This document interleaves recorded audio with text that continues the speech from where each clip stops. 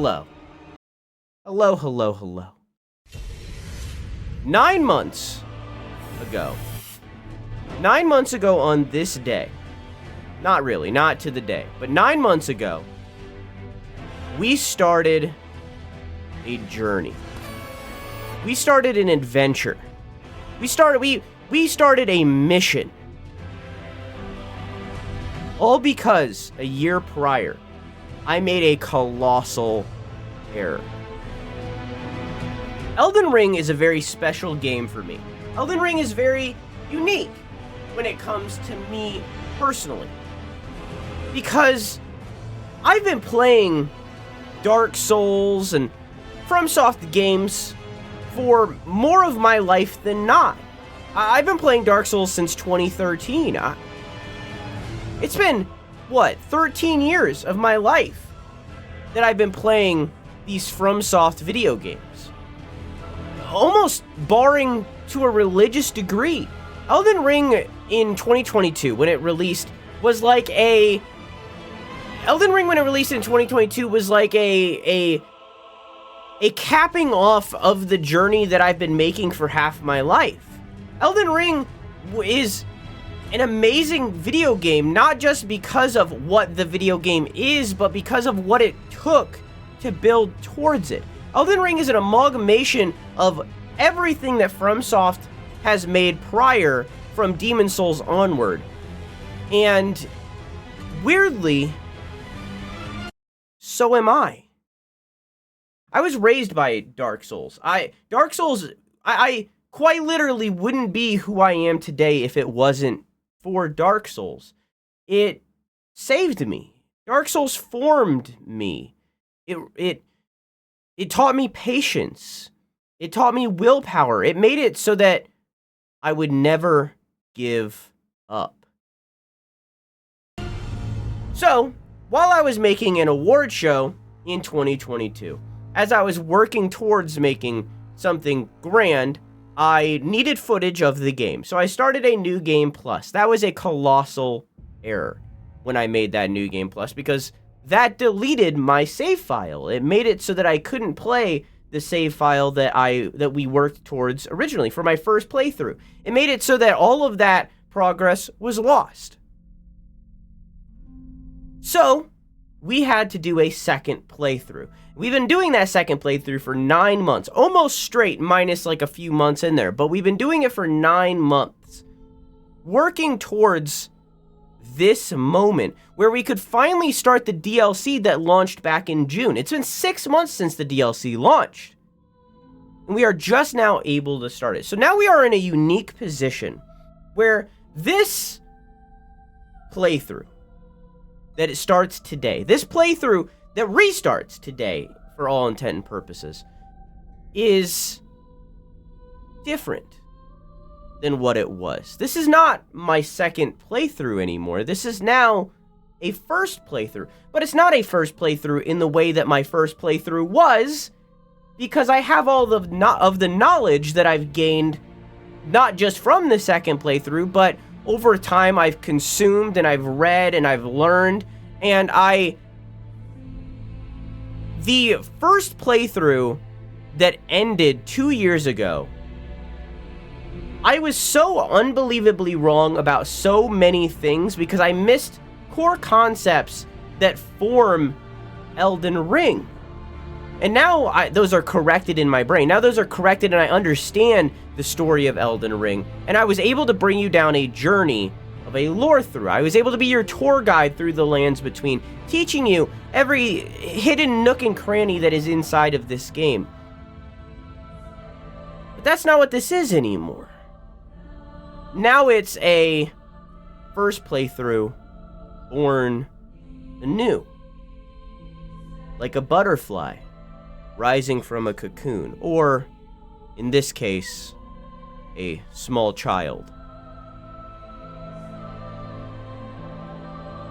This is the culmination of all of that time and effort.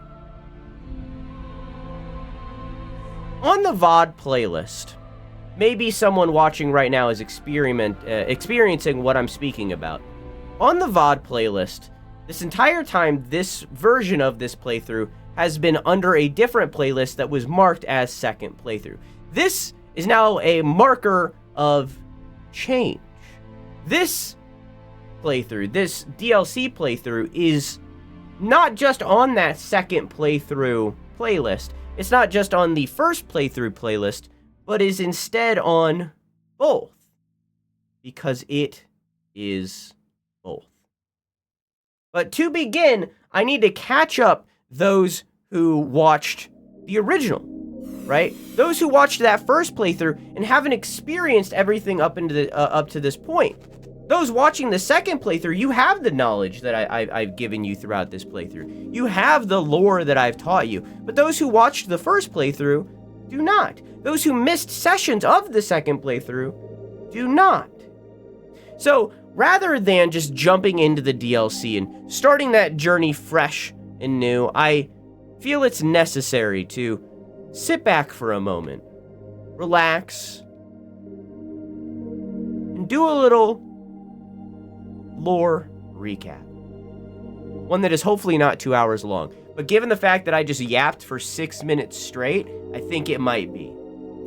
Excuse me? Mommy? Sorry. Mommy? Sorry. Hi. Mommy? Sorry. So, Mommy? Sorry. I made something for you.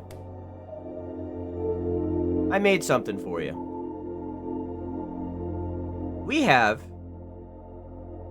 a timeline. Let me group all these together real quick. Let me just do this real quick. Hang on. No, wait. How do I group things? Help! I'm panicking! Help! It's like I've never used Photoshop before. Okay, cool. I'm good. So, take a pound of nuts. That's a lot of nuts. That'll be $4, baby. I made you guys a timeline. You can see it here. It starts all the way over on the left with the primordial crucible, which we will speak about in a moment, and ends on the right when our journey begins in the lands between. Let's make our way over here to the primordial crucible, a moment before we started playing the video game. A moment before a majority of the things that we experience in the game occur.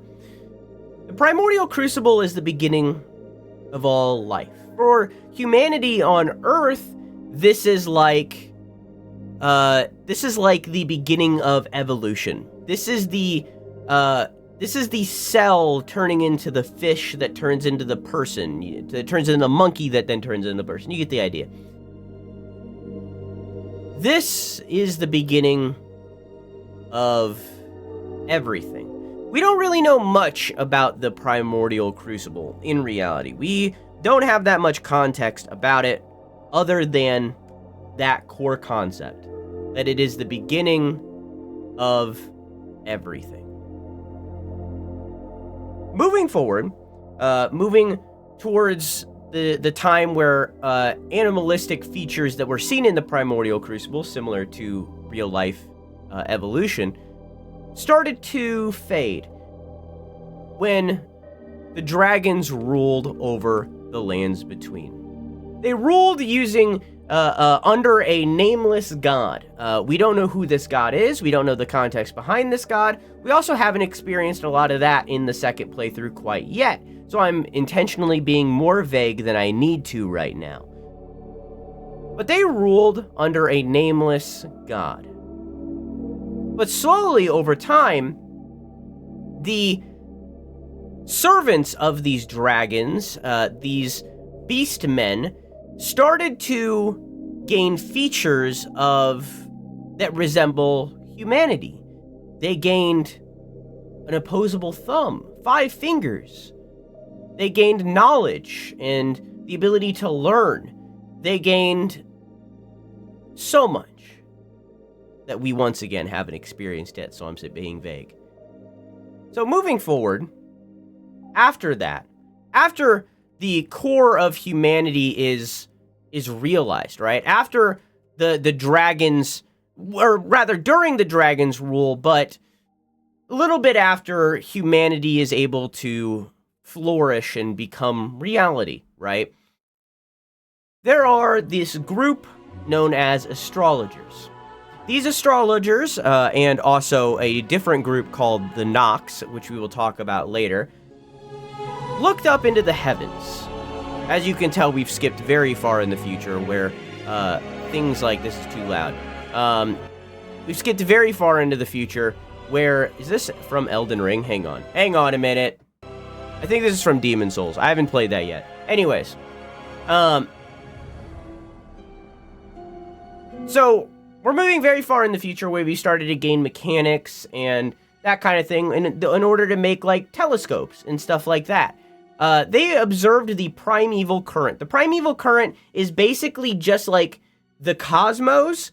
I like to think of it like the waves that outer gods make when they like use their abilities. When they like make a miracle, it creates a wave in the cosmos, and the astrologers observed that wave. Using that knowledge that they gained from that astrology, they gained the ability to use spellcasting. This spellcasting then caused them to form a college to teach other people how to do it. This was called Raya Lucaria, and it was led by a woman named Renala. She's basically the headmaster. She's the Dumbledore. Renala, rather than studying the stars, rather than studying the cosmos, instead chose to study the full moon. More on that in a minute. But this is like the early days, right? I understand this part might be confusing. It is kind of in the lore as well. It's all vague, but you get the idea, hopefully. Moving forward.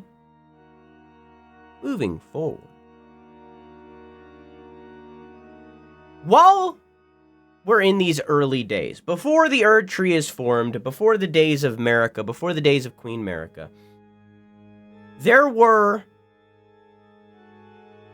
the outer god known as the Greater Will. This is a recap, Kusan. The outer god known as the Greater Will. The outer god that would, in the future, become the dominating force over the lands between, did still exist. He just wasn't the predominant force. From his existence, a man named Shabriri gets his eyes gouged out and starts a cult of frenzy. Shabriri starts a cult of people who resemble chaos. Not Shabari, Shabriri. I believe it's Hebrew for blind. I believe. Shabriri starts a cult of frenzy, a cult of chaos, a cult that is like the devil to God, is like hell to heaven. He is the antithesis of everything that the Golden Order resembles and represents. The Golden Order being the Greater Will. Once again, still early before the Erdtree, a god-devouring serpent exists inside of an Elden Ring, and is murdered, is killed, by a legendary hero.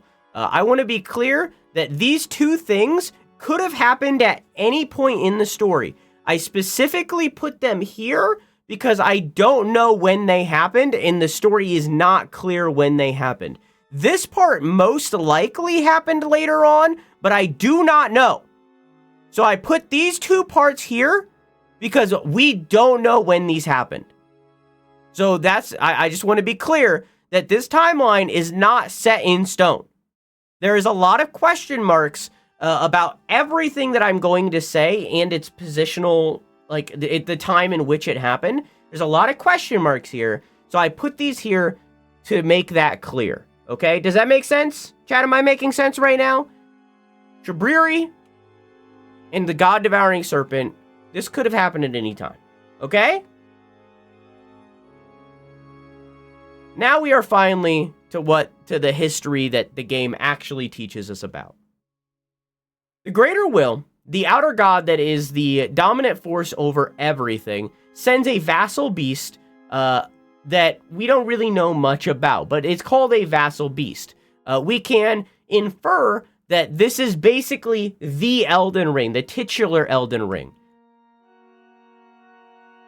And in turn, Marika, who is an Empyrean basically means they are a chosen vassal. That's the wrong word, sorry. They were the chosen messiah for an outer god. Marika being the Empyrean that is the outer will's messiah. Does that make sense? So Marika starts the order in service of the greater will, okay? And at the same time as this is happening, the Erdtree is born. I am a religion, Abby. The Erdtree is born. The Erdtree is formed. I put this in quotes because we actually don't know if the Erdtree was technically born. The Erdtree could have been like, what are the words? Like, it could be like a symbiote, overtaking a previous tree that already existed. It's basically, there are excuse me, there are references to a great tree, but we don't actually know like the context of that. That might just be a different word for describing the Erdtree. But regardless, the Erdtree as we know it, the big glowing tree that's throughout the entire game, is born at this time directly after all of the vassal beast appears and all that kind of things. At the time, it is viewed as an immortal being, an eternal being, forever producing dew, that is viewed as holy, and it has special properties. Marika needing to overtake the lands between in service of the greater will, needing to gain dominance over the lands between, marries a man named Godfrey. Godfrey is a warlord who at the time was barbaric, but having married Marika, he took on more of a lordly presentation, and became a lot more repressed in his behavior, but they got married to overtake the lands between. And in turn, they had 3 children, one named Godwyn, and 2 twins named Morgott and Mogwyn. Mogwyn's name is in red because he resembles a different outer god. Mogwyn has a lot to do with an outer god called the Formless Mother. We will speak more on that in a hot minute. So, in service of Marika and the Order, Godfrey goes out and fights multiple wars, most notably against the Storm Lord, who he defeated in 1-to-1 combat, and the Giants, who had the ability to burn the Erdtree. We don't actually know if the Giants wanted to burn the Erdtree. It is possible that this was just done before they even had the idea to. We don't know. This might have just been like a warmongering thing. The context is not there. But they fought, and the Golden or the Order won those wars. Why I keep saying the Golden Order instead of the Order will very quickly become obvious. After these wars are won, Marika and the Greater Will no longer had use for Godfrey. No longer had a purpose for Godfrey. So they got divorced. And Marika banished Godfrey and all of his soldiers, now known as Tarnished, out of the lands between and into a area called the Badlands. So they get divorced, and Marika banishes them. Directly after this, it could have been when they were still married. We don't know. It never really mentions Godfrey in relation to this war, so we don't know. But the Order, Marika, had a war with the dragons, and this is the first and only time that Leyndell, the capital that sits under the Erdtree, was besieged. You can actually see a giant dragon in-game inside of Leyndell because of this, because they were killed while inside of the capital, and so their decaying corpse is just sitting over the entire city. After this war, after the Golden Order, after the Order defeated the dragons, no, Splata. After the Order defeated the dragons, it was realized that worship of dragons and the nameless god that the dragons worship doesn't contradict anything with the Golden Order. They kind of like are individual, so you can effectively worship both without committing a sin on either side. So in turn, a dragon cult begins, where people consume dragon hearts to gain dragon-like abilities and eventually drag these nuts across your face. Or turn into giant, like salamander-looking guys. So, you know, it's Game of Thrones. This game was partially written by George R.R. Martin. During one of the wars after Godfrey left, because there were still wars, she could have kept them around. The Order was fighting against Rennala, who we spoke about earlier, and Raya Lucaria and the Carrion royal family, in order to take over their land, one of the very few lands that aren't dominated by the Order at this time. But rather than defeat each other, a legendary warrior named Radagon meets Rennala in combat on the battlefield, and rather than defeating each other, they get married. And Radagon gives her a greater rune, which is effectively part of the Elden Ring. And Rennala gives him a really cool sword. Together, they have 3 children, Ricard, Radon, and Ranni. Ranni is an Empyrean, which means that she can take over the place of Marika. She can be a chosen of an outer god, or more specifically in this case, the Greater Will.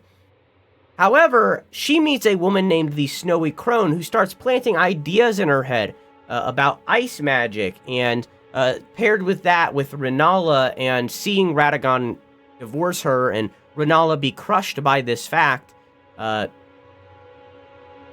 Ranni starts to doubt the Greater Will, and kind of goes against it, and starts fighting against the Order in the Golden Order, in the Greater Will, and the so-ons and so forth. That culminates in a very big storyline in-game that we will speak about later. My earbud died. Parts written by him are very apparent. For example, when Redacted wanted to marry Redacted, his Redacted. Yeah. Radon, the, one of the other children, I still can't hear. Did I not hit apply? There's your problem.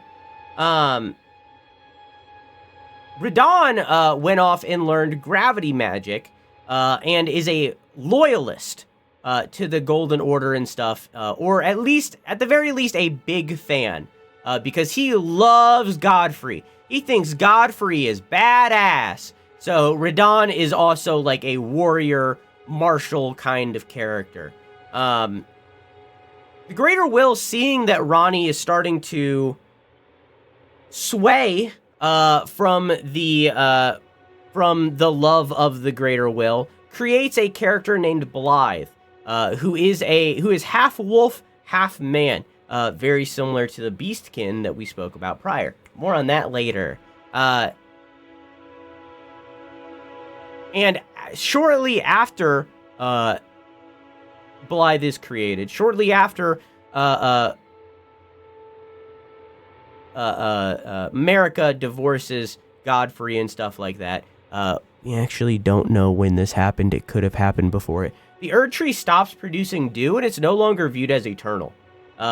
It is then revealed that the Erdtree itself is having a life cycle, and that it isn't going to last forever. And in turn, prophets start witnessing in their mind's eye, the Erdtree burning, the Erdtree on fire. Paintings exist of this in-game where you can see the burning of the Erdtree.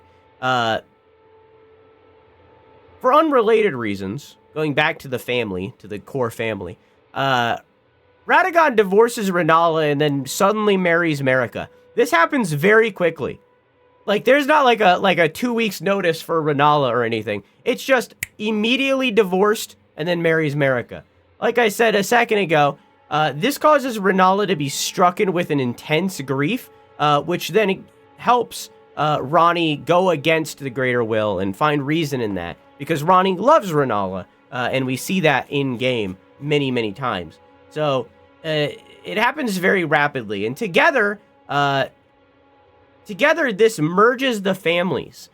So rather than these 3 children that I was talking about before and Marika's 3 children being 2 separate things, they got merged into one family. And these are now all demigod children. Every single character that we've spoken about so far. Ricard takes a very important role in the family and becomes a praetor. A praetor, I realized that I messed up. Hang on, I got it, Chad. I'll fix it. Hang on, wait. I messed up my color coding. Hang on, my precious color coding. All right, we're good. All right, color coding restored. The color coding is fixed. All right, nobody panic. The color coding has returned. Okay. So Ricard becomes a praetor. A praetor is basically a chief of police. You know, it's basically like the sheriff.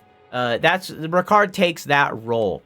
And he, while in this role, gains an area called the Volcano Manor, which is basically it's like a duchy. It's like its own section of the map. In order for him to do his tasks of stealing people away in the night and torturing them.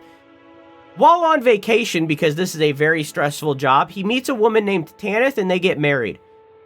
This doesn't really have anything to do with the story at all whatsoever, but I put it here specifically because this is the only instance where one of the demigod children is directly spoken about getting married or having love at all for anyone other than each other in like a sibling way, not like a weird way. I understand this is George R. R. Martin, but not like that. This is like the only time where that's ever spoken about. So Ricard and Tanith get married, but it doesn't really have anything to do with anything. While Renala is strucken with this grief, hi Maker, how are you? While Renala is strucken with this grief, the Raya Lucaria, the College of Wizards we spoke about prior, Tanith is just an unimportant person. She's Ricard's wife, okay?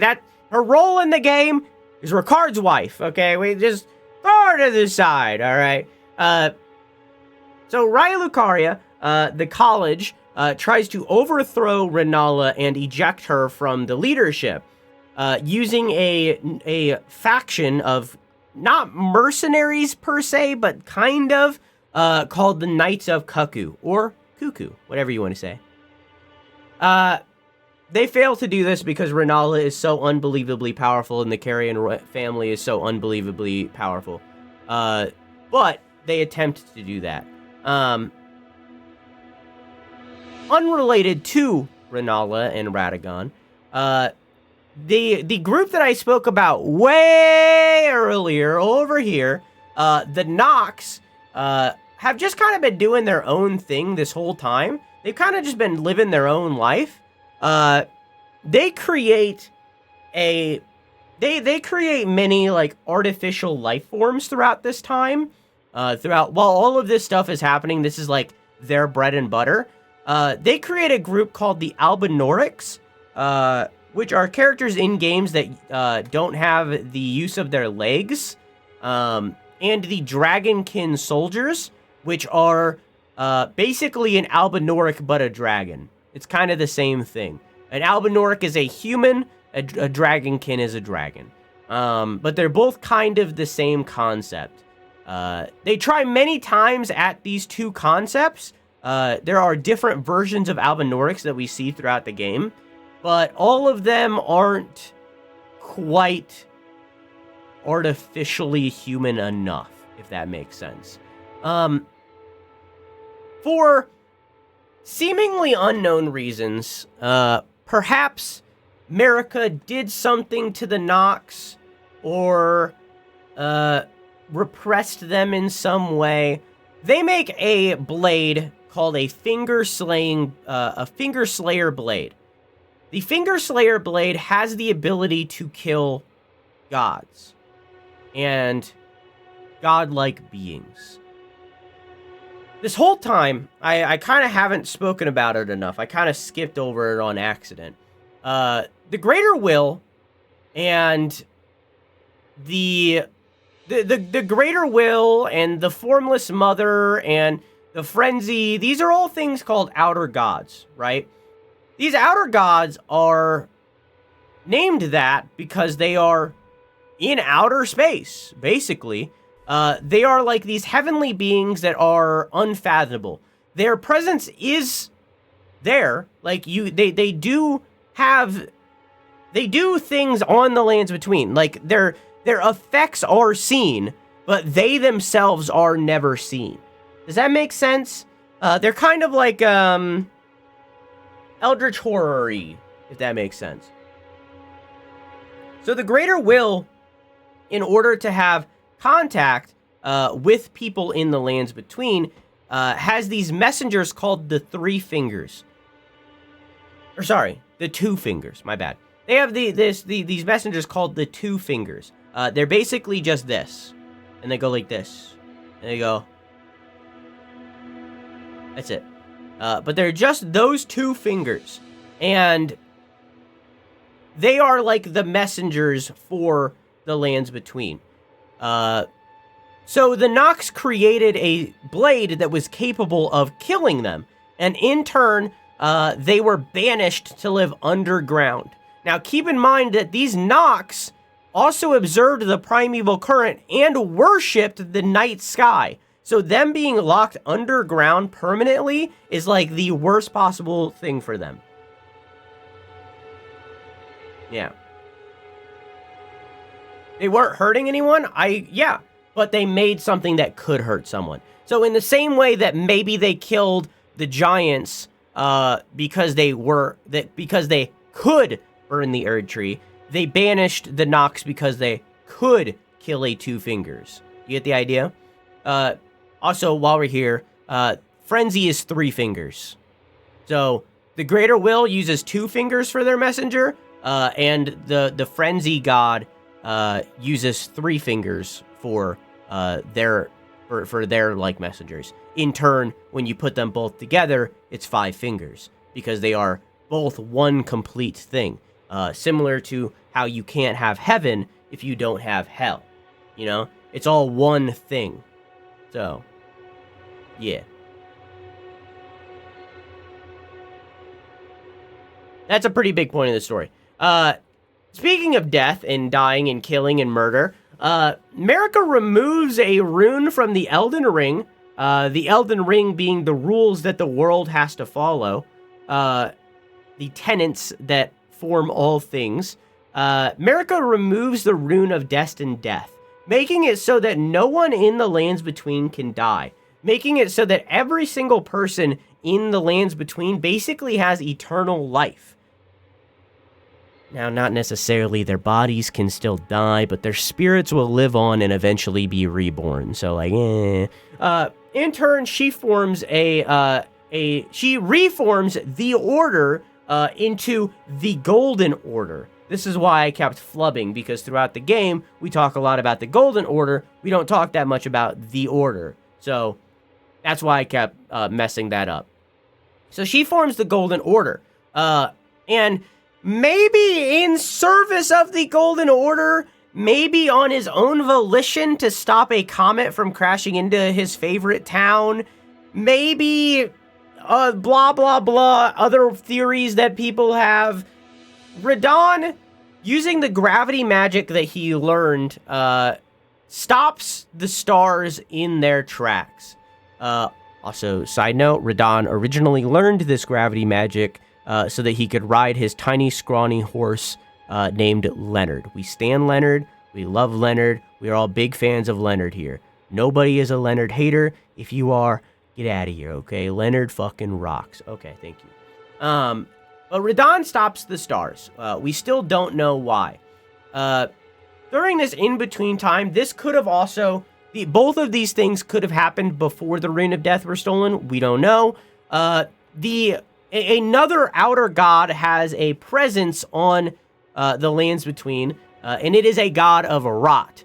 This rot god is sealed by a blind swordsman who uses the ability of water in some way. We don't really know. But he seals away the outer god that is the rot god.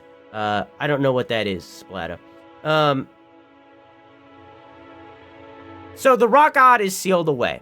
The frenzy is also sealed away underneath Lane Dell, where the Three Fingers and a bunch of people all infected by frenzy are locked away, so that they can't spread the frenzy further, like a disease. Can you put Leonard on the timeline?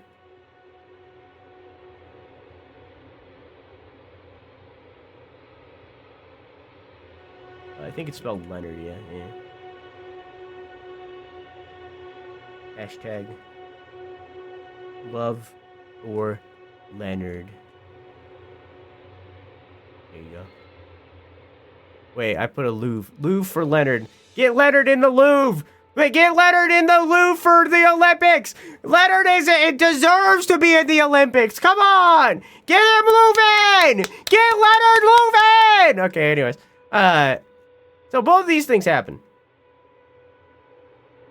The Cemetery Shade. I don't fucking know. Anyways. Under Radagon and Marika, they have 3 children of their own. Melania, Miquella, and maybe Melina. We don't know. It's not confirmed. It is a theory. But regardless, all 3 of these people, if Melina is born under them, are also Empyreans and have the ability to be a vessel for an outer god, a messiah, take over Renala's, not Renala, take over Marika's place as the Empyrean for the greater will. However, Melania, before she ever gets the chance to, gets infected with the Scarlet Rot. Or rather, infected is the wrong word. She is the chosen of the Rot God after the Rot God was sealed. So Melania is rotting from the inside. Miquella is cursed with eternal youth. Miquella is always growing.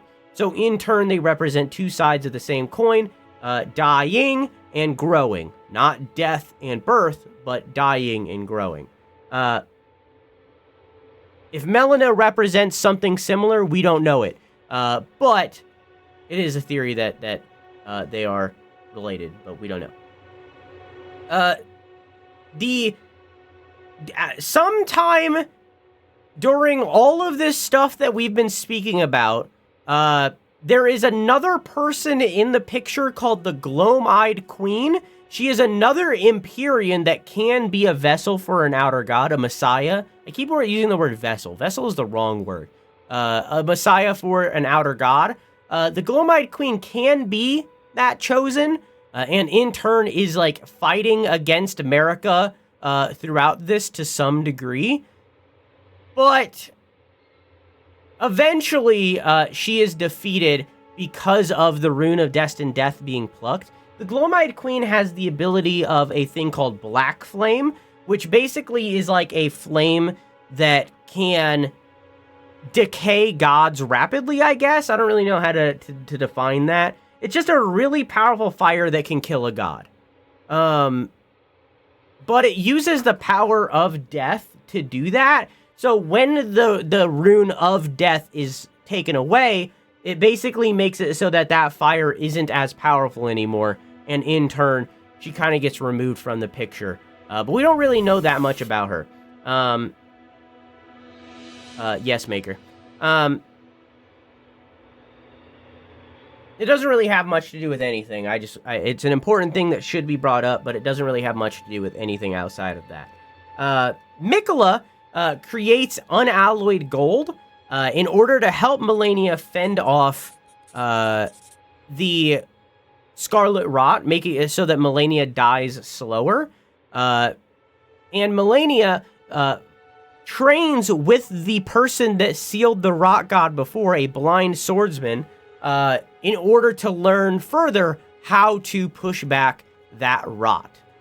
They are both for the same reason. Get lettered in the Olympics! After the Rune of Death is taken away, it is hidden somewhere. And guarded.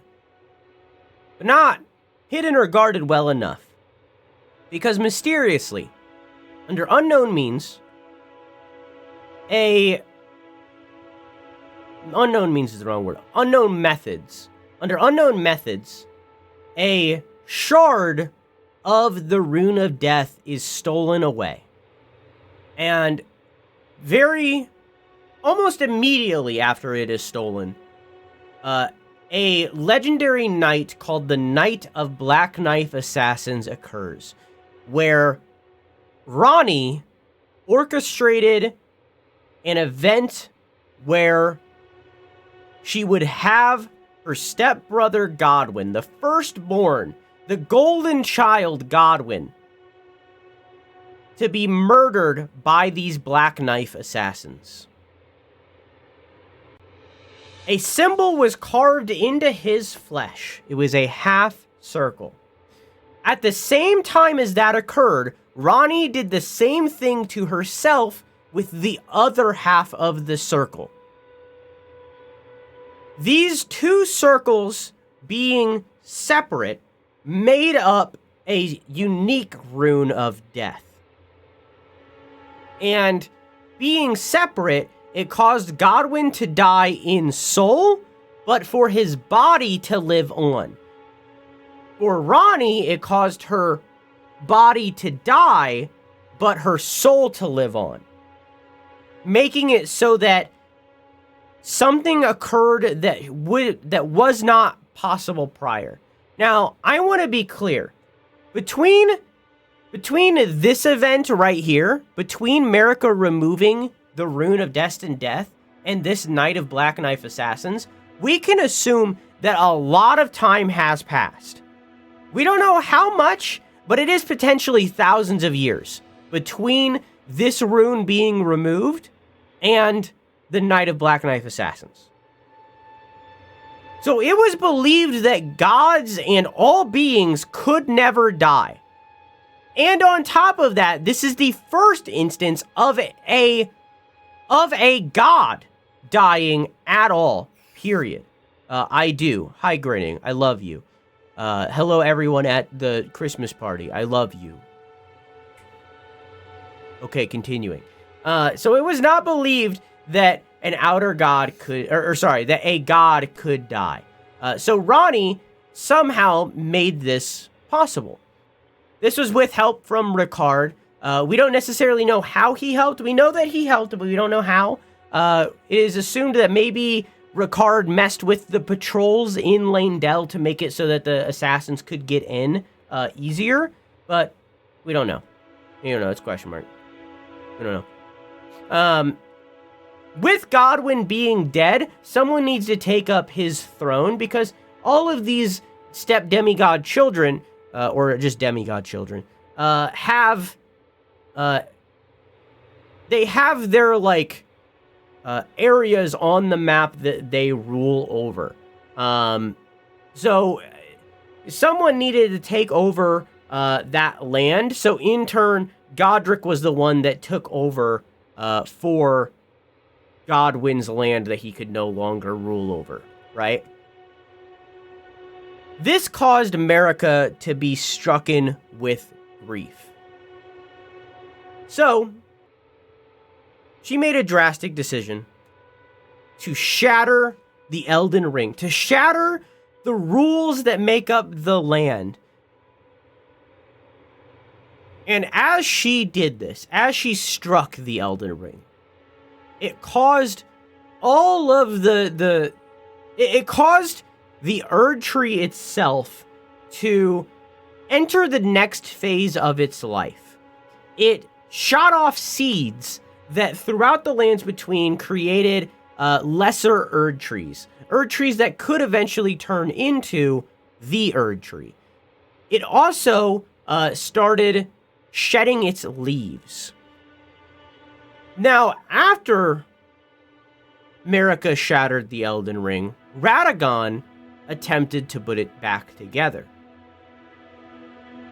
showing an interesting dichotomy between the two.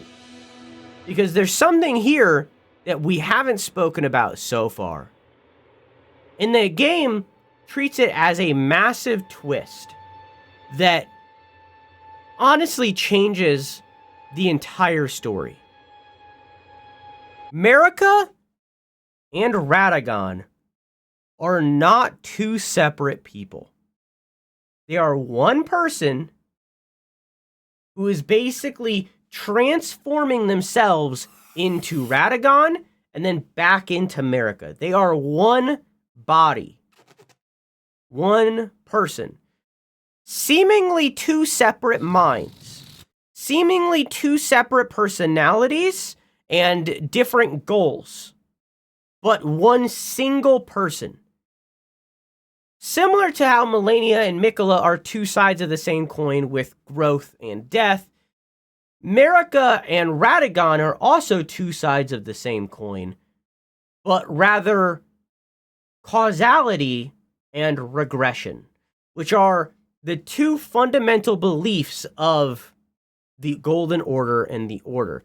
But even more than that, that metaphor kind of goes deeper because, like, they are the same coin, but two different sides of it. You get what I mean? I don't want to say any of that splattercake. I don't want to say that it's like a DID thing. I don't want to say that it's a trans thing. I don't want to say it's a so on and so forth. I don't, or like rather than gender fluid thing. I don't want to put any of that on it. It's pretty uniquely what it is. Like, I don't think that it should be defined by anything like that. I think that there is a defining what is happening with Radagon and Marika as something like that can very quickly become fucked up. You know what I mean? Like, it can very quickly become politically incorrect.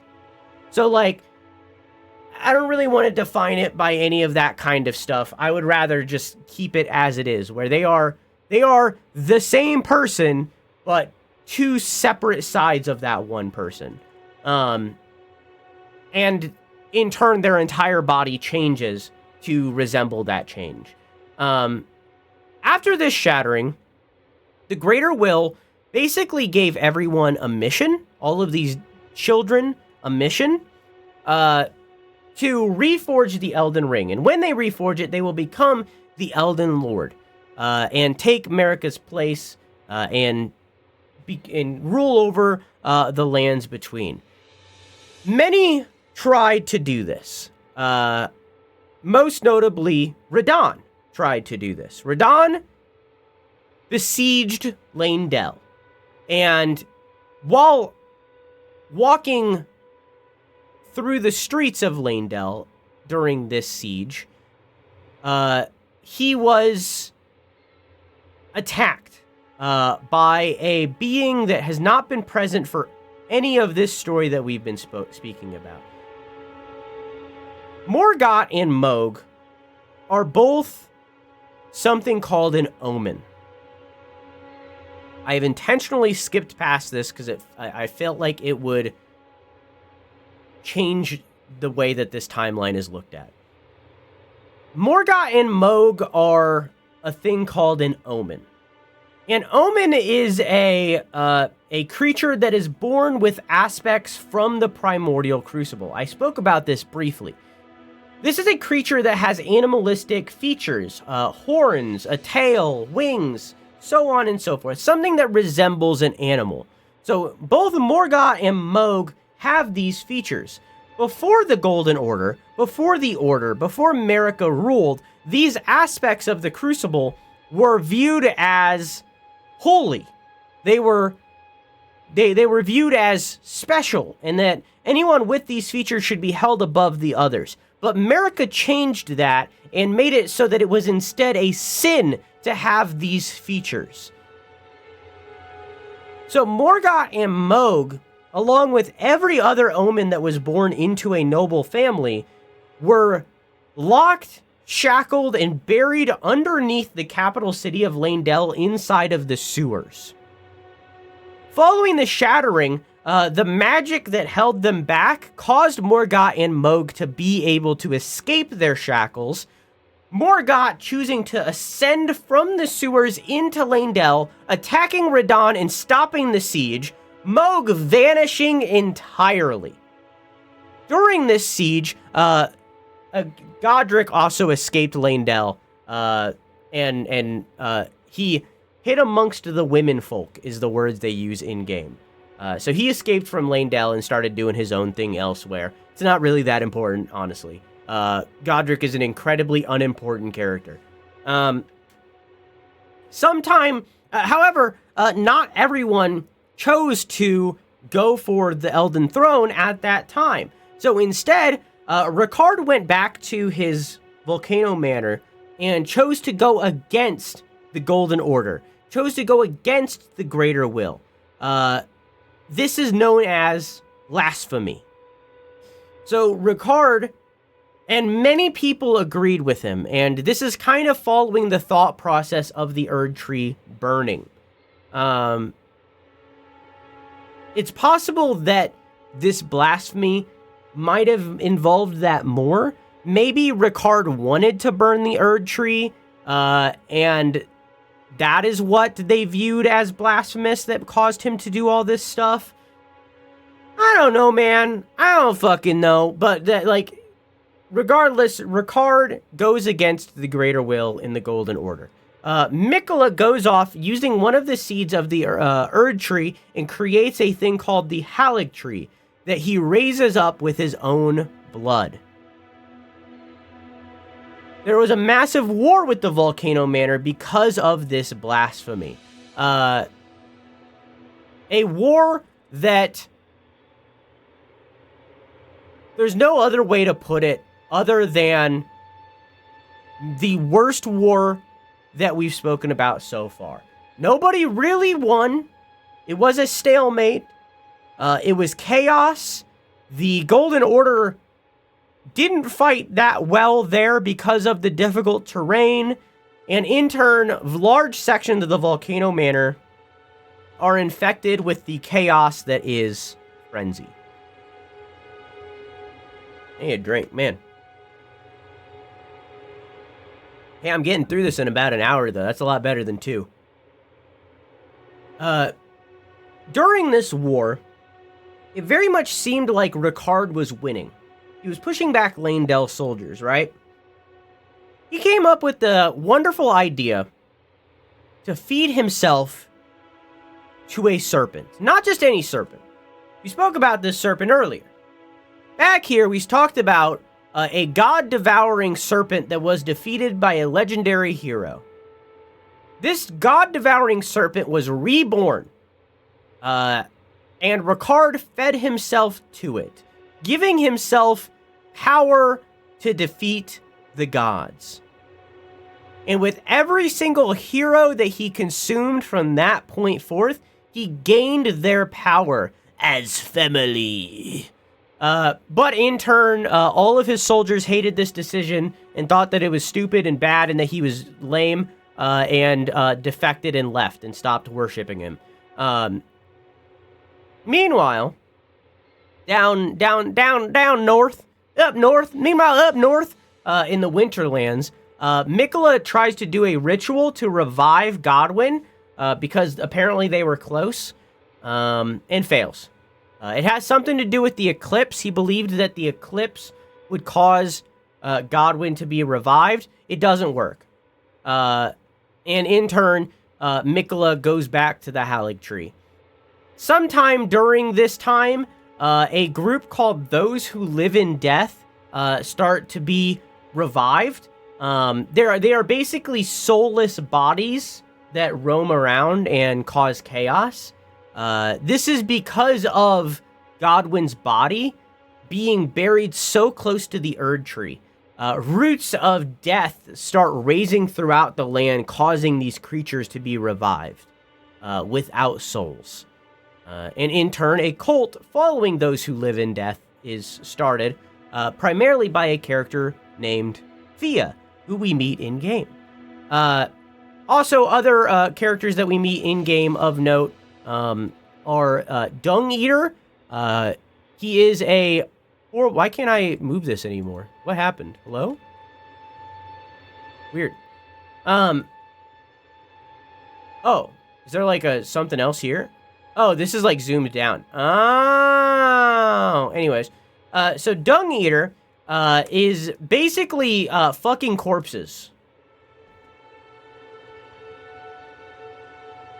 Yeah.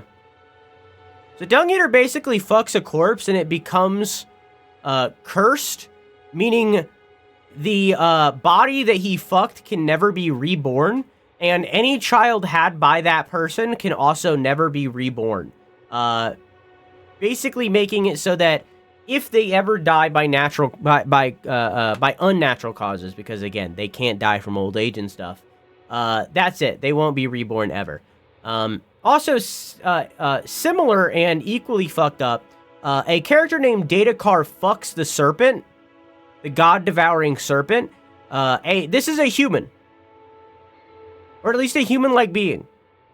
Fucks the serpent, and has a kid with Ricard. Maybe many children, but we don't know. At least one child, at the very least. Miquella, having failed the revival ritual, puts himself in a cocoon hoping to turn into a butterfly.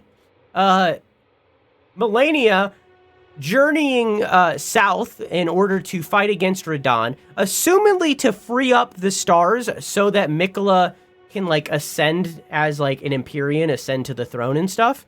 Melania, on the way, defeats Godric, and Godric retreats back to Stormvale Castle, where we meet him in-game. And Moog, while Melania is away, kidnaps Miquella, and this is actually where we're at right now. That's him up there. He kidnaps Miquella and steals him away. Melania, not knowing that the person that she basically serves has been kidnapped, continues her journey and fights with Radahn. Radahn and Melania have a stalemate. Neither of them defeat each other. This stalemate causes the entirety of Caelid to be destroyed and caked in scarlet rot. Just absolutely decimated. So, having stalemated, Melania retreats back to the Erdtree, and Radahn loses his mind, but manages to hold back the stars and not crush the sweet, sweet boy Leonard under his weight.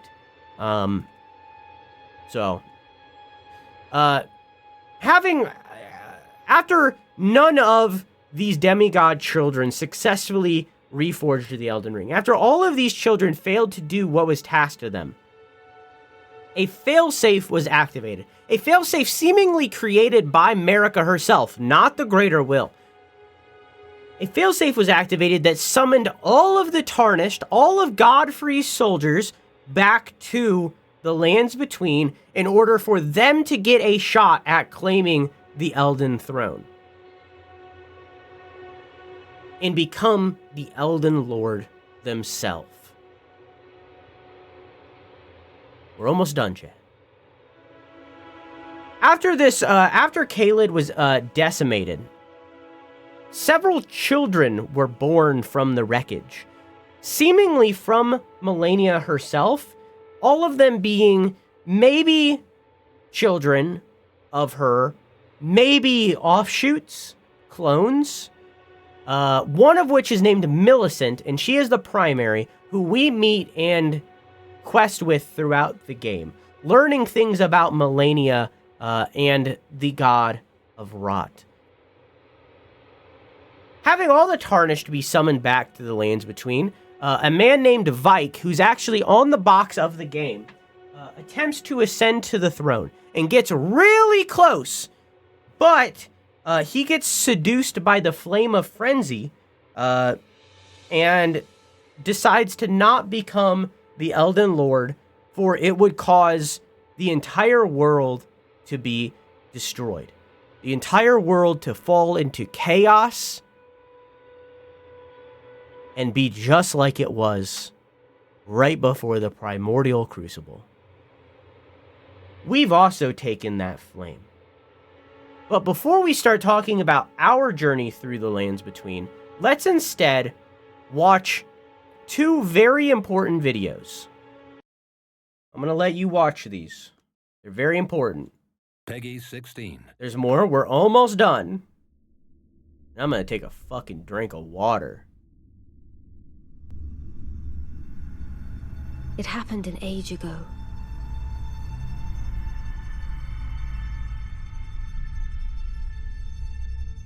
But when I recall, I see it true.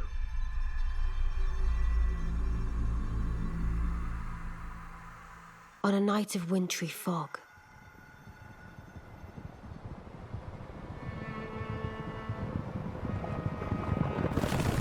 the rune of death was stolen.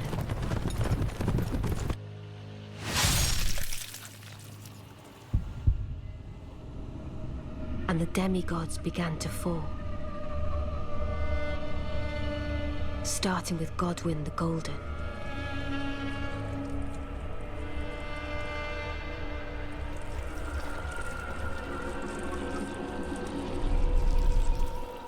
Queen Marika was driven to the brink.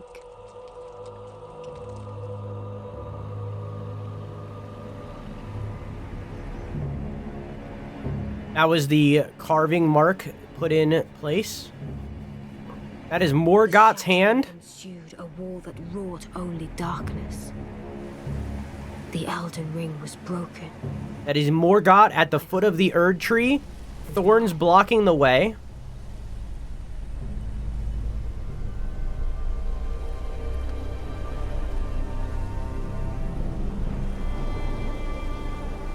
This is the siege, assumedly led by Radahn, but that is not a fact. We do not know who led this siege in particular, but I'm going to assume Radahn, for a reason we'll speak about in a minute. Demigods ever hope to win by warring.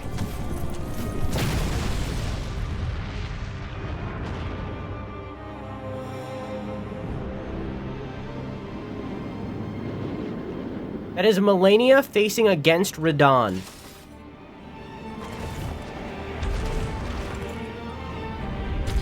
You can see Leonard. Conqueror of the stars, General Radahn.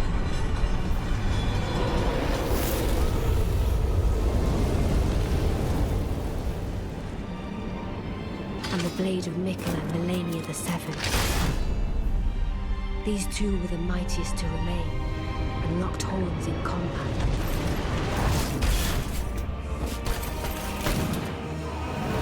Melania stabs him in the shoulder, but also stabs herself through the shoulder.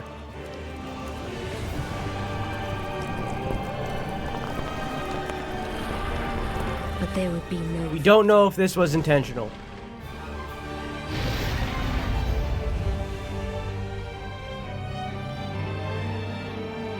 And so, we inhabit a fractured world, awaiting the arrival of the Elden Lord. That is Ronnie, the person speaking. Unless, of course... And my wife. I've married her. We are married. The crown. That's my wife!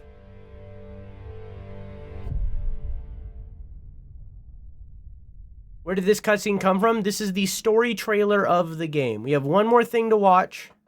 Maybe two more thing. I don't know if I need to watch the other one. Excuse me for such whimsical utterances.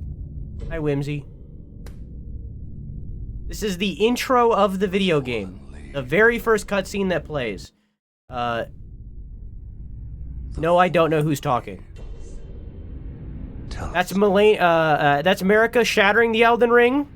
In the same exact pose, in the same exact spot, that's Radagon trying to reforge the Elden Ring.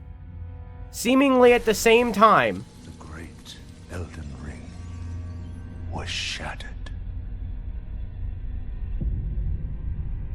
In our home, across the fog, the lands between.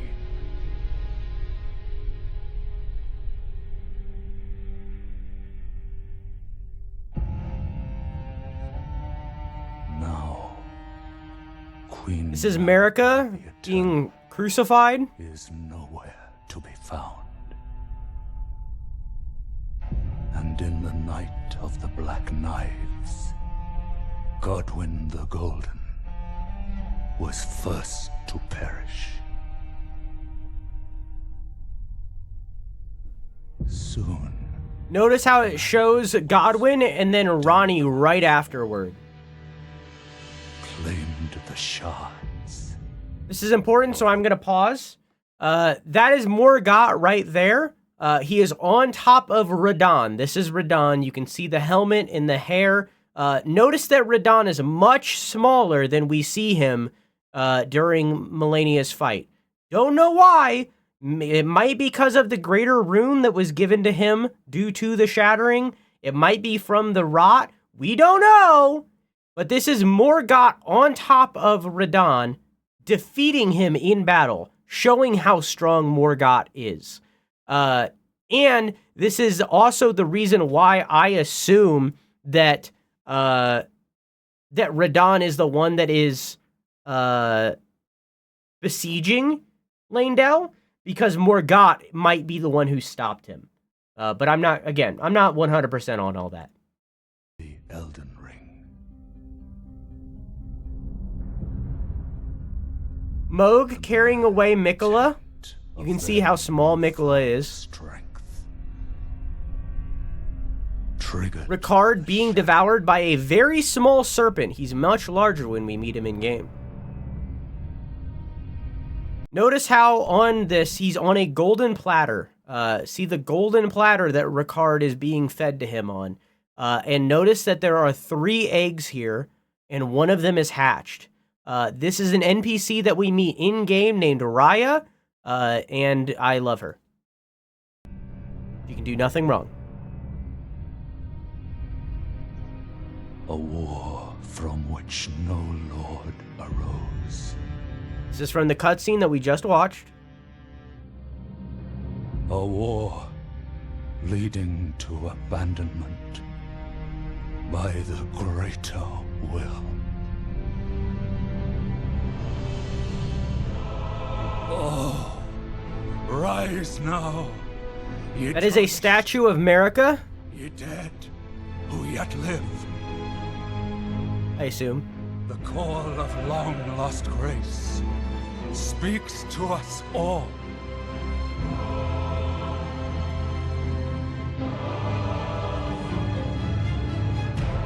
That is Godfrey, the first Elden Lord, Chieftain or of rather, Badlands, Orlu.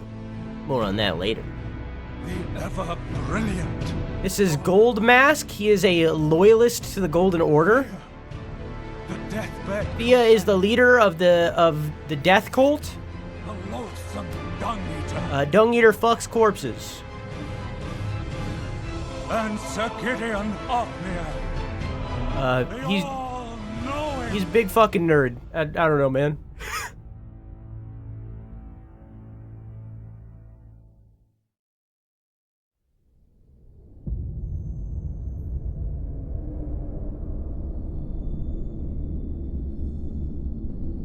And one other, whom grace would again bless. And that's us, but less pink.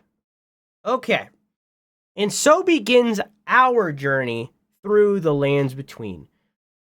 We have gone through this game. We've defeated nearly all of the Elden Ring holders, of the rune holders.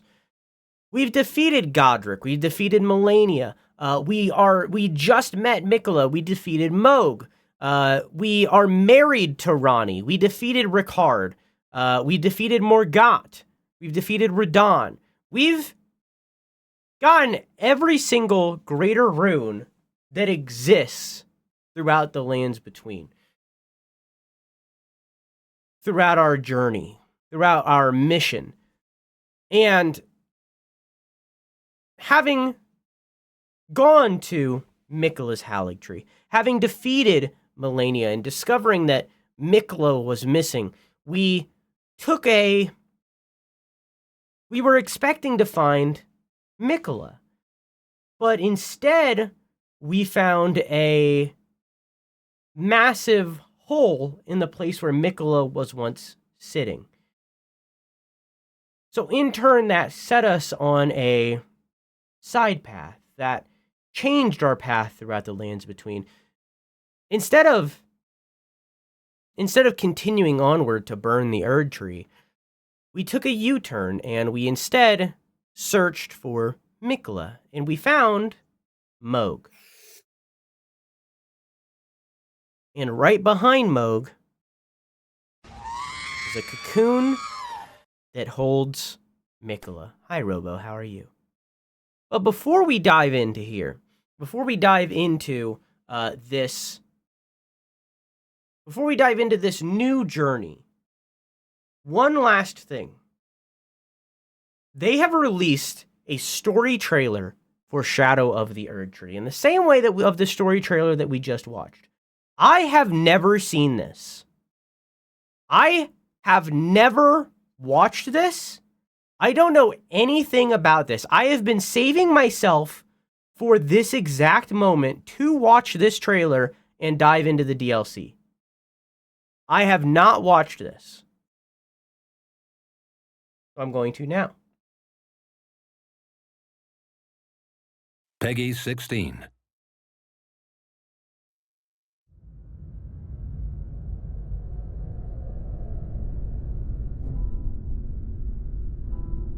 Miquella the Kind spoke of the beginning. The seduction and the betrayal.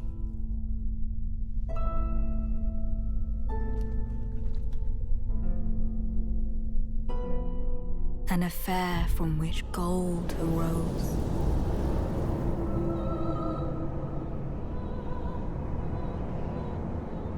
And so too was Shadow born. What followed was a war unseen.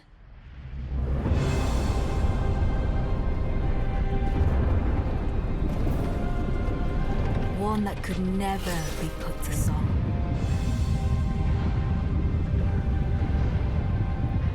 A purge without grace or honor. The tyranny Is that Lindell? of Christmas flame. Whoa. Ludwig?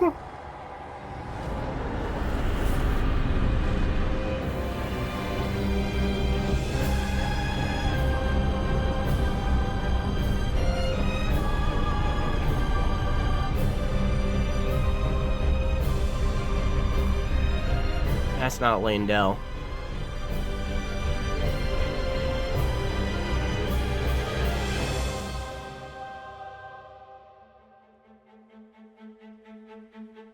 And so kindly Miquella would abandon everything.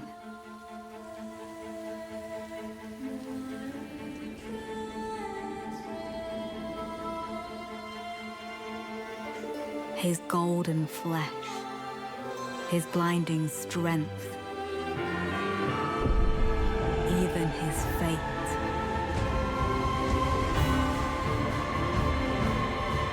But we are not deterred.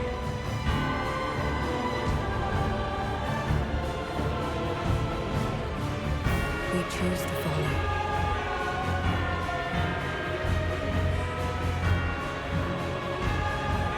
I assume that's the Tarnished. Or no, that's the NPCs. There's one of those people who's standing right behind me. Okay. I'm gonna rewatch this, and I'm gonna like really consume. I'm gonna watch it one more time.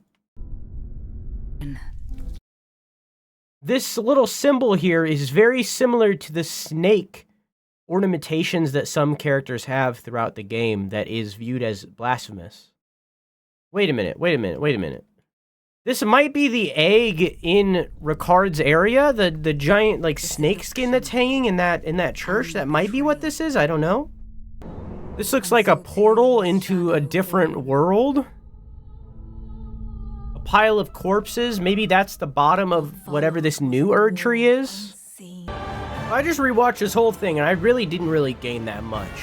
I assume these are the NPCs that we're going to be meeting throughout the game. This looks like Vare, who we've met. This is another NPC that we met that I don't know the name of off the top of my head. This dude's sitting right behind us. But I don't know. I'm interested. I'm very curious about how this is going to go when we rewatch this at the end of our journey here. And if I'm going to gain any more knowledge from any of that. You know what I mean? Like, I wonder if I will actually learn anything from what we just watched in the game, and if I will be able to apply it to that trailer. So, we'll watch that again at the end. But regardless, you really got to play the DLC to understand. Oh, of course. I mean, it's the same way for the main, the first trailer for the original game. I'm very curious to see how much I'll be able to put together by the end of this DLC. What just happened? Okay. Chat. An hour and 16 minutes into the stream, I got, which is a lot better than like the 2.5 hours or something like that I did before. We can now begin. We have two things that we need to do first. At the end of the last session there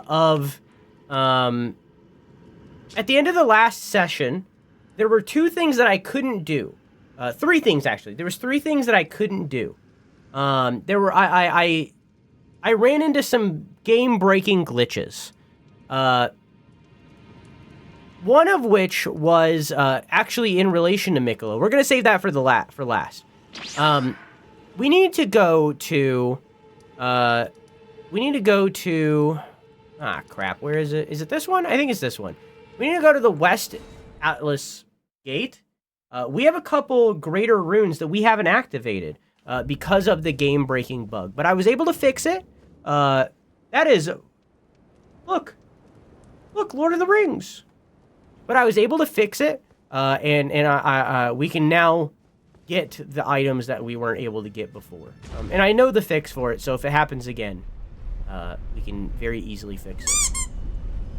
During my original playthrough, this is mostly for the VOD watchers who are watching that original playthrough and are now here. First off, hey, do I sound different? I know I look different from then. I know the stream looks better than then, at least in my opinion. Do I sound different? In my first playthrough, I used a twin blade. Specifically, I used... where is it? Where are you? My sweet foreskin remover. I cannot sleep until I take foreskin. Where is it? Specifically, I used this one. This is the weapon I used for just about the full first playthrough. And I still fucking love it. But for my second playthrough, I used two greatswords for a lot of it. I used the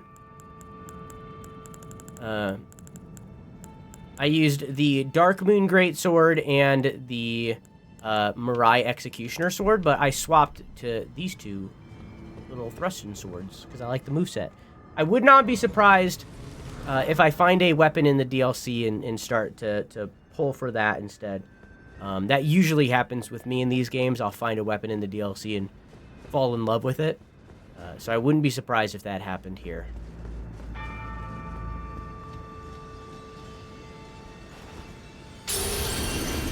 So using this corpse of the two fingers, we are able to reactivate Ricard's Great Rune. It reads, Ricard was amongst the children of Renala and Radagon, who became demigod stepchildren after Radagon's union with Queen Marika. but Ricard fed himself to the blasphemous serpent, great rune and all. Also, the second greater rune that we're about to get is probably the one that I'll end up using for the rest of the game. It is my favorite of them. I like it. I like it a lot. I did the homework. Yeah, all of you take that survey. That survey, I'll be reading it on January 11th. I'll be reading the anonymous responses. You can edit it at any time if you think of something that you should have said before but didn't. Take it.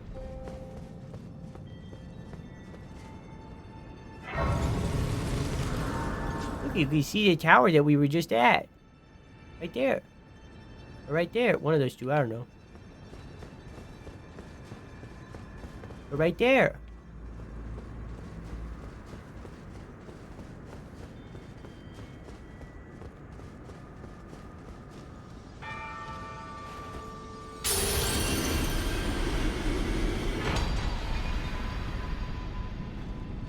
After you said you updated it, but I didn't see anything different. There should have been. That was like a month ago, though. I don't know. Great Rune of the Shardbearer Melania. The blessing of this half-rotted rune reduces the healing powers of the Flask of Crimson. And yet, due to the infusion of Melania's spirit resistance, attacks made immediately after receiving damage will partially recover HP. Melania is a daughter to Queen Marika and Radagon, and her Great Rune should have been the most sacred of all. You can see over here, just off the coast. Oh, what's that over there, chat? Oh man, that's crazy. Oh, what's that? A place that we haven't been to yet? Oh man, I wonder what we're gonna do after the DLC. Speaking of the DLC, over here, last session we defeated Melania down here at the roots of the Erdtree. And I spoke about this during the recap, but just to drive it home, in the roots of the Erdtree, you can actually see a massive hole where Miquella was sitting, where the cocoon for Miquella was sitting. And it's actually a giant woman. Oops. You can see... Mouse. You can see a face. There's the nose. There's the hair, chest, arm, and then the womb.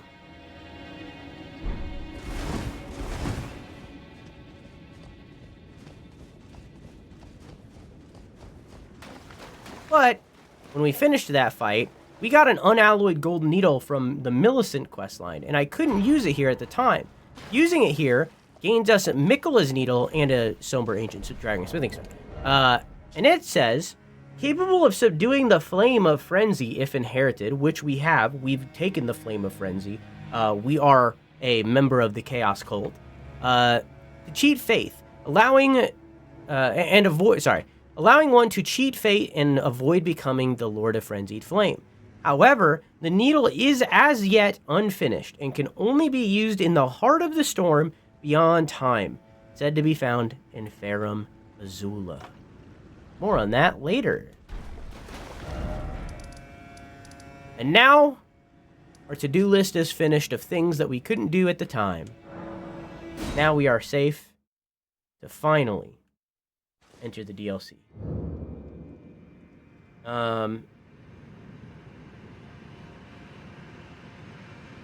We'll see, Assassin.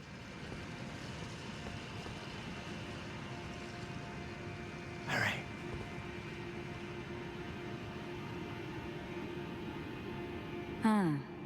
Were you guided here by kindly Miquella? I am Leda. And like you, Hi, Leda. I was guided by faith along his honorable path.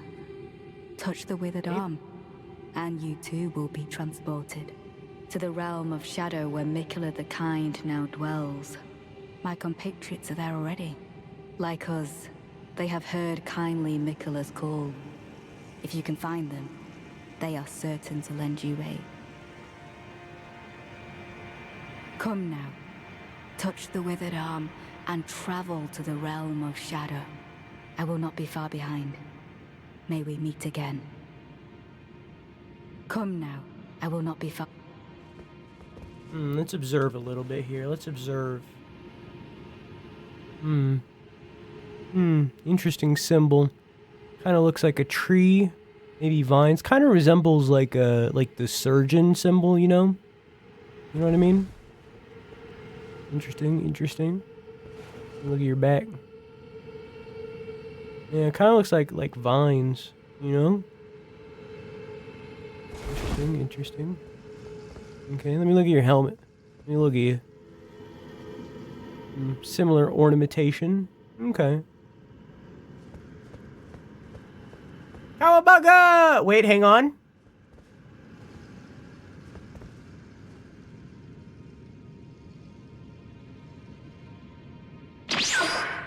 All you get is 3. Cowabunga!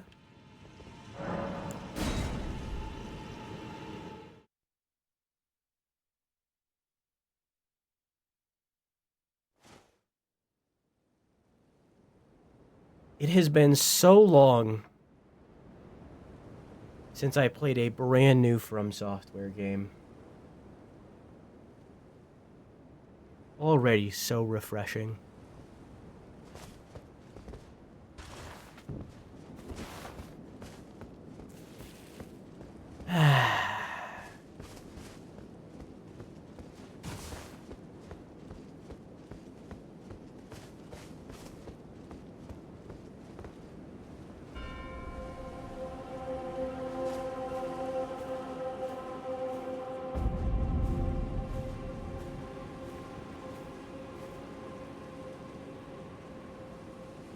Nice.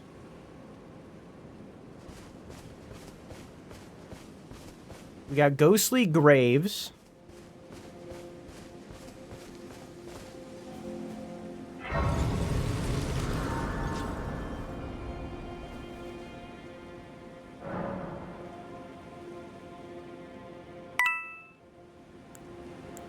Shadow Realm Blessing?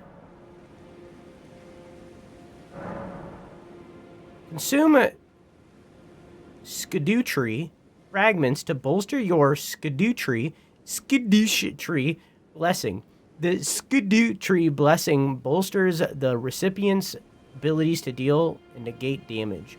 It has no influence outside the realm of shadow. I don't have any. Consume Revered Spirit Ash to bolster your Revered Spirit Ash blessing. The Revered Spirit Ash blessing bolsters both summoned spirits and spectral steed abilities.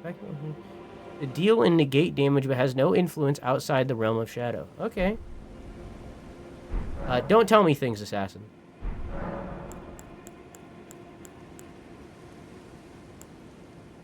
Can you believe it? We're actually here now. No.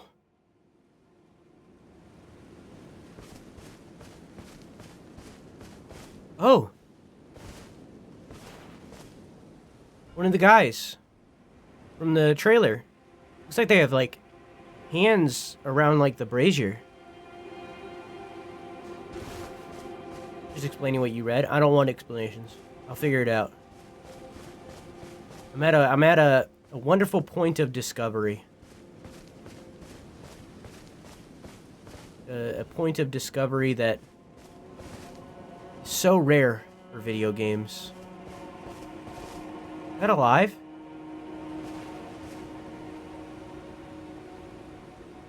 Interesting. Is this wheat? It's like reeds, like the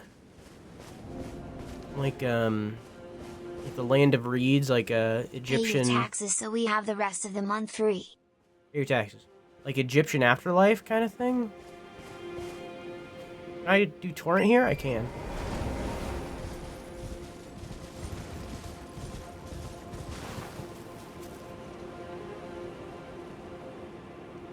Interesting.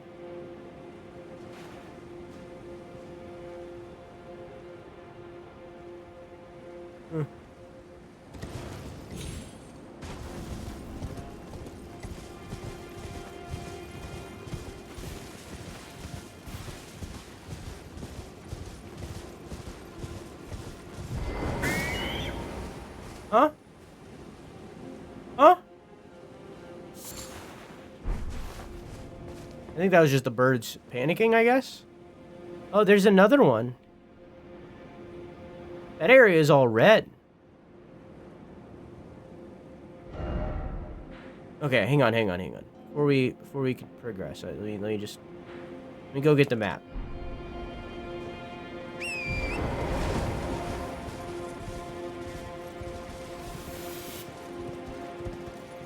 Let me pick up the map. Interesting. Rata fruit? Rata? Very like fruit that grows into spirit grave grass. Material used for crafting items. Easily found everywhere in the realm of shadow, though its bitter taste makes it unsuitable for consumption for humans. Rata.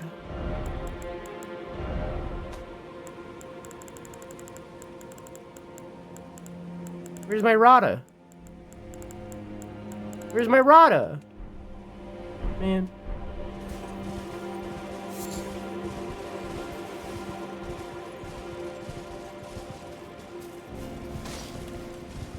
I love Dr. Pepper. Thank you, Americans, for high fructose corn syrup.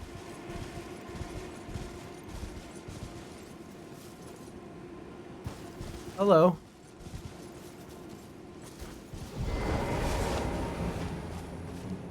Huh?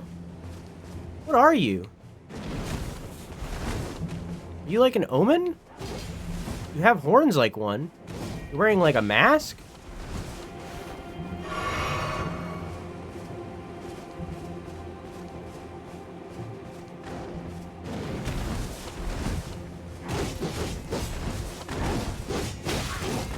Jesus Christ. Oh, like, they like shoot things out of their toes.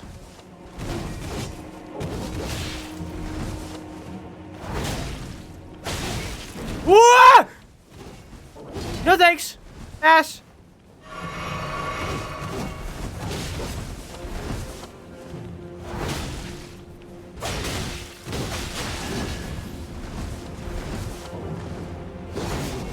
That was cool.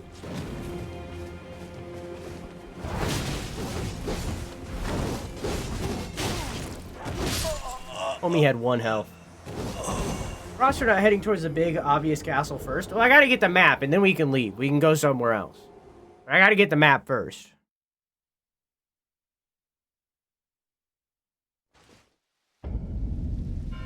Oh, it's raining now.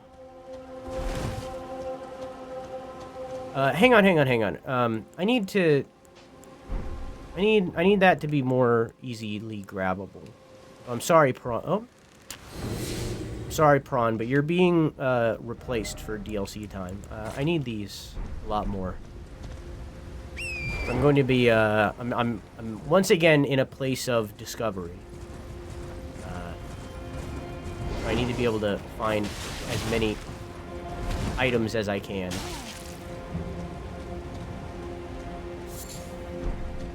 Red flesh mushroom.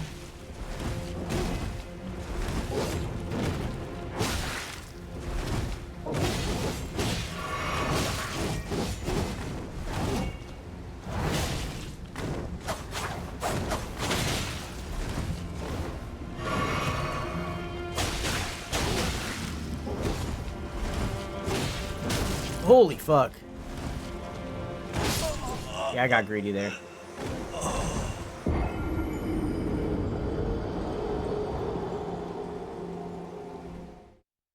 Yeah, you're not wrong, Splata. I wonder if it's hard-coded to not have shitty weather off the rip.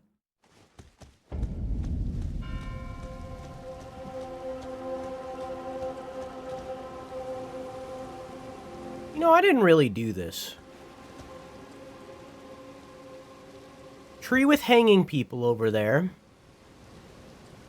A tower that resembles the tower of, where we collect the thing from the 2 fingers, kind of. A giant, twisty, mountain-looking thing. Looks like a like a whole bunch of veils hanging down. Maybe that's like the portal thing that... Maybe at the top there's like the portal thing that we seen in the trailer, maybe? I don't know. Maybe that's where that was happening, was at the top. I mean, obviously a castle. Big bridge over to another land. Another castle over there. Okay.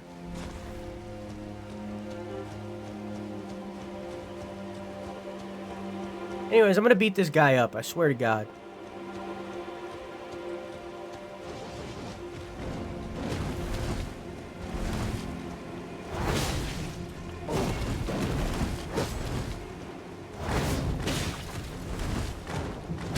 Alright, buddy.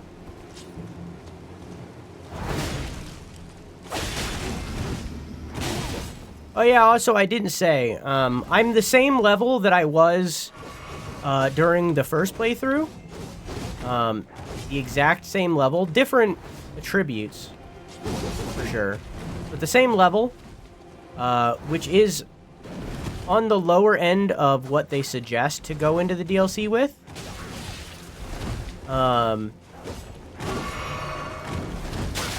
And I have the same... I went... After the last stream that I did of Elden Ring, I went and I got the rest of the flask upgrades that I didn't have. I was only missing like 2. So my flask is now fully upgraded like it was for the first playthrough. I did that specifically...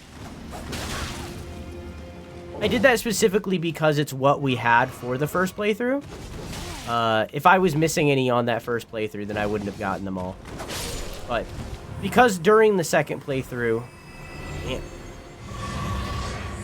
What the fuck was that?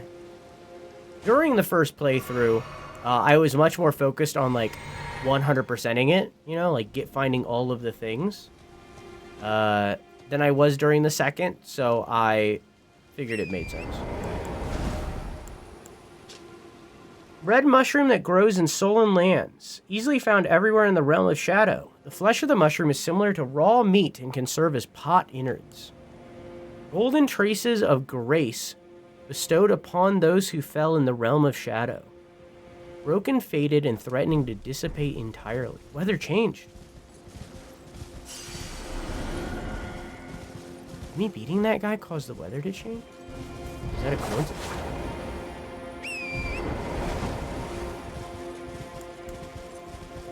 Huh. I'm getting distracted. Let's get the map.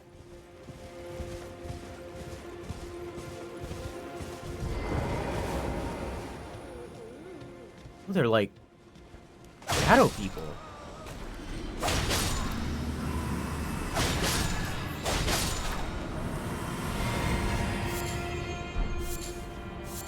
Interesting. Milky white mushroom. The flesh of the mushroom is similar to raw meat. It's the same exact thing. Interesting. Nothing special.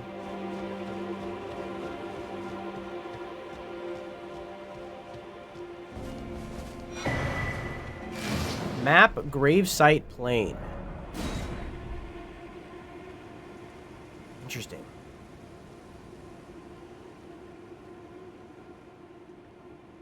So this is like a little town, little mill. Whoa.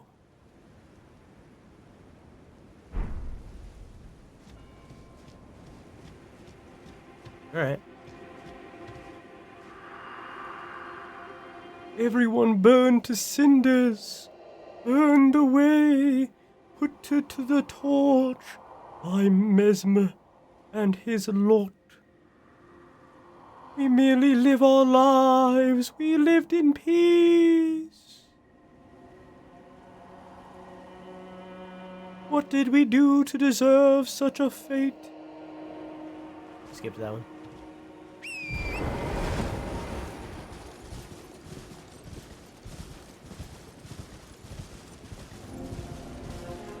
hanging tree.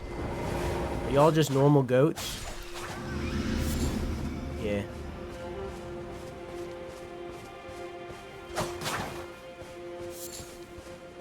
Interesting.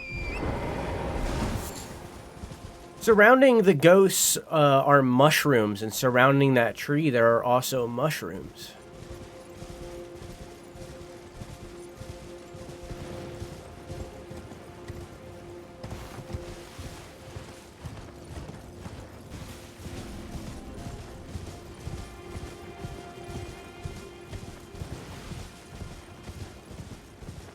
Interesting.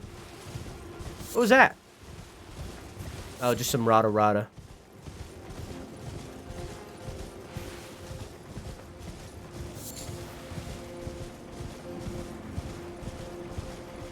That symbol... This symbol seems to be everywhere.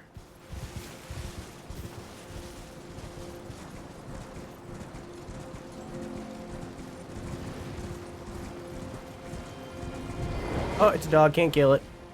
Oh, what are you?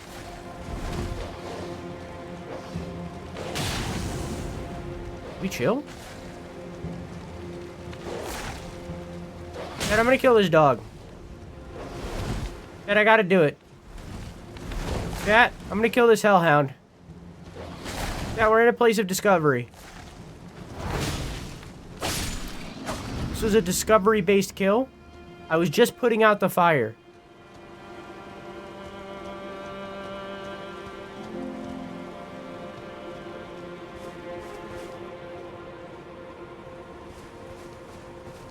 Interesting.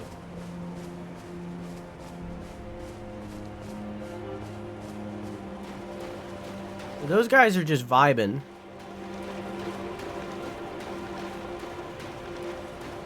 Big hammer.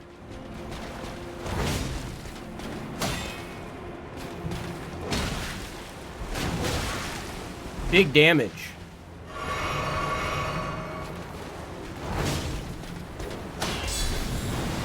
What?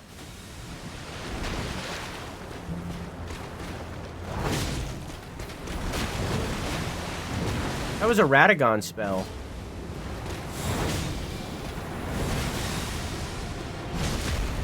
Interesting. Black Steel Great Hammer. Weapon of the Black Knights. Servants of Mesmer the Impaler. But he was just using an Erdtree. Great Hammer of the Black Steel with decorative embellishments in gold. Blessed with an Erdtree incantation. Further holy imbuement will amplify the effect and greatly increase the armament's power. Guard counters cause a burst of power. Assume an anchored stance to brace for incoming attacks, briefly boosting poise.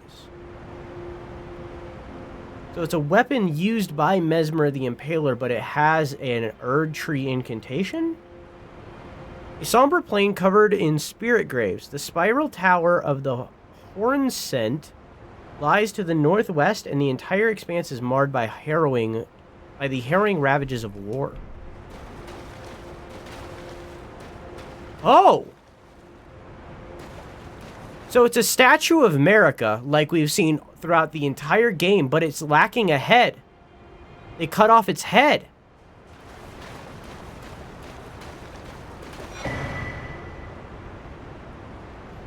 Skidoo tree fragments can be found across the realm of shadow. Consuming these at sites a grace to bolster your Skidoo tree blessing. The Skidoo tree blessing bolsters the recipient's abilities to deal and negate damage, but has no influence outside the realm of shadow. Interesting. Used by the Knights of Mesmer. Yeah. But it's like...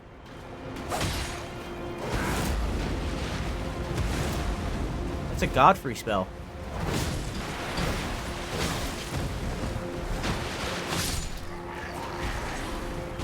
Kind of hoping he would drop stuff.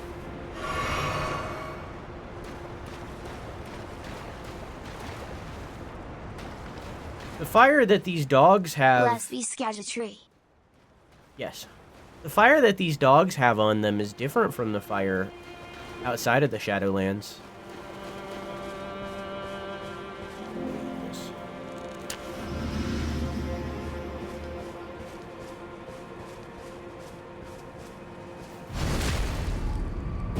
See if I can't get some of these guys' gear. If you're wondering what I just did, I took an item that raises my discovery by 50, so it's at 250 right now.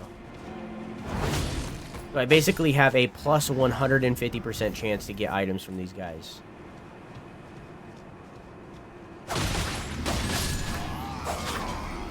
You can see cause them to drop twice.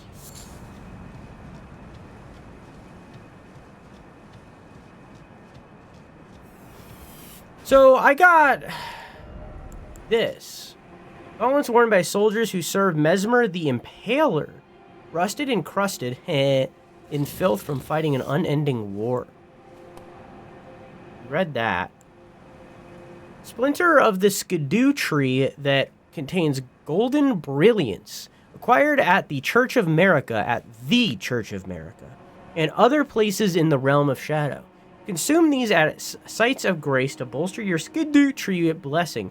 The Skidoo tree blessing. It is said that when the Skidoo tree crumbles from its core, that it will scatter across the entire realm of shadow. The people of the Erdtree collect these splinters and use them in prayers. I wonder if that's the Skidoo tree. Hey, Ryder. How you doing?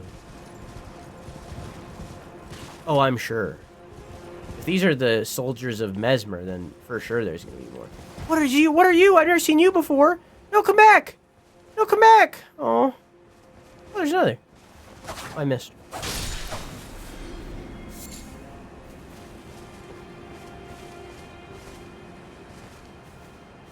Oh, these tents are different. They're black with golden embellishments, just like the hammer we found. Chat, I have to kill this dog. Chat, I'm in a moment of discovery. Chat, we're discovering things. Chat, you need to I'm just putting out the fire. I'm just putting out the fire of the dog. No! Well, that sucks. Hey, I'm just putting out the fire. I'm not killing. Stop it! No! I'm not killing dogs. I'm just putting out the fire. Anyways, hey, oh, there's more. Hang on, I'm not done. I'm not done.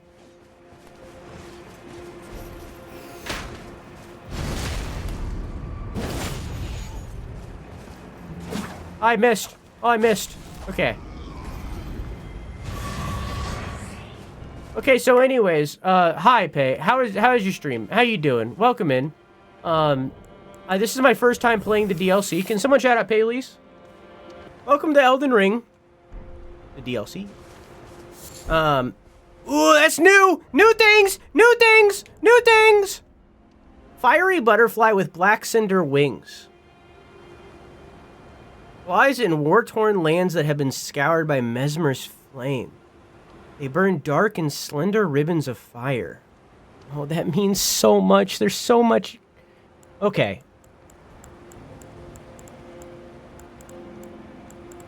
Okay. Okay. Okay. So.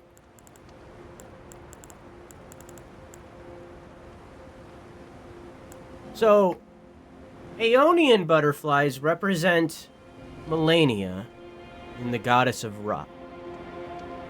We assume that Nascent is about Miquella. Oops. And Smoldering is about Melina. And that's why I theorized that they're related, but I don't know. If I'm finding butterflies based on Mesmer, and Mesmer's name starts with M... Huh. Huh.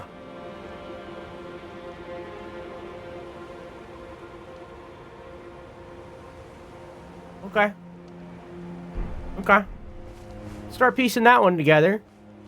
So Mesmer might be a child of Marika. Let's start piecing that one together. Okay. Device of fire used by Mesmer's soldiers. Lingering embers bundled into a coil. Uses FP to conjure tiny fire snakes from the spot that it snakes. From the spot that is thrown, the writhing snakes pursue foes. Fire was a symbol of the crusade, and even Mesmer's rank and file soldiers would wield it. Snake. I have to go out for Chrissy plans, so I'm away the next couple of days. But I hope you have a great Christmas and enjoy the DLC. I love it so much, I'll need a recap when I'm back. Hell yeah, dog. Well, no, I'm only playing it today. I won't be playing it again until Saturday for you next week. So I'm only gonna play this one session for like a week, and I imagine you'll probably be back then. So by then, so you won't miss much. But I hope you have a good time with your Christmas stuff. Okay, bye. Have fun. I love you. Mwah. Thank you for the raid. I'll miss you too.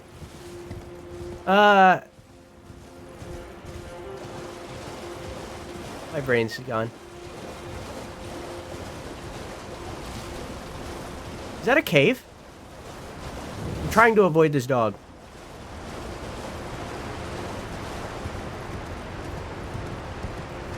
Hang on. 65 streams? It's like a week? A week? How you doing, Varian? You feeling any better?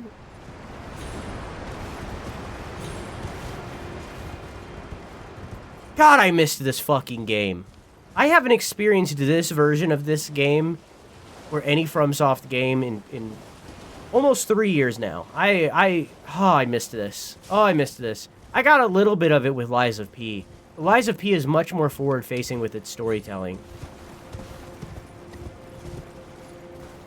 God, I missed this. I've only found one side of grace. So is there no way down from here?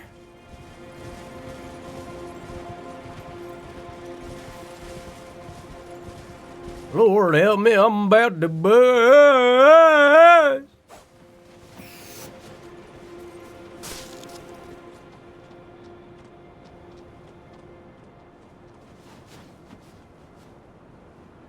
Huh. Looks like a swamp. Is there a way down over here?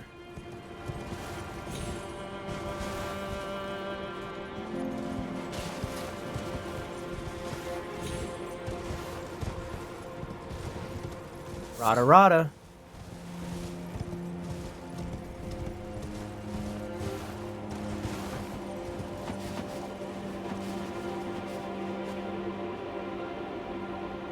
Doesn't seem like there's a way. What the fuck is that? What the fuck is that? I think that's a tree. What's that over there?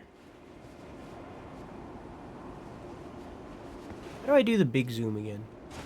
Well, that's not how. Well, that's not how. Wasn't there a way to, like, do an extra zoom?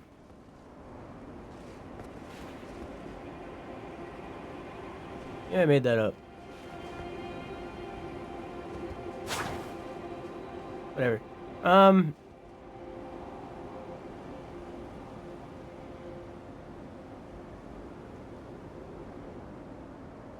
Looks like a crane? Or maybe a swan? Or something?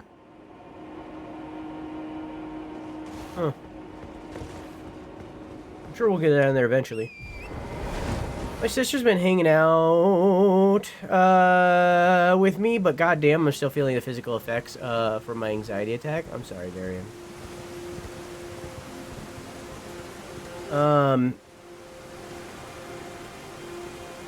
Been watching Steven Universe after being little shits and Genshit, and she let me curl her hair while we ate cookie dough and drank sodas. Also got grilled cheese. Nice.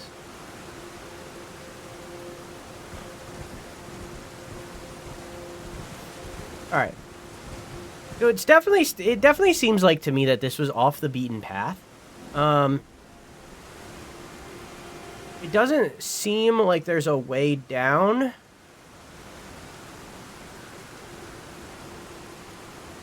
Let's follow the coast and see.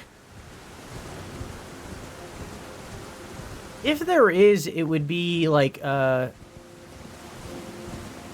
like one of the air clouds that they do for Torrent or whatever.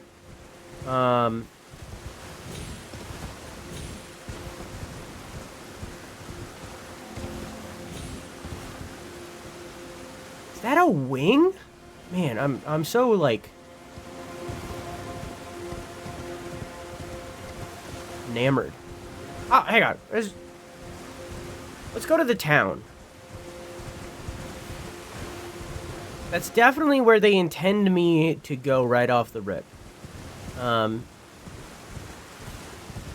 did a little exploring. I went and found a dude.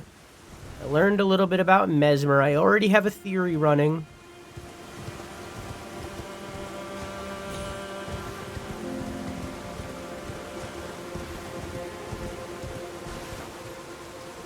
That's the twisted tower that it was talking about.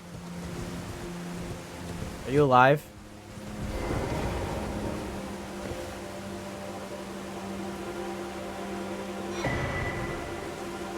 Revered spirit ash can be found in the realm of shadow. Consume this ash at a site of grace to bolster your revered spirit ash blessing. The revered spirit ash blessing bolsters both summoned spirits and spectral steed abilities to deal and negate damage, but has no influence outside of the realm of shadow. What is it?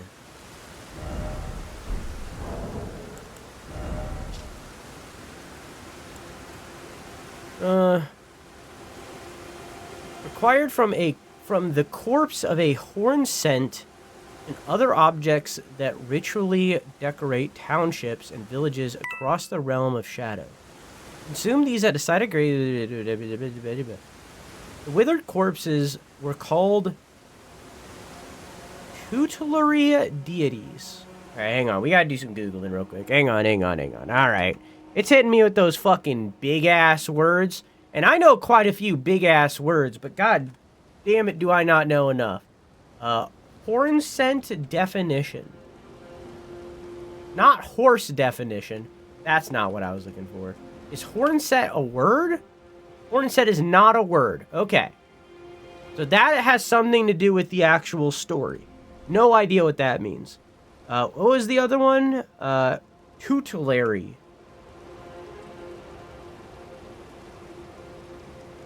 Serving as a protector, guardian, or patron, or relating to protection or a guardian. And it says, these wither corpses were called tutelary deities.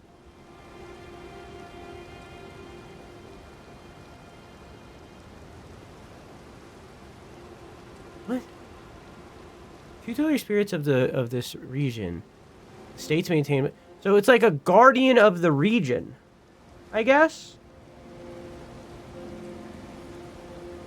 Not like a god per se, but like a protector of the region in service of the god, or maybe it is a godlike being, but one that represents protection. I don't know.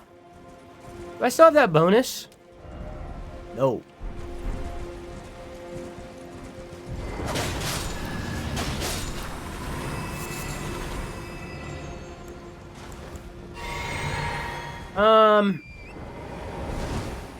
I will in fact be going back to Jimmy John's ASAP. Have you asked them? I'll be texting Caitlin sometime later this week, asking some questions about what hours I could potentially get full-time / part-time. But I'm not going to be at Ulta any longer. They don't deserve anyone. Manager told me off because I was trying to get accommodations because my med side effects are shit, like low blood pressure and confusion. I'll be telling HR after I secure a new job. Yeah, that's fair.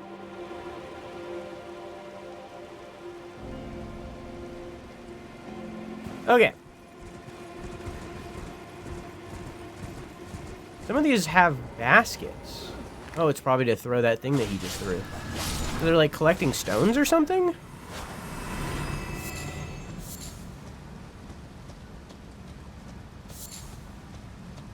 Or maybe the mushrooms, because I just got mushrooms from them.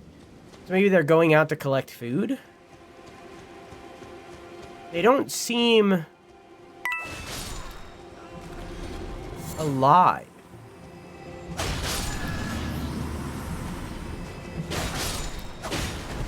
guy had a knife.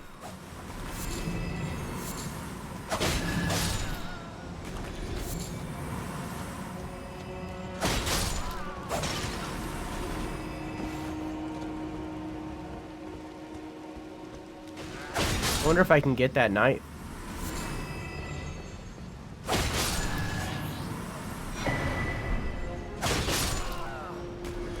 Just walking around killing peasants, it's normal.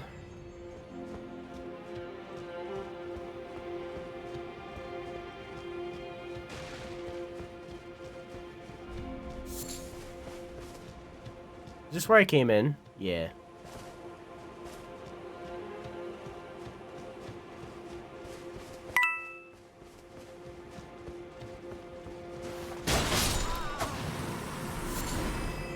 Oh, I didn't say.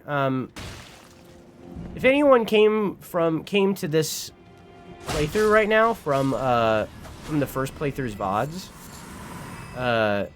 we did the whole second playthrough with crowd control, and I didn't want to use crowd control for this DLC because I'm experiencing this for the first time. So I just left the certain I left the specific ones that don't really affect the game at all. According to a record of crafting techniques of greater potentate who roamed the lands near and far, haunted by the grotesque practices of his village of birth. Oh. He stuffed great pots with all manner of things.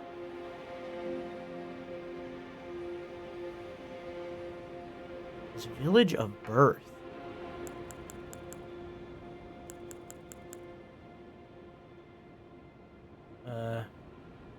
Greater potentates of Bonnie Village.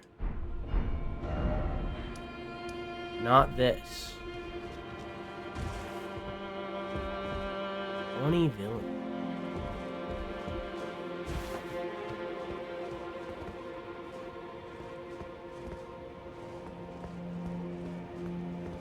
I wish my pot was stuffed with a great manner of things. If it was, then you would have hefty, hefty, hefty.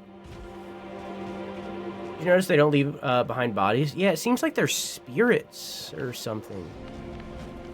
God, I'm not killing this dog. It's already dead. It's a spirit. It's a ghost. I didn't kill it. I didn't kill it.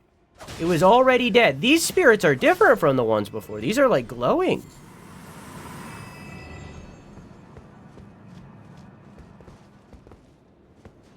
Boarded up door. Murder. They were already dead. I was just helping them move on to the next life. To the afterlife. A better place. There's that bird. Hang on. One thing at a time. One thing at a time. Let me mark. Okay.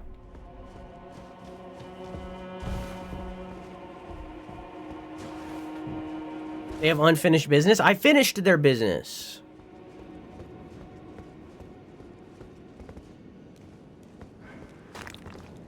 Oh, hi.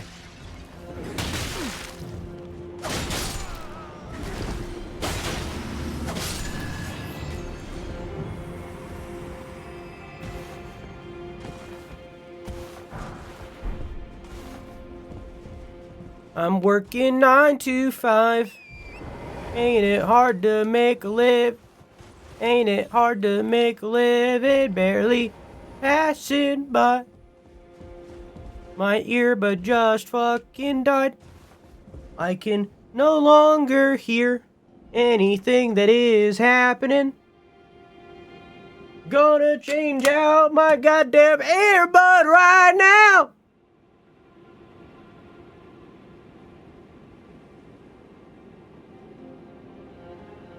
I can hear. Making myself get diarrhea to find out. What a sentence. I'm not sure if I'm on my period or if I have to shit really bad, but god damn it, am I gonna shit anyways. God damn it, am I gonna shit regardless.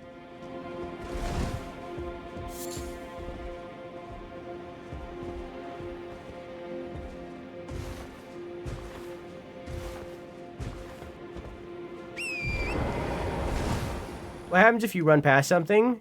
Just ignore it. Odds are I'll go back and find it. Or I won't. Hey, look, Grace. Oh.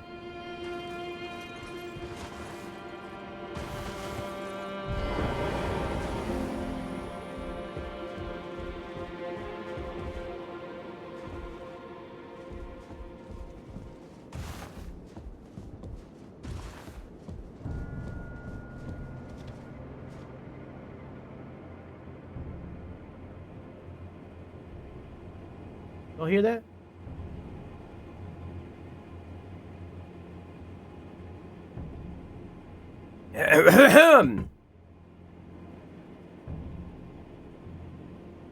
Interesting. I heard a dong. I'm cleaning my bathroom right now and laughing my ass off. Thank you, everyone. Had to run back to tell y'all with your stinky bathroom hands. Yeah, so I just finished wiping the shit off the side of my toilet. I had to type this real quick.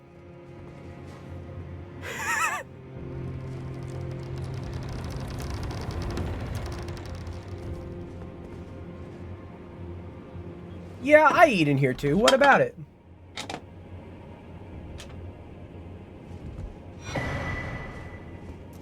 Blade of Mercy. I love that character. A thin, blood-stained dagger, no longer fit for use. Raises attack power after each critical hit. Orn Sent, who the fuck, employed this to honorably end the suffering of a compatriot. After claiming numerous lives, the dagger is now broken, but has acquired a spectral aura. Orn Sent. Interesting.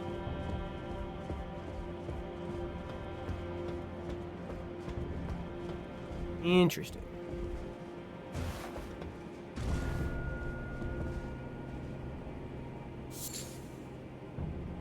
Whoa.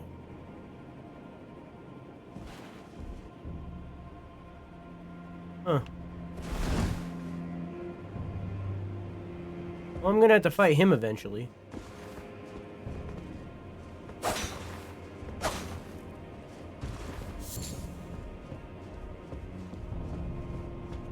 Interesting. Pretty much had to pick up my teeth. Thanks for reminding me.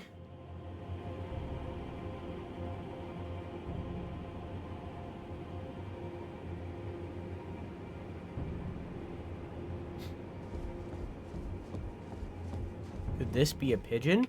Yeah, that's the worst part about using crowd control is that I don't have access to the messages.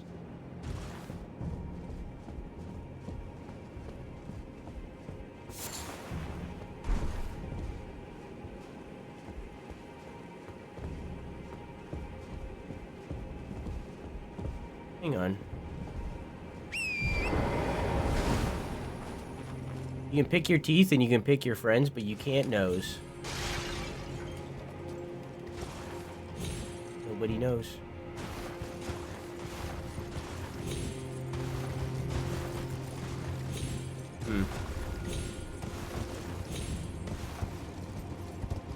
Okay. Somehow I can get over there. That was a risky jump. Let me climb back up. Hello, item. Shadow Realm rune.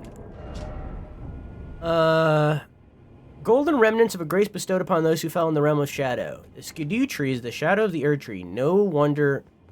The Skidoo tree is the shadow of the Erdtree. No wonder grace shines so brilliant. What does it mean by the shadow of the Erdtree?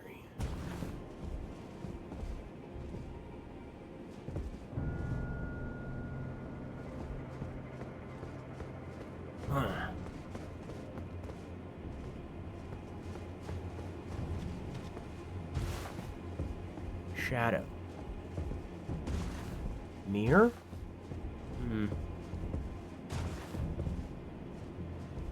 I'll figure it out. I'll get there. I'll get there. Mesmer. Mesmerize.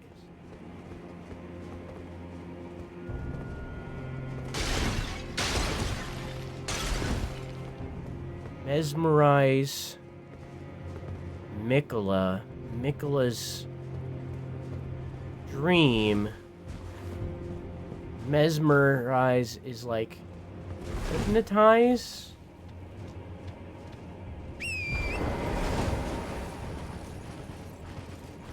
Or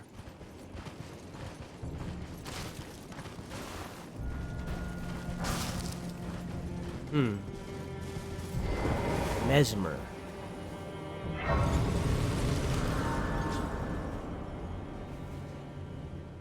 I was curious to taste it.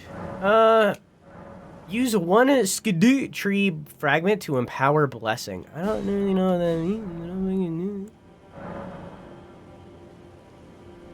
I don't really know what that means, so I'll fucking do it.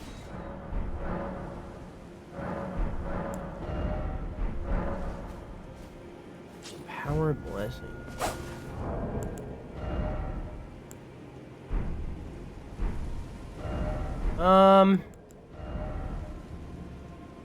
Help.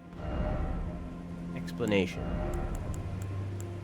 Strength of the skidoo tree blessing affects only those within the realm of shadow who have received the skidoo tree blessing. You can't do that. You can't do that. You can't just, they just fucking, they just use the definition to define. They just use the word in the word that I needed defined in the definition. You can't do that.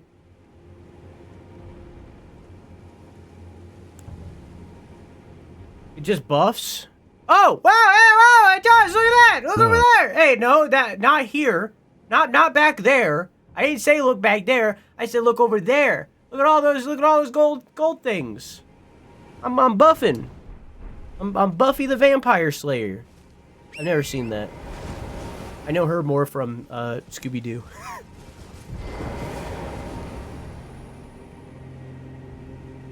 Oh, you be walking around, huh? I know. All your resentment lingers yet. The raw stuff from which I shall surely forge a curse upon the dastard Mesmer's head.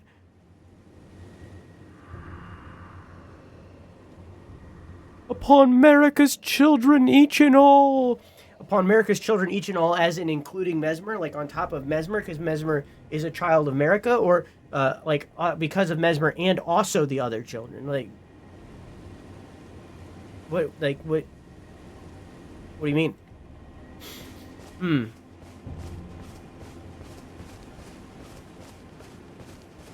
Chad, I didn't kill this dog. This dog was already dead. What the fuck was that? That dude did a spell. So does this tower, not do anything? Is this tower just kind of chilling? Weird.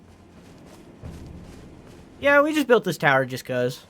The person building it couldn't get down after they built it. We didn't make stairs, so they just kind of jumped off. No, we do.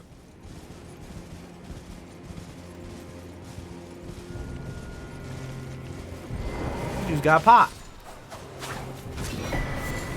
Oh, I'm getting things. Oh, I'm getting things. I'm getting things. You guys are different.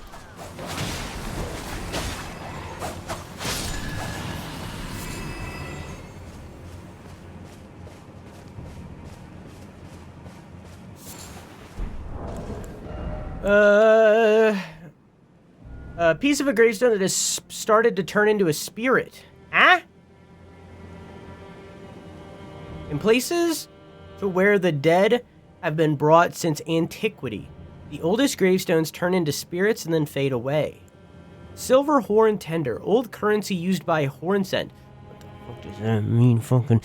Made by coating spiral horns with silver.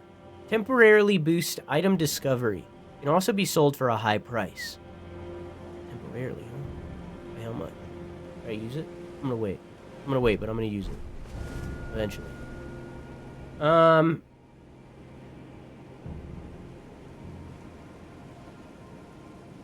It's a beautiful wall of instruments. Thank you. Ukulele, a mountain dulcimer, and a banjo that I've never played. Well, I've like touched it, but I don't know how to play it. Pretty sure my neighbor's outside sitting in the same chair for the last 5 hours. He chilling? There's no one there, just Dart. Is he like old? Is it like are they like an old neighbor? Like they were just like they're just watching the traffic like old people do?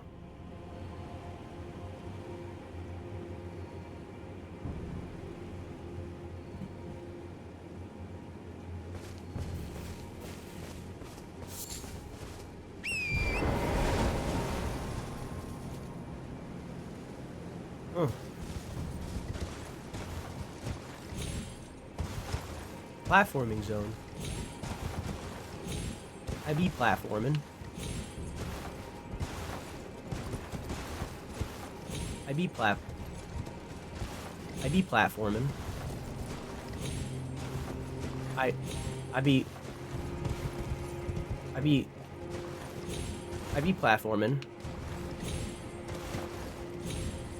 I be... Yeah, I'll get up there a different way. Nice horse, goat, dog thing. Thanks, their name's Torrent.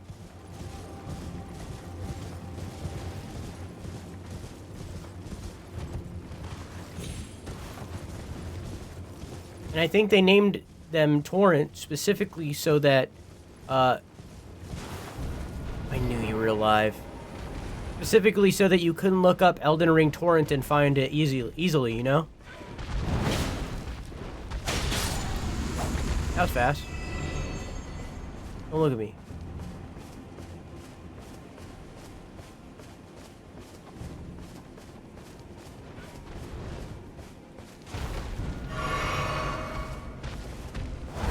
Nice.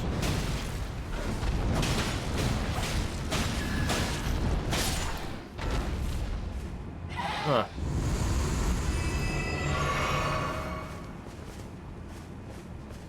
I only use them for down. I mean, you can use them for both, if you succeed.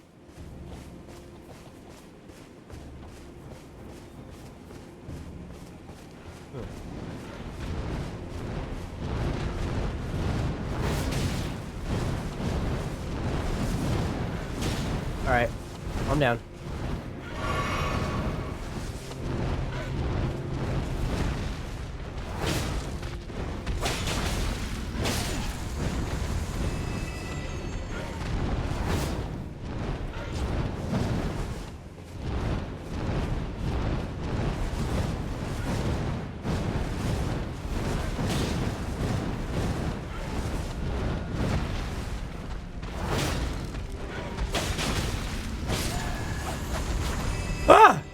Okay, that required an immense amount of concentration just then.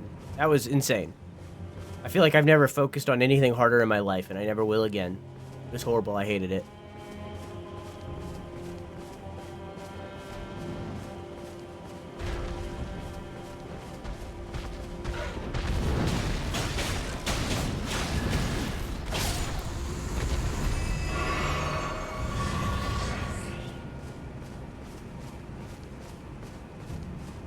Chat. Worms.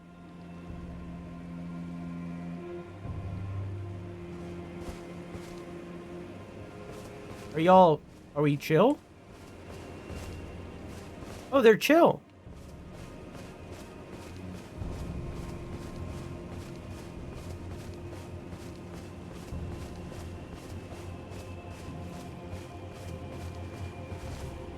Huh. This is like when I have like a friend, right? And like a streamer friend and a viewer from their stream like starts watching my stream more often. And like they're coming by more often. So they still have the arms from when they were like there in like they're watching other streams, right? But they gain the worm-like body from watching my stream. This is the process in between becoming a full-on worm. Which my chat is.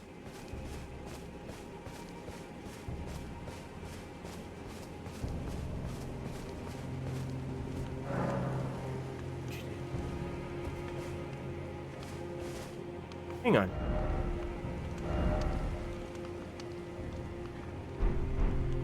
We'll do it after I find a grace. Here's probably a boss.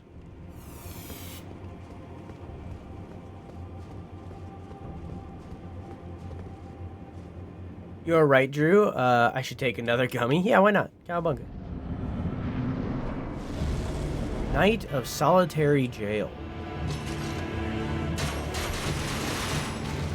That's cool.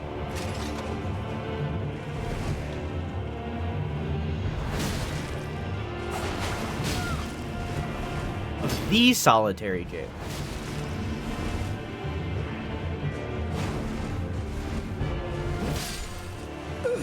Alright.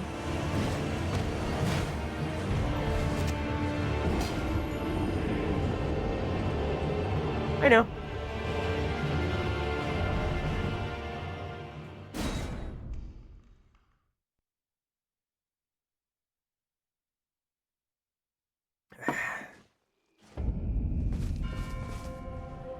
Oh.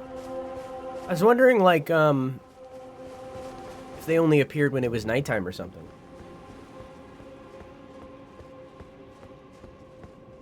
But no.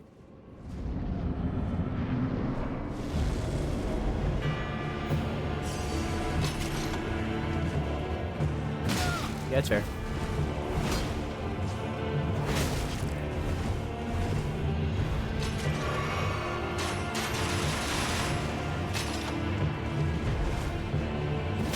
Whoa.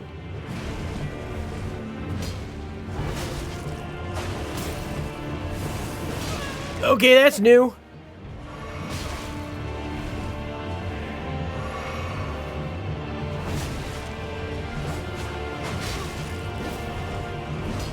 Wow, you have a lot of health.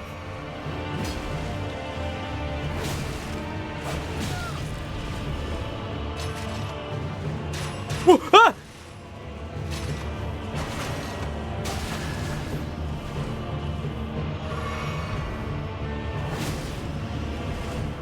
Okay.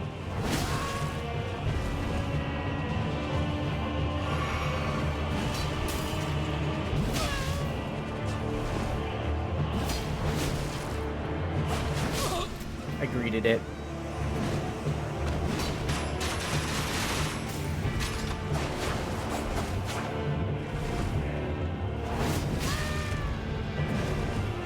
How I feel about this fight so far is that his sword is cool.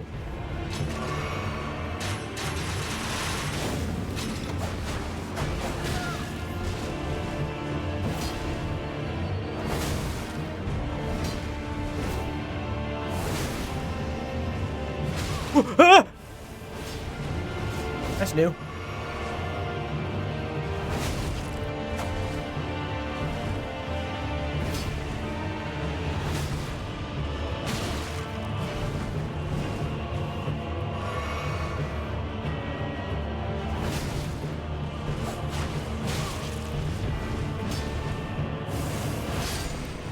Damn.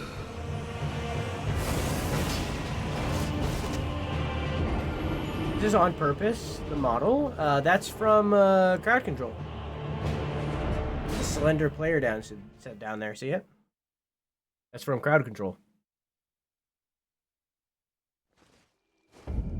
See?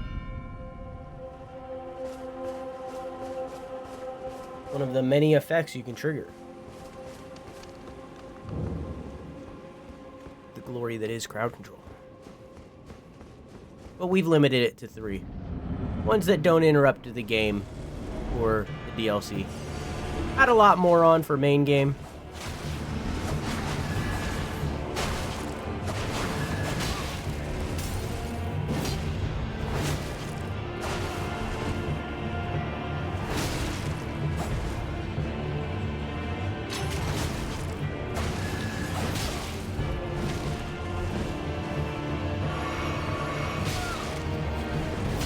Yeah, it's fair.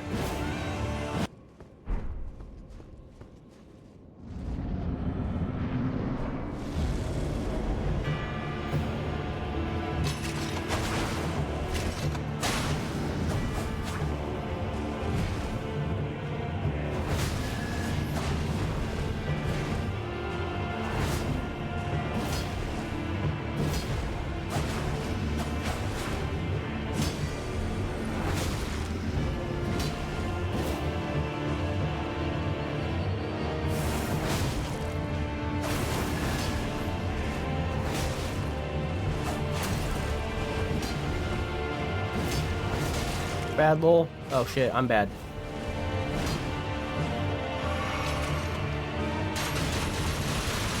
That was insane.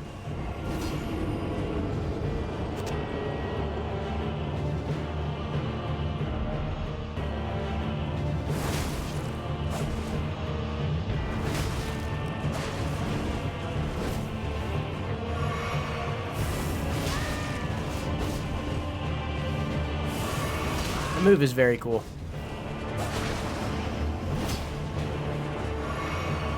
Oh, you have one of those too, huh? I assume that's probably its, Ash of War or whatever it's called.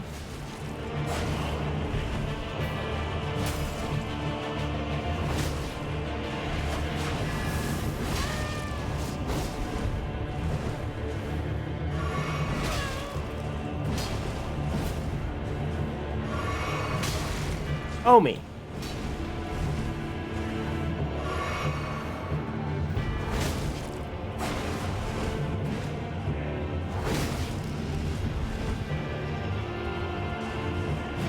I like that he fucks that up every now and then. A real player.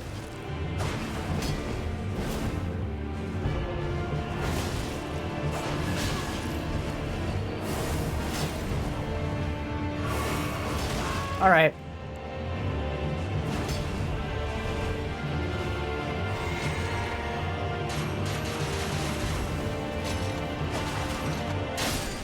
Huh?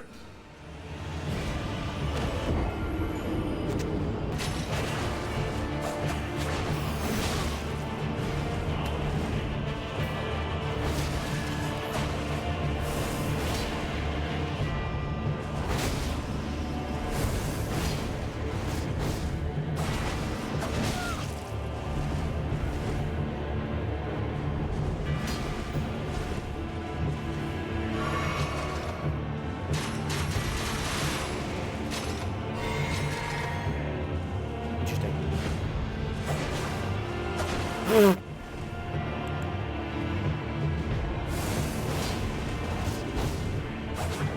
Oh, fuck!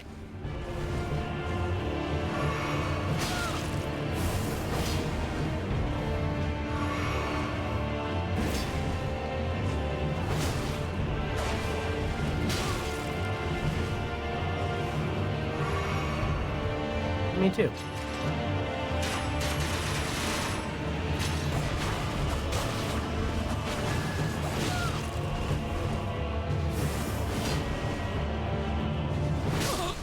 Oh! Alright. Forgot how it was to have ads. That's why I stopped watching on this account. You shouldn't have had ads. Rerolls are disabled right now. Am I not allowed to do the fucking ads the way that I'm doing them right now?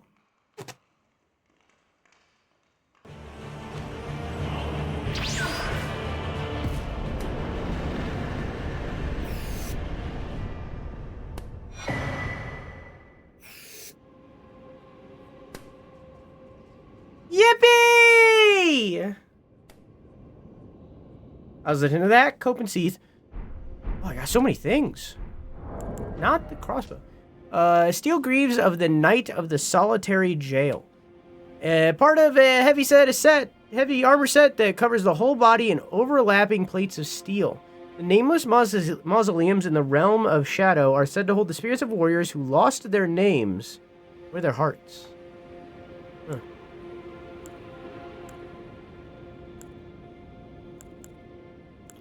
Looks kind of like berserky. Steel greatsword wielded by the Knights of the Solitary Jail. Through a sacred rite, they relinquished their hearts for the heightened battle prowess. Next, they engraved their blades with two crests, one depicting the light of birth, the other solitude. Solitary moon slash. Sharply slash downward using the greatsword, shooting forward an arc of light. Strong attacks allows for an advancing follow-up.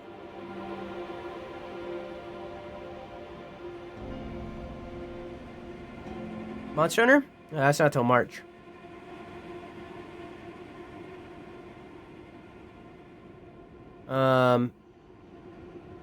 Who's sleeping? Oh, good night, Tamus. I love you. Mwah. Merry Christmas. My knee just cracked. I'm old. They can only be saved by... I'm not reading any more of that message. I refuse to acknowledge that game's existence. What am I doing? What am I doing? Where am I? That's a gray sword. Okay. Pretty cool. Yeah, let me check it out.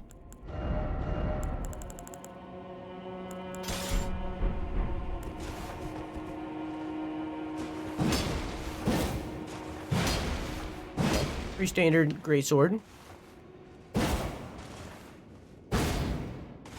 Yeah.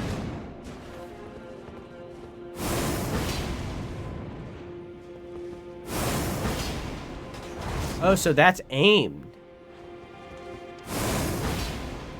So if I aim down, it doesn't happen. I have to aim it. Okay, that's pretty cool.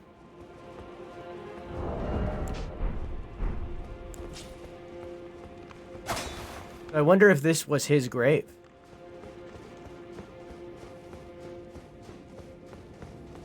Oops.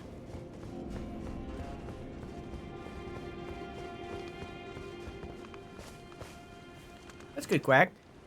These birds right here are, they look like vultures. Maybe the birds that I was fighting earlier, are vultures, not cranes or swan, but vultures.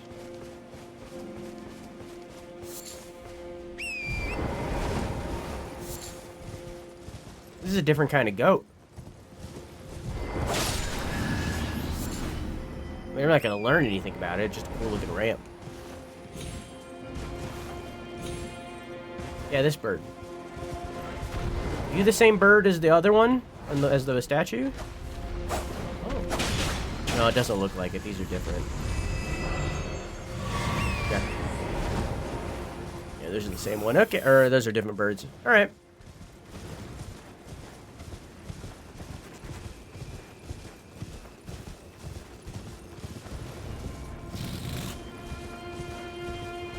Anything up here?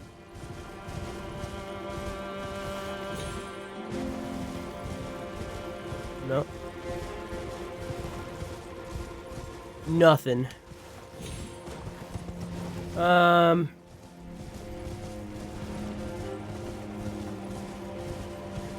Okay. Well, we had our little detour. As I was, what's the word? Procrastinate? Stalling. As I was stalling fighting that guy.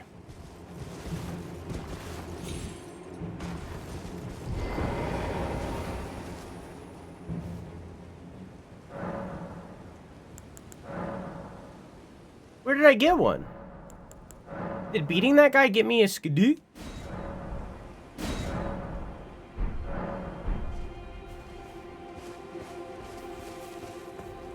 Does armor look any good on my character? Nah, I got gold stuff. I'm a gold embellished. I'll try it on. I'll show you. But I'm a gold boy. Look how tiny my head is. Look how itty bitty my head is. Let's say this. I gotta put on the rest. I'm lazy. I mean, it looks cool. It just doesn't match my pumpkin helmet, and I refuse to lose the pumpkin. Alright, fucking...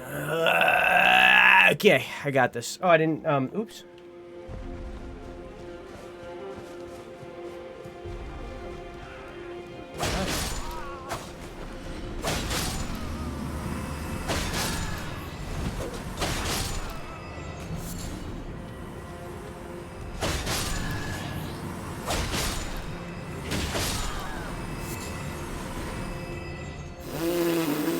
Okay.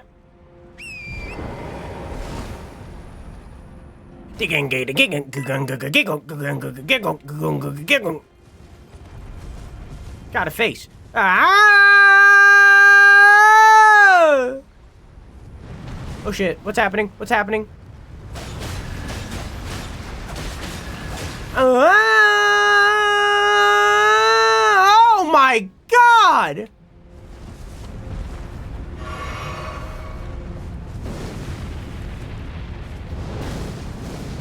So jumping avoids that. Oh, I'm a gamer. This is different. How does that happen?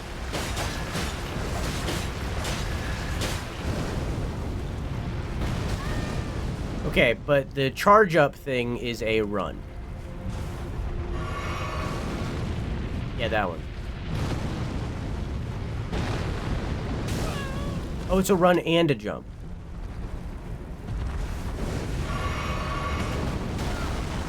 Yeah, that exists.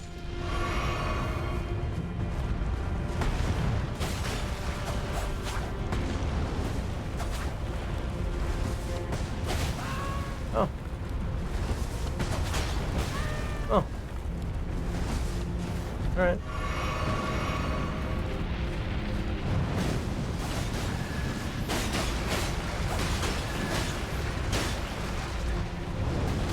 Really?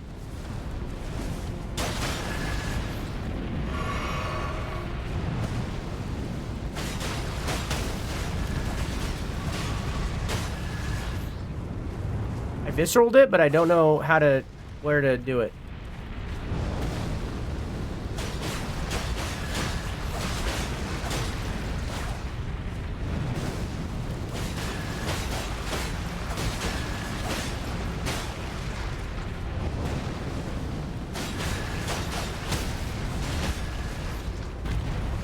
Oh, I think I have to do it to both.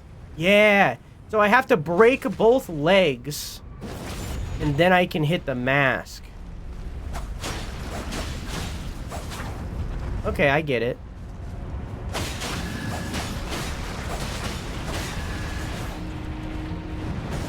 Early. It's like the crystal dudes. Aw, shit.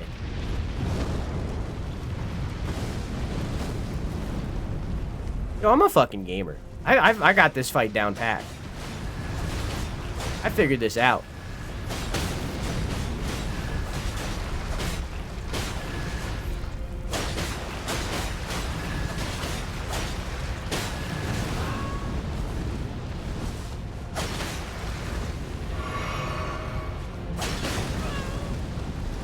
Okay, I'm getting hit a lot right now, but I did figure it out. This looks like the thing that Nick Cage gets imprisoned in that one movie, The Wicker Man. The Wicker Man remake.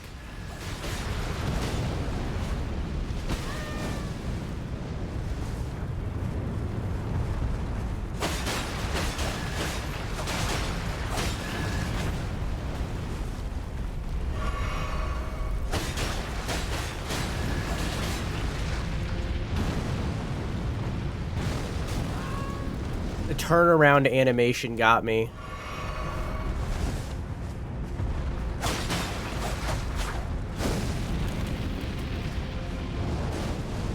I unironically really enjoyed the original Wicker Man when we watched that. Like, it was weird and there were a lot of titties. Arguably more than there needed to be to serve the plot. But, it was really good. I really enjoyed the original Wicker Man. Oh.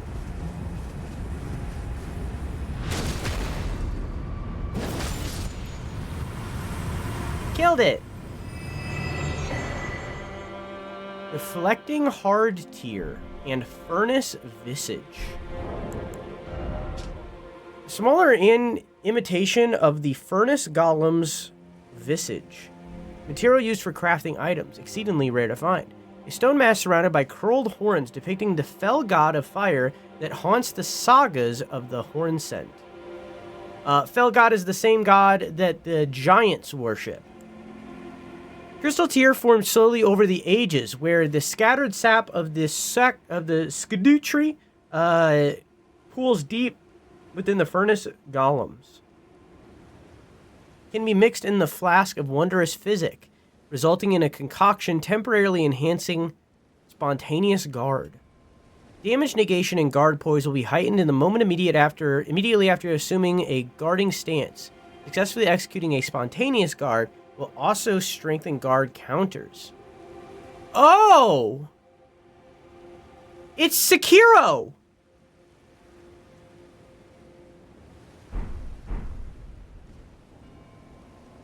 That game turned that thing turns the game into Sekiro. Where am I? There's the town. Okay, I know where I am.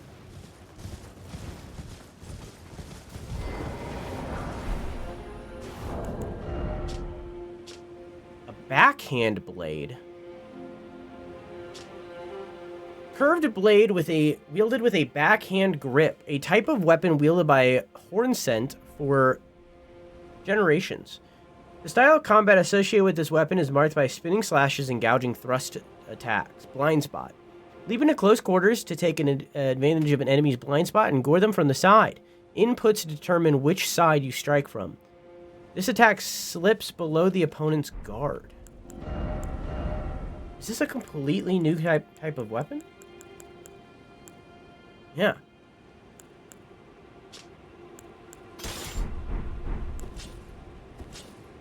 Oh.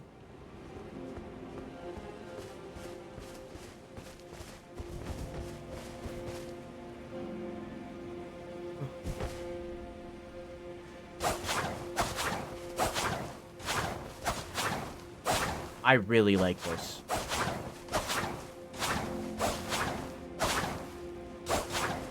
This is a really cool moveset.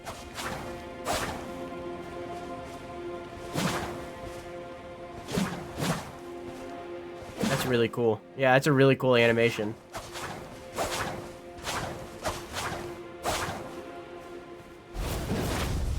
Whoa! Alright, this weapon's sick as fuck. I think I'm gonna stick with the fucking... What the hell are these called? The clean knight swords for now. Clean raw knight swords for now. That's really cool. That's a really, really cool sword. Type, I guess. I guess every backhand blade is gonna be like that.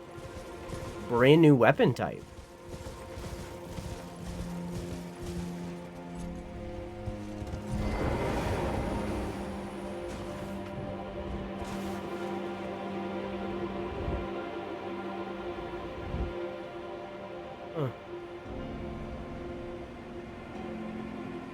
Interesting.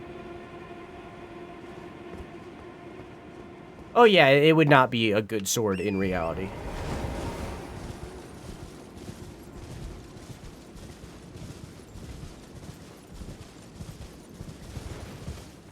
Horrible weapon in reality, but looks flashy. Alright. I've been over here. I've been down here.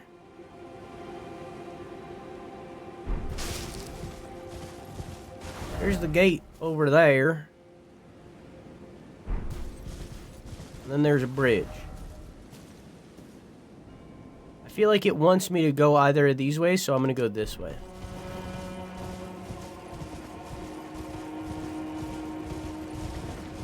Is there a grace here? Yes. I'm going to get this grace first.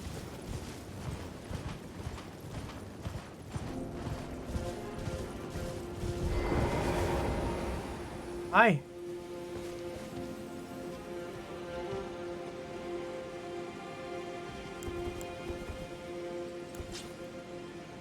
How you doing? Ah, Lady Leda spoke of you. You're that Tarnished. Guided here by kindly Miquella. Won't we all? I am Freya. I once fought alongside General Radahn. In battle, you can be sure I'll hold my own. Oh, another thing. Did you speak to our dour little friend? No. If you've yet to do so, have him give you a map of the Cross's whereabouts. You'll find more of them dotted about these lands. The Crosses? Miquella the Kind's footprints. If you've yet to do so, be sure to have our dour little friend share his map of Crosses, assuming you intend to trace kind Miquella's path. These are Miquella's footprints? If you've yet to do so, assuming you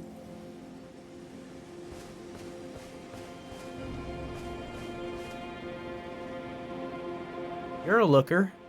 Fie, another. treading the heels of Miquella.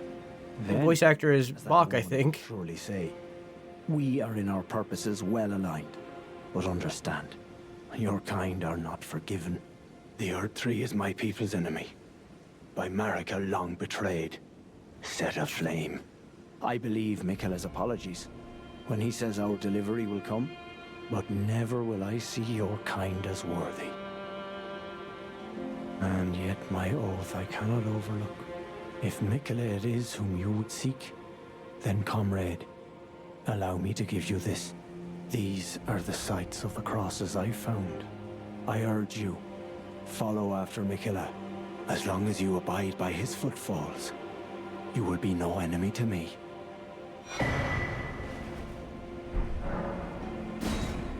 I urge you, follow after Miquella. As long as you abide by his... I urge, as long as you... Okay. Tyrian... What the If fuck? you've yet to do so, assuming you... A young shoot. Heavy with Empyrean blood. Material used for crafting items. Exceedingly rare. Said to burgeon forth from where the golden blood of Miquella, the wounded Empyrean, pool.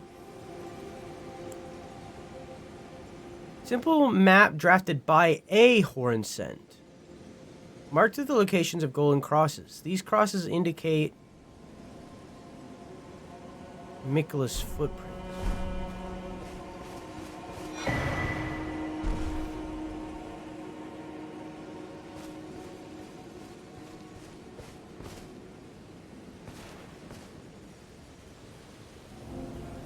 I wonder if that's what Miquella's greater rune looks like. And you're a horn scent. Does horn scent reference the horns that you have poking out? As in like an omen, but not? Huh. I abandon here the first of the flesh of my body. What? Miquella, you just carving stuff off you along the way?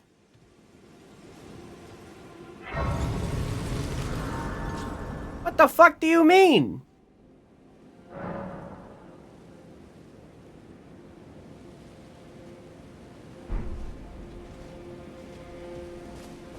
Here lies my peeled toe. I mean, like...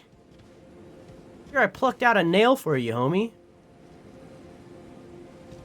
Okay, I wanted to try something before. If I go to the round table hold, is it normal?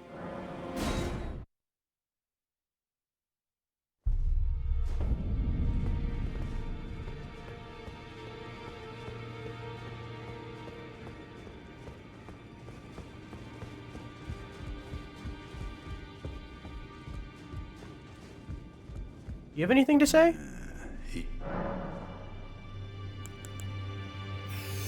Well, I wonder what comes next. If he continues his slumber within the cocoon, all would be well. But perhaps it would be safer to destroy it. Miquella is the one thing that remains a mystery to me. Didn't play the DLC. Guindo Vista. That's a good name. That's a good username. Thank you for the follow. I stream Thursday through Sunday, 10 p.m. EST, every week, all the time. I do events. I got YouTube channels. You came in right as an ad started playing. Join the Discord. You can keep up with everything using the schedule channel. Or the announcements channel. I post schedules every week. Bad timing. It's okay. They're probably never going to come back. Yeah, it doesn't look like anything's different here. So you here for spirit? Maybe Finger Person will say something?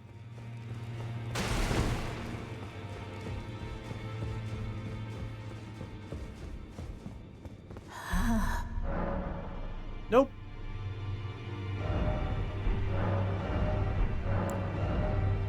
Nope. Nothing. Alright. Well. Wait, how do I get to the DLC land? Wait, how do I get back? Wait, hang on.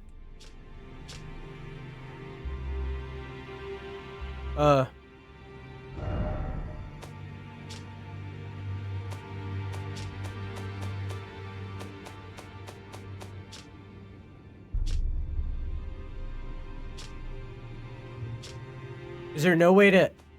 Is it here?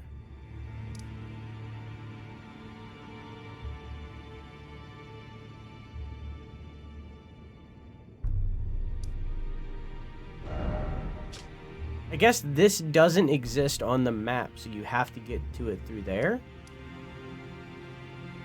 I don't know.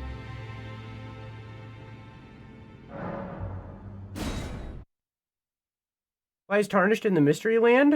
Following... Bottom text, look the buttons. Oh, you're right. They're following Miquella.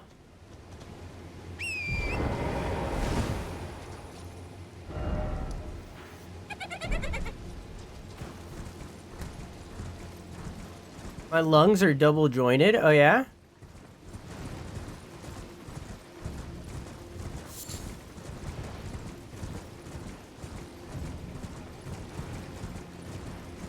How you doing, Ace?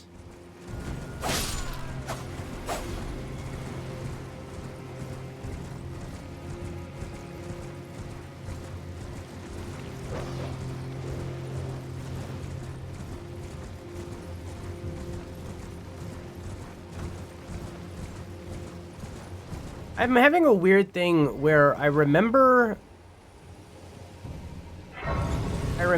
like what to do, but I can't remember why I learned what to do. I remember I learned a long time ago that if you take a giant deep breath in, as deep as you can possibly take a breath in, and then you take one more sharp breath in and then breathe out, it's supposed to do something. But I can't remember why you do that. I can't remember what that was for. It might have been like anxiety or something.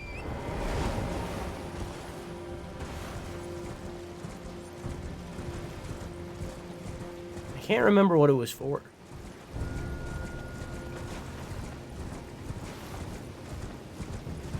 Makes you yawn? No, that's opening your mouth as wide as you possibly can and saying the letter R.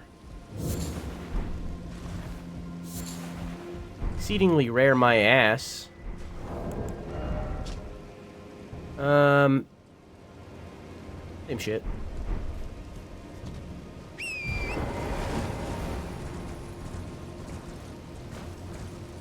Hiccups? No.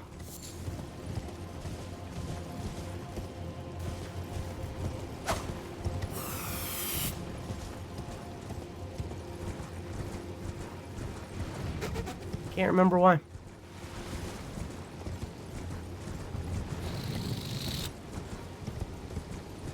Remember I learned it and I was like, oh, that's super cool, and then it's just gone.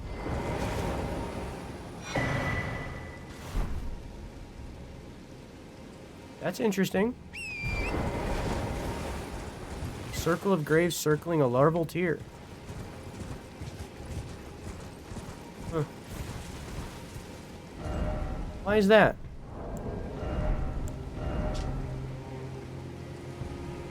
Oh, this is a different kind of...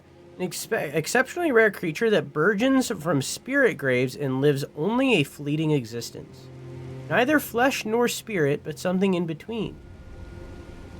Material required by the amber egg cradled by Renala to birth people anew. So it's the same thing as the other larval tears, but it just looks different. Weird.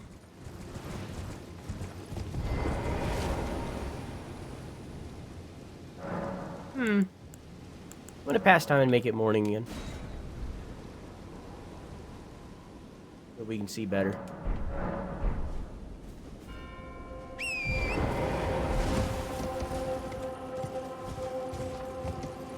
While we be exploring.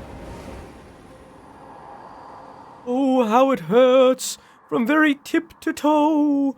Oh. Help me, I must ask, am I human still? Is that the reason I yet suffer so?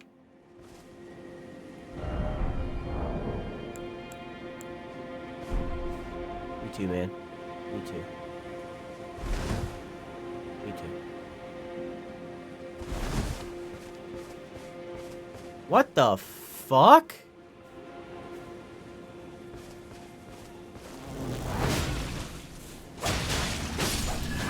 It's like a...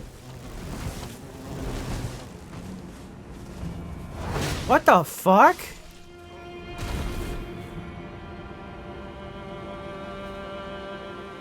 Ew!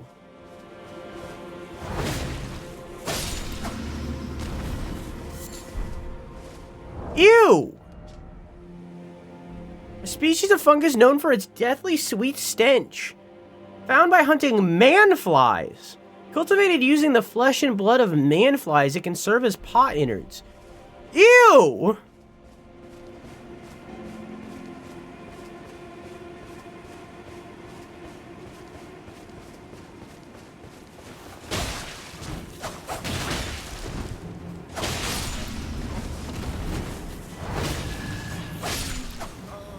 Also, why is it like, did it like automatically turn my settings down? Why are things like super low depth of field?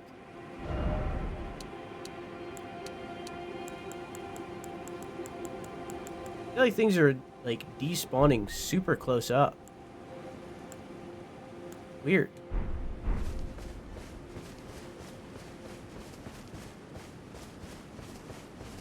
Very strange.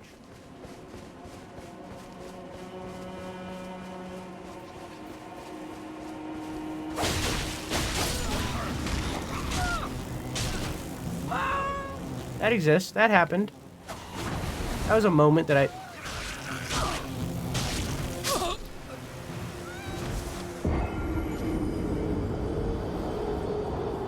All right.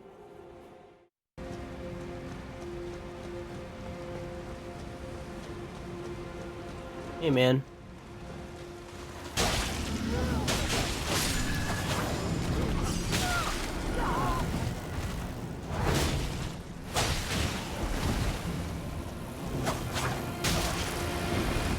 Oh, and he's using the bloodfly incantation.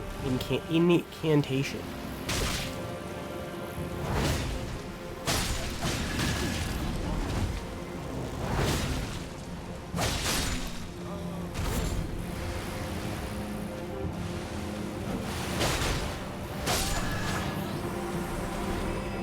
Ew!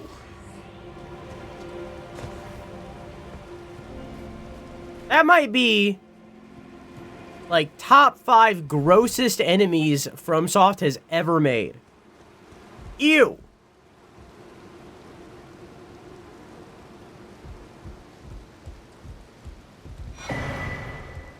Ailment Talisman. Talisman depicting a soul taken by sickness. When certain ailments are triggered, this talisman grants resistance to the same ailment. When the weak were infected with the dreaded fly sickness, they perished well before the metamorphosis could take hold. Oddly, those who cared for the infected and made certain they were given proper burial were never afflicted themselves. Huh.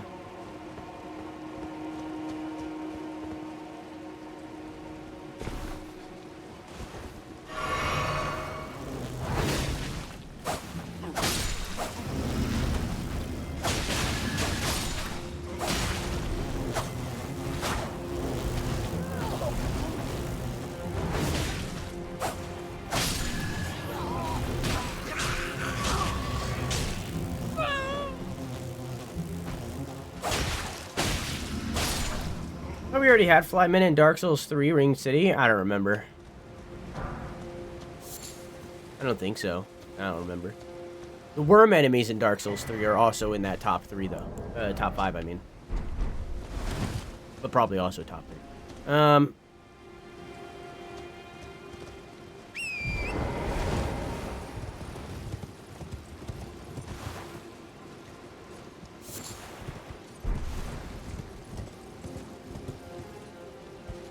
Oh, I'm not missing any, illusionary walls. Since I don't have messages. I'm about to bust.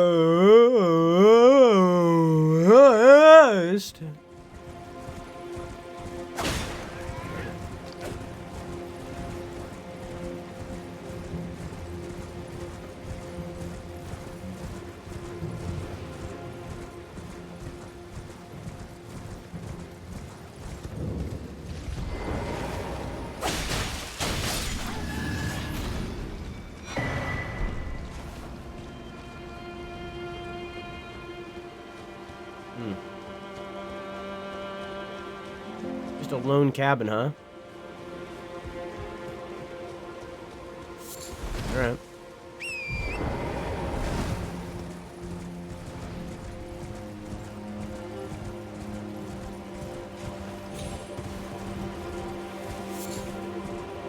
Yoink!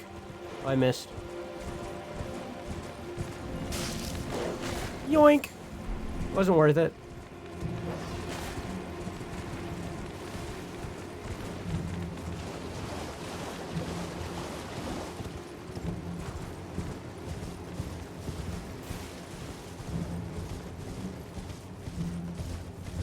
Are all those birds alive? Oh, this is gonna be a bad time.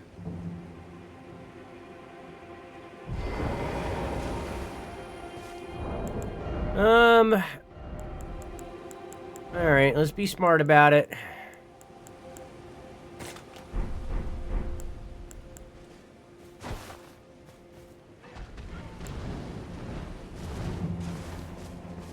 One bird at a time.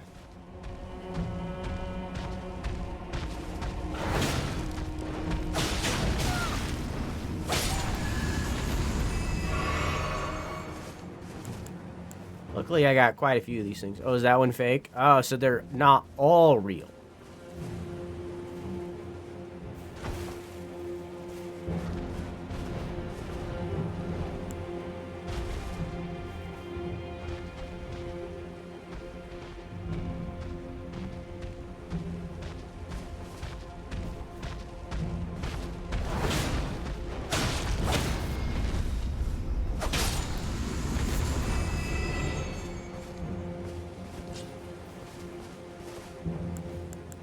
I don't need to use the last one.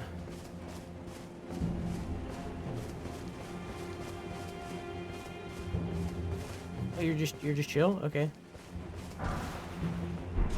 Gravebird armor.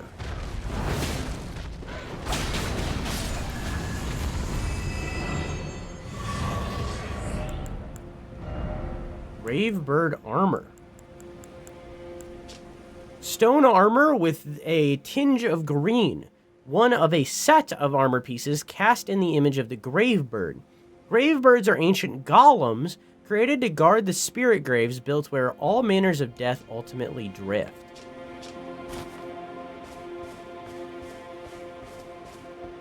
Looks like that. Oops. Oh, I'm a lady right now. Looks like that. Oop.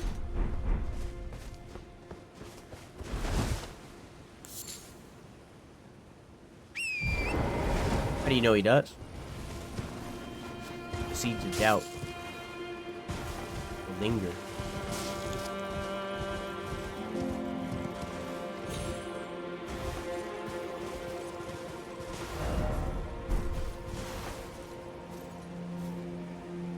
that a dragon or something? Let's not go that way yet. Let's look around more.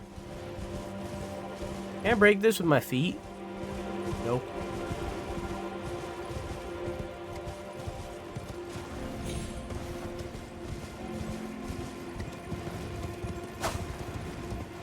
Are you gonna message the Jimmy John person tomorrow, Arian?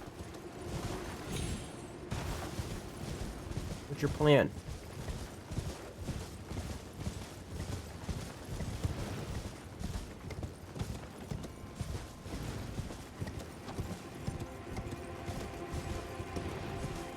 Did I drop down over here? No. Alright, into the fucking spooky lake.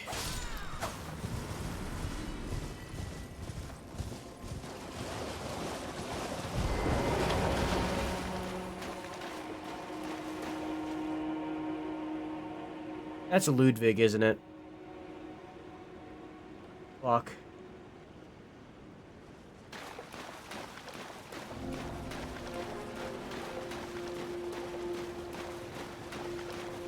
No, it's a dragon.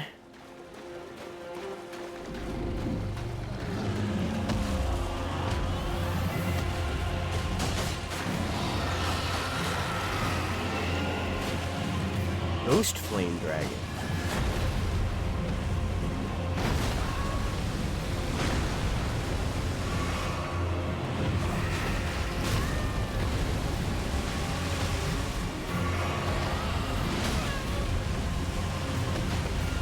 Looking like Valhazak.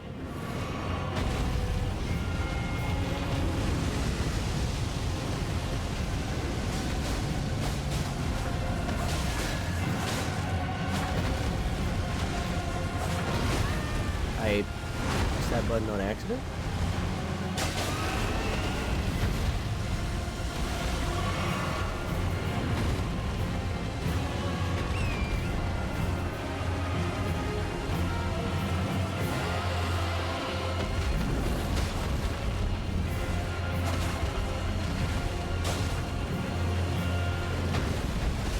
That's new.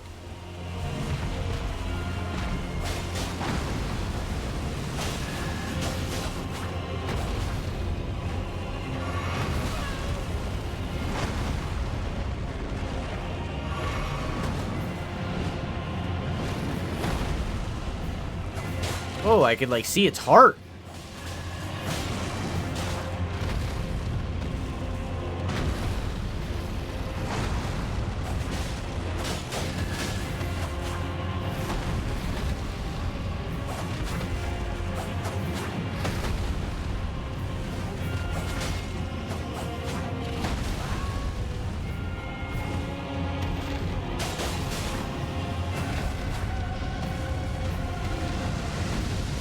Yeah.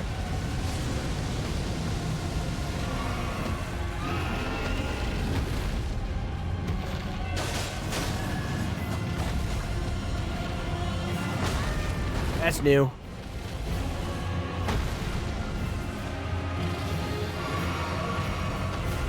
Dragon's got some new attacks.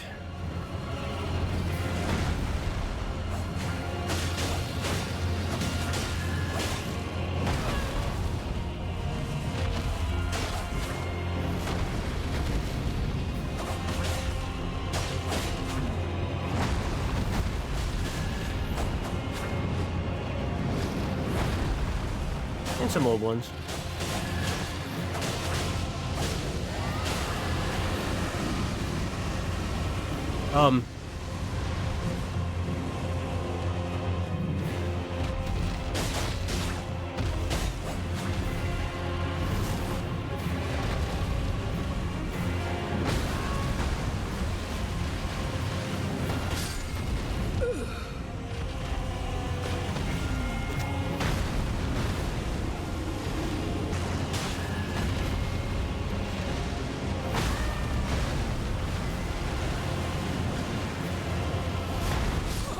Oh, okay.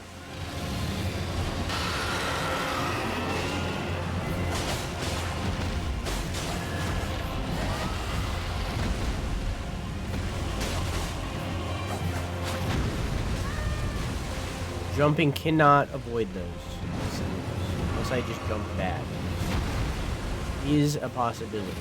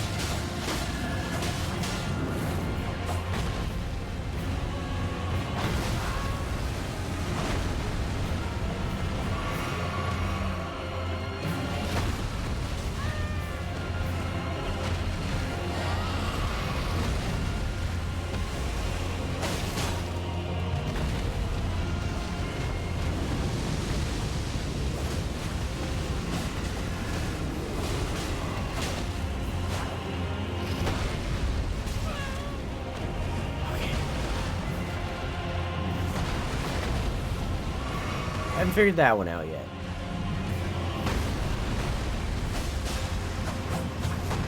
Oh.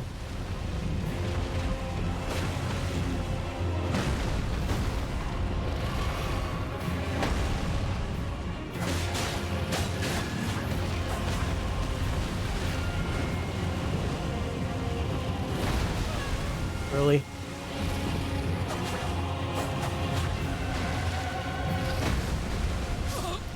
I don't agree that that hit me.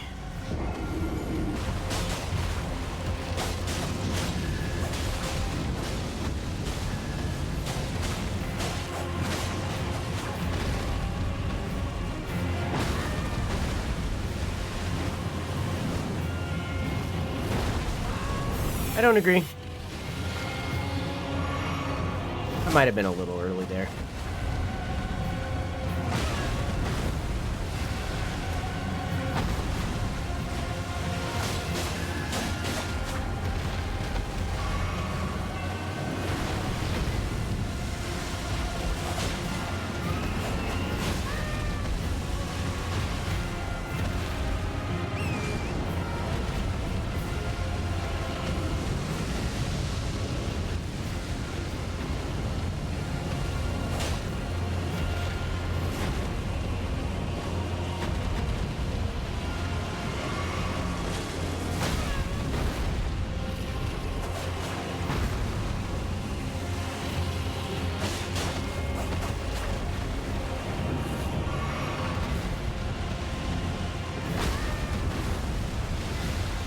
Yeah, after these 5, I might just come back to this one later.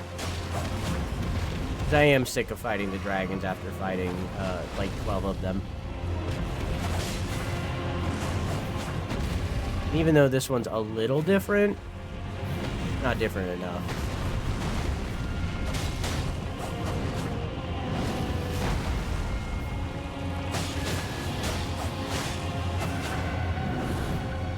If it had less health than it does, then I would be more willing to do it.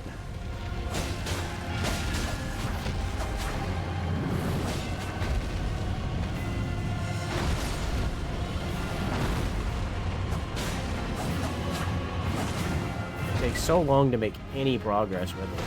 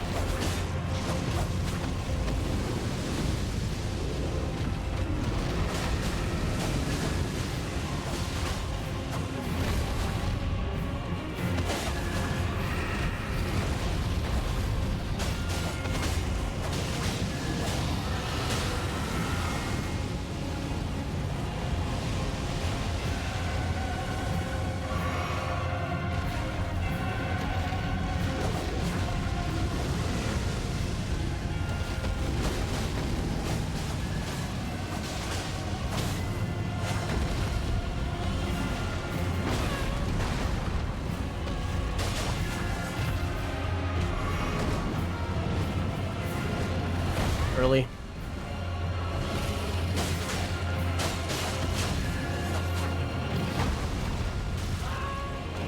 Cool.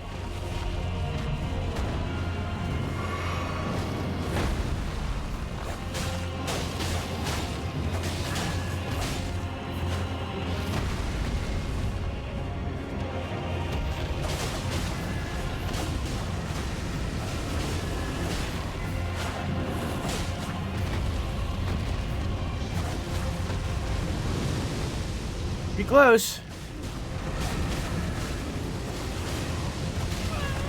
Huh?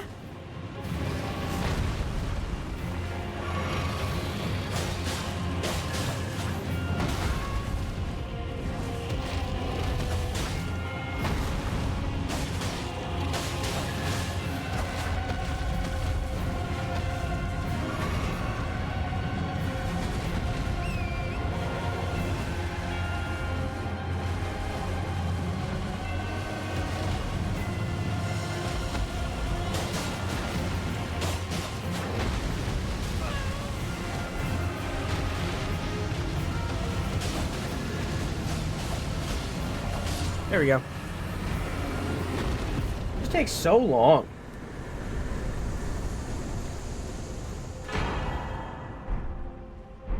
I mean, the reward is pretty fucking good. But, like, it takes so long.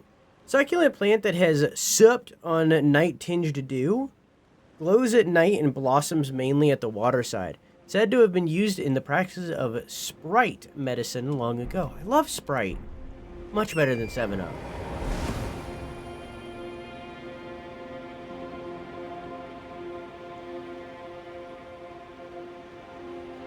This is why open world is stinky poo-poo, IMO. I don't think that this exclusively is the reason why I don't like massive open worlds, but it is one of the reasons. And not like might be a strong word, strong phrase, prefer, of why I don't prefer massive open worlds. I definitely prefer linear games.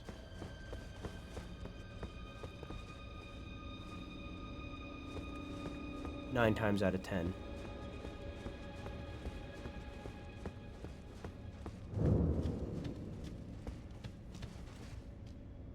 First cave of the DLC.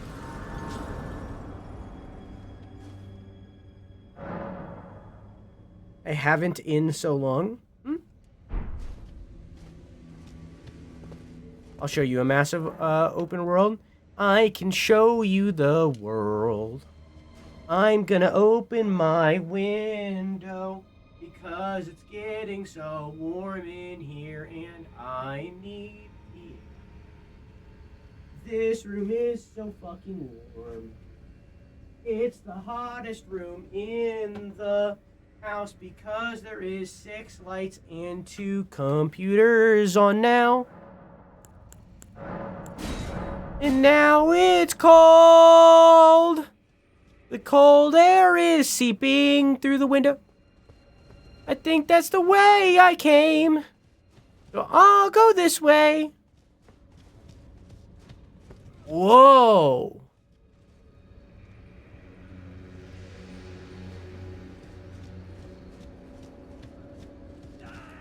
You share a home, right? Yeah. I wouldn't be able to be full-time content if I didn't.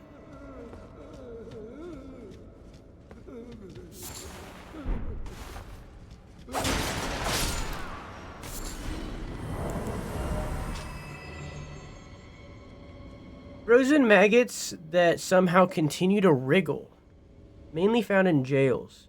The maggots develop in a great jar innards. Wait, the maggots develop in great jar innards and are an invaluable source of sustenance for the prisoners. I'm allowed to say that, by the way. I got the pass. The maggot pass. You ever get talked to for your ridiculousness on stream? I've only been talked to about it once, maybe twice. I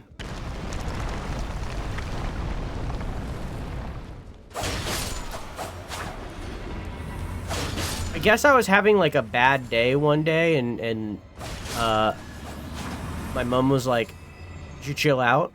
or something like that.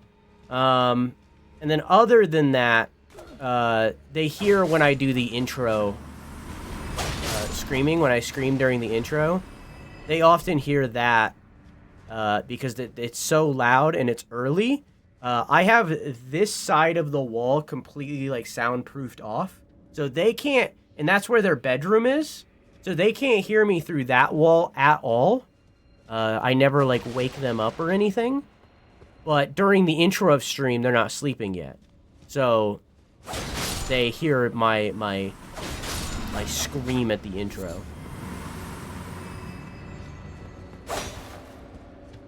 I need to be checking for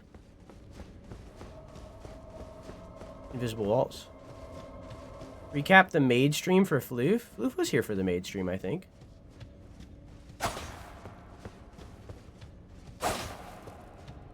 You can tell your mom I said hi. Can I? Yes. Will I? Well, you give me for it.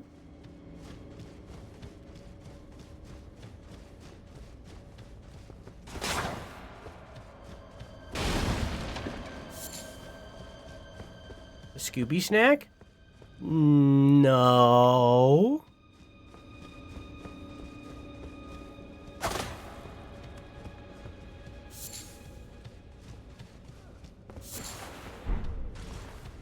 How about 2 Scooby snacks? No.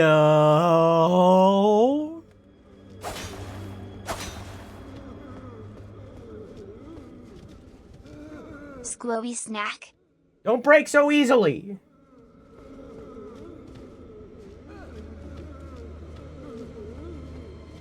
And fuck you. Good. Good. I'm glad this out in.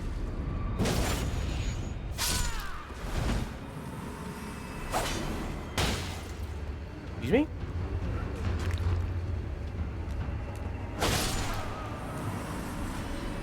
Scooby snack, Scooby snack, Scooby snack, Scooby snack, Scooby snack. Alright, well that's 5 Scooby snacks. I think that might be worth it. You work out today? Nope, I had to work on that recap. That took my entire morning.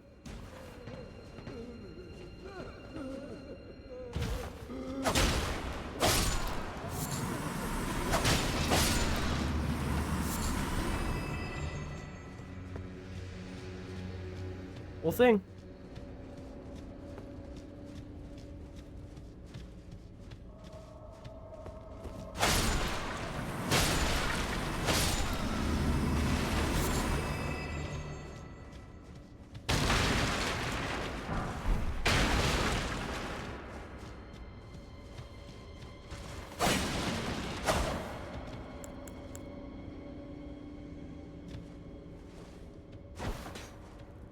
Okay, I was just testing out. You never know.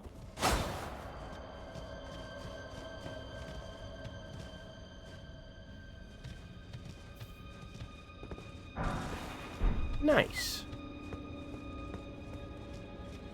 One of these times this gate is gonna close behind me. Oh, please, not the jar, anything but that. I promise I won't ever do it again. I swear a living saint I'll surely be. Oops. Please, you must forgive me, please. Oh, please, not the jar. Jesus Christ. This whole dungeon's about shoving people in cum jars. Amen.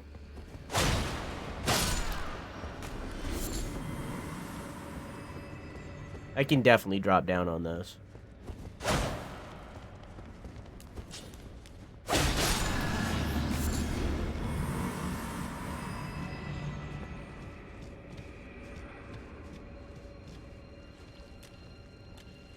Yeah, I think I found out what happens when you get shoved in a cum jar.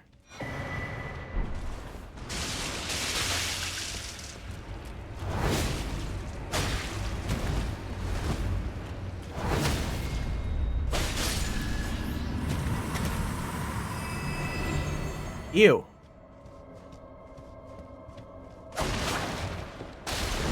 I can understand why he didn't want that. I get it.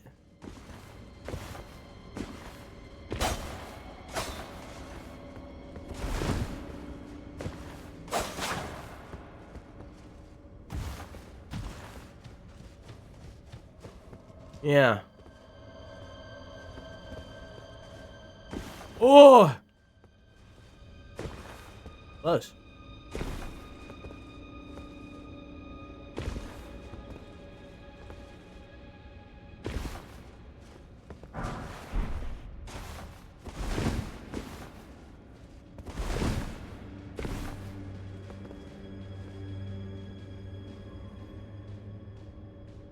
I see.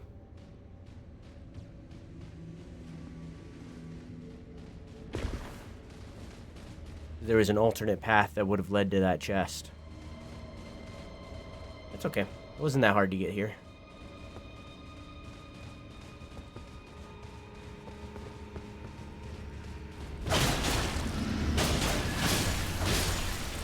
Yeah, I seen you.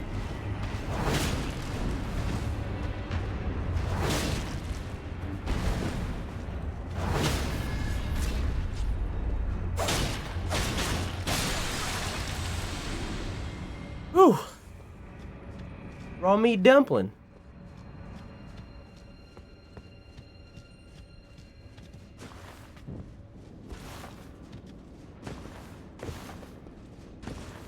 Another goop boy. What? Raw meat. Raw meat you.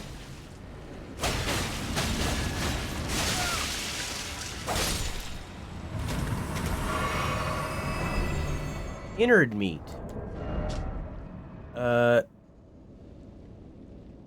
Scraps of flesh for filling great jars. Rancorous spirits cling to the pinkish red, twitching meat. Throw at enemies to inflict damage. This is what becomes of the condemned, who get sliced up and stuffed into jars to become saints instead. I remember the video game Condemned. It was kind of mid.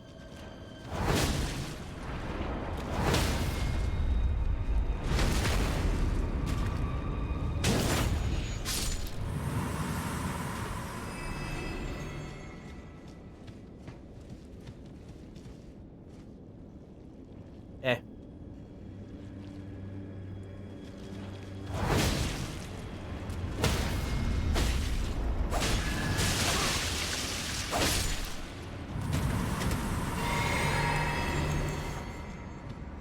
Why are video games so violent? Because it's a violence that we can't experience in real life without committing atrocities. So in turn, we simulate them in a situation where it is harmless to experience them.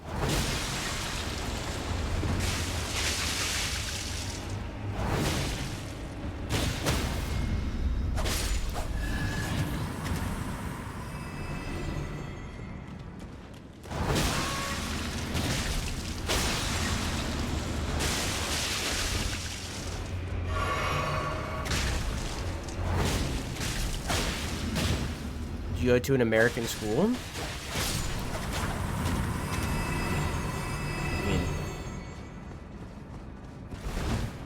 I think what you're implying is school shootings, but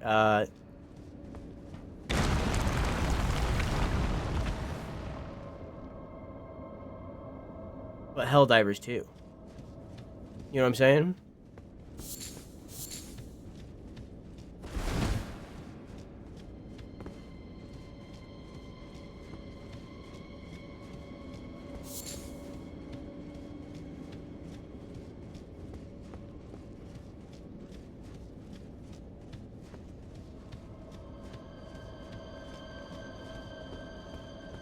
So lucky I never experienced one.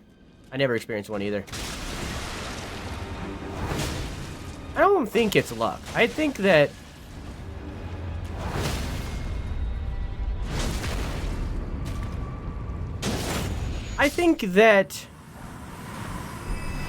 they happen way too much, but in the same beat, not as common as you would think. It's one of those things where it's like, it's broadcasted, so you hear of every single one, as you should. They shouldn't be happening at all, but it's not like every day in every single place. You know, it's like, it's just most days in most places. You know? The closest I ever experienced to one was a kid brought a rifle in the back of their truck, but it was for like hunting. Because they're like, I live in Hicksville, you know? So they shouldn't be happening at all. Didn't read the rest of my messages explaining why I was lucky. My school almost had one, but they stopped them in time. Hell yeah.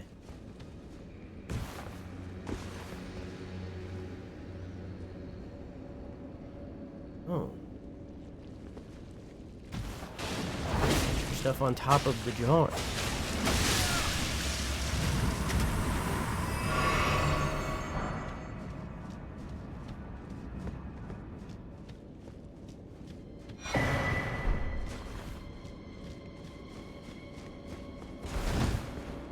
I think we should all just go back to swords.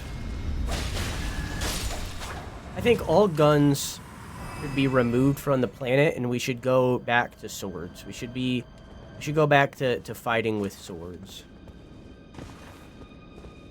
Yeah.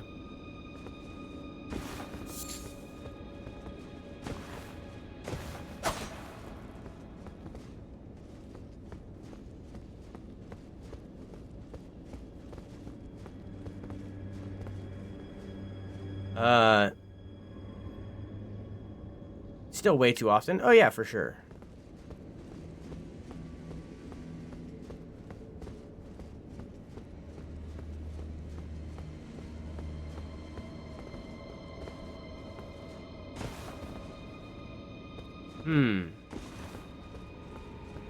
But also, hi Dangler, welcome back.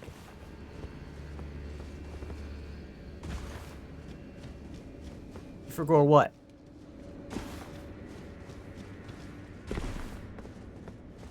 How do I get up there?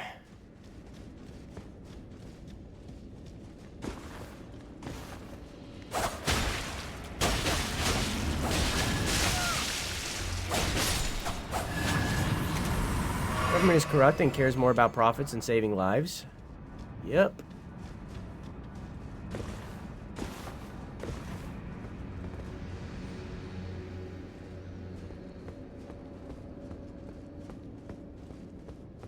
Yep.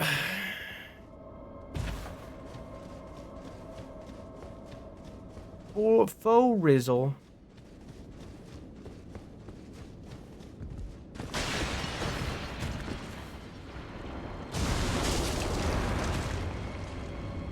They can eject their penis?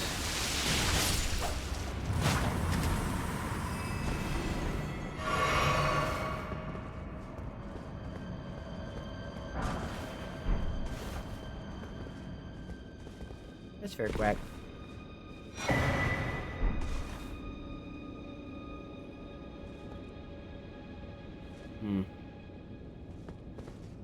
Dumpling doesn't live in a place where it's a constant risk, so she doesn't understand that it is actually a very rough thing.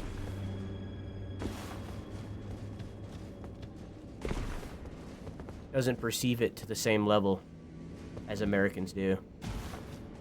You know? We live it.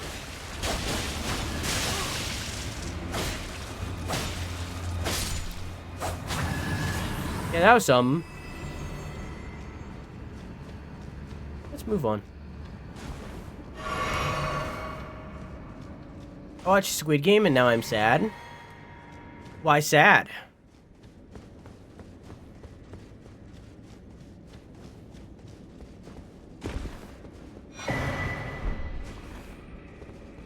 It's crazy that I'm getting all these hefty cracked pots and I'm not going to use a single one of them ever.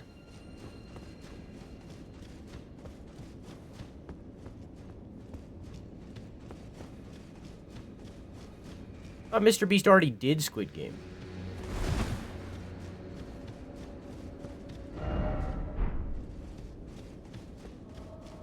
And is getting, like, sued over it.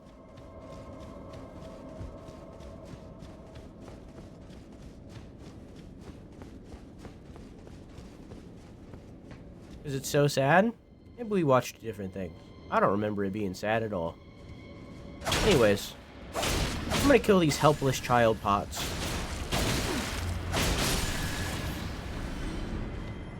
And then Mama Pot's gonna come over here and be like, what did you do?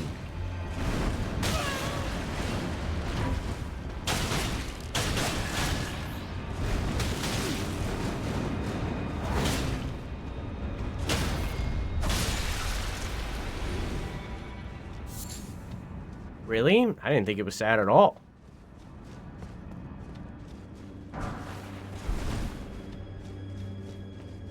But it has also been, like, 2 years since I watched it, so.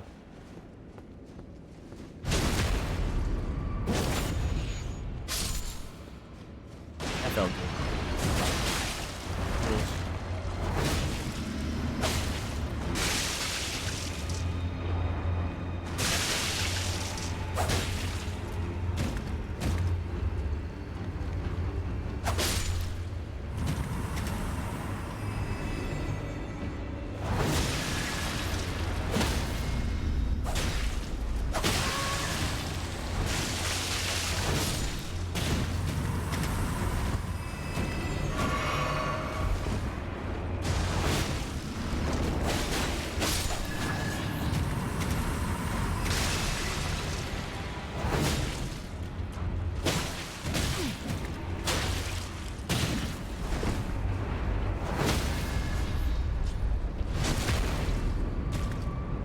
Tried almost every episode, sometimes twice. Yeah, I think we watch different shows. I didn't experience that at all.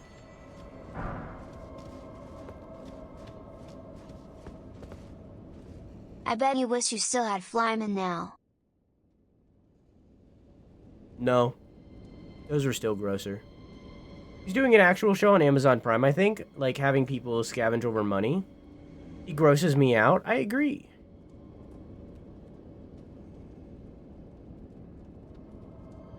Gotta skedaddle? So early. Have a nice night, I love you. Mwah!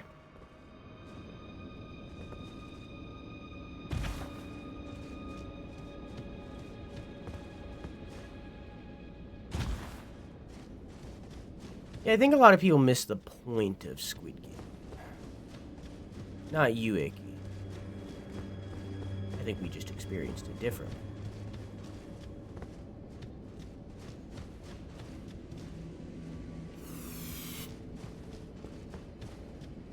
But Netflix and Amazon? Yeah. Demi-human Swordmaster Ons. Oh, hey. Just a little guy.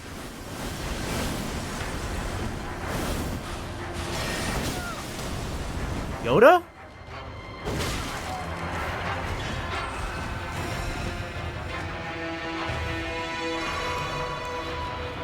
Oh my god.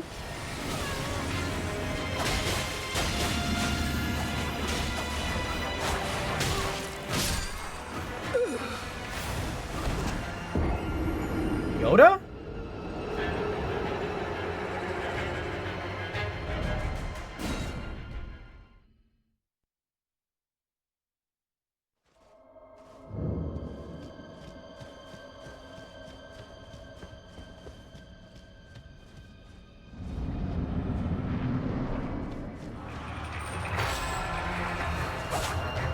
The fact that I legitimately couldn't see him when I entered the fight.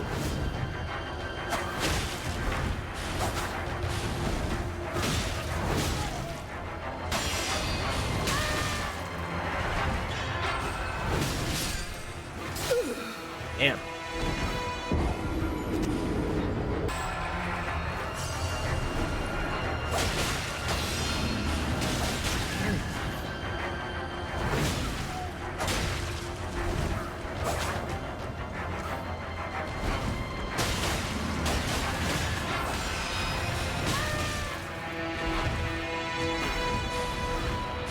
What a gamer, dude.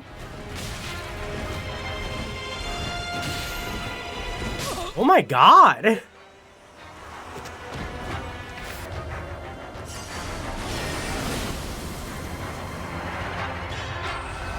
Didn't mean to drink that one.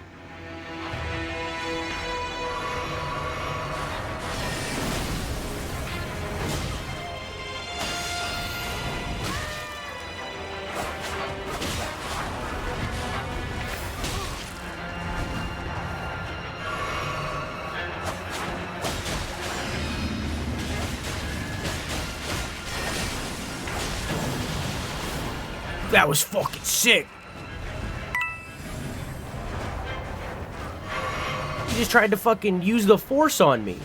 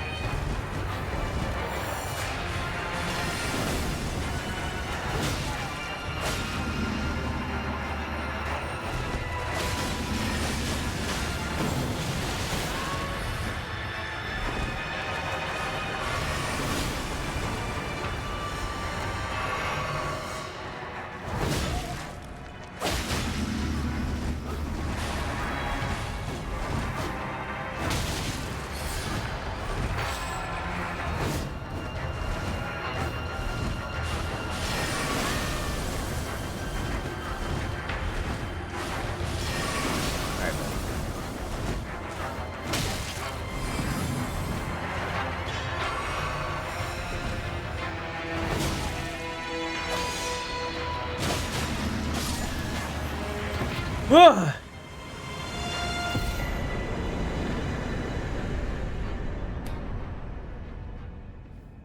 You didn't cry at Neva either? I cried twice at Neva. It wasn't full tears streaming down my face. But it was crying. Used to summon the spirit of Yosh, the demi-human swordsman. Onza, a master swordsman who devoted himself to the star-lined sword, realized that only ruin awaited at the end of the possession of stars, and imprisoned himself in order to forestall it. However, Yosh, an apprentice who absorbed his technique, stubbornly refused to heed his master's words, and instead spent his entire life at his side, in defiance of his self-imposed seclusion. Interesting. Very cool. Very cool fight.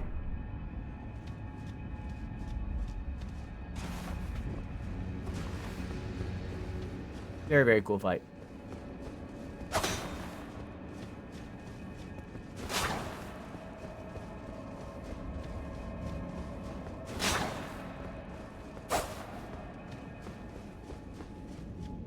Make sure y'all predict or it'll go into the void.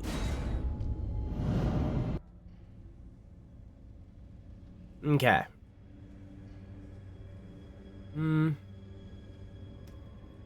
Let's level, Arcane. Do that to 30.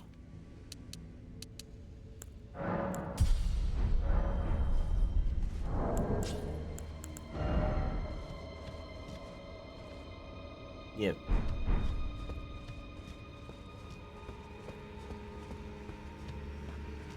Let's go get that, chest I missed. The last time I dropped over there. I guess this time I should drop here.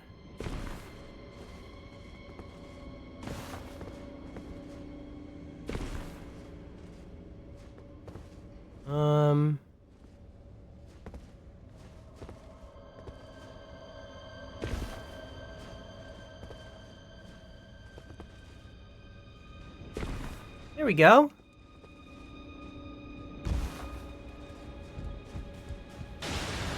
Oh, hi. That was gross. Almost got me with the tip of their penis.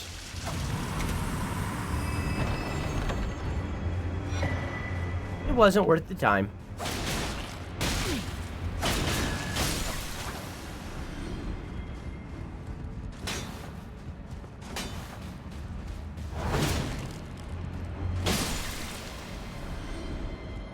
Alright. I'm assuming I can't fast travel out. Oh, I can. Okay.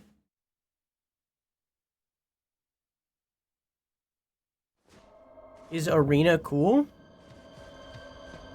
Quake Arena? Yeah, it's alright.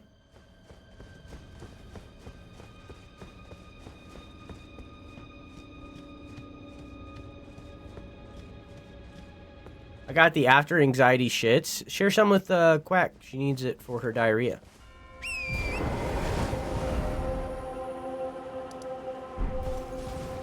So that's the bottom of whatever was inside that gate.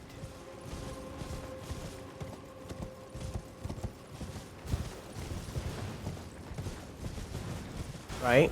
Yeah, it's like a big castle on the other side. I just went in the dungeons of it, I guess.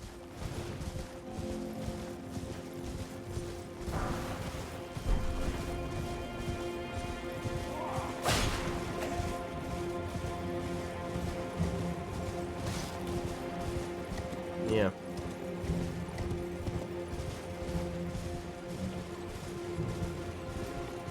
Alright. So I went to that little village over there. That's where I seen the Fly Boys. I chose not to go across the bridge. Explored all over here. I'm gonna put a... I'll put that there to say that I've already went this way. There's no marker.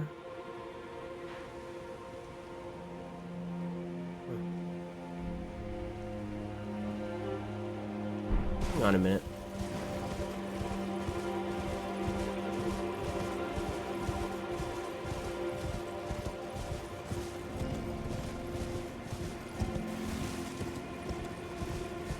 My tummy hurts and I'm pooping and my nose is running. Have you considered not doing all those things?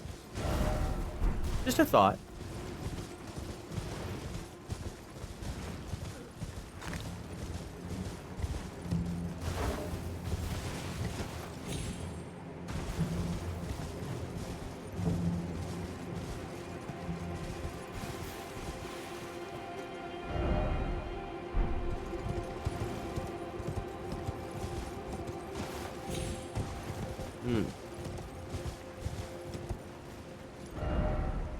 Definitely looked like there was a path down, but I guess not.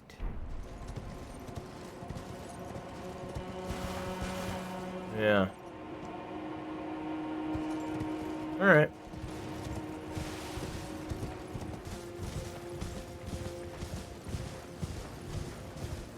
Can't remember if I went this way.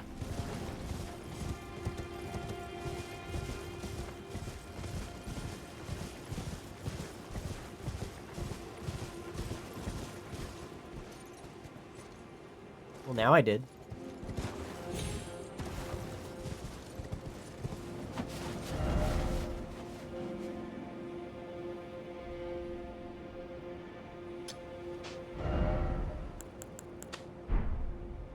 Okay.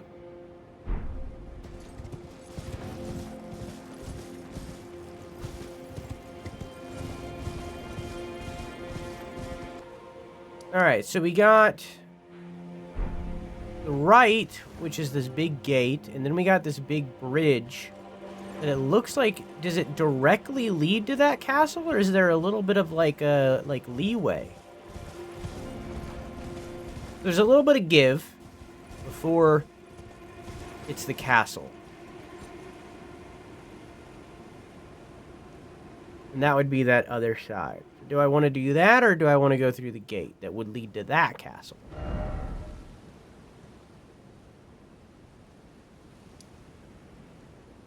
What am I more curious about? I was curious to taste it.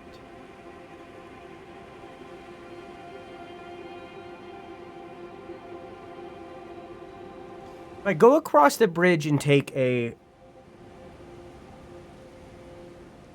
right, then it leads up to the top area that I was at before. But I don't know if that continues on because I can't see. It doesn't, because there's a drop-off. So if I go across the bridge and then take a right, I could explore that area, and then it would just route around, basically. I would just have a roundabout. And then if I go left, it looks like the left just ends until I go into the castle. Or whatever that is.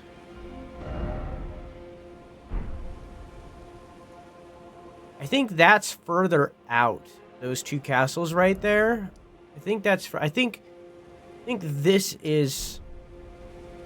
Yeah, I think that castle is this on the map. This right here. Yeah.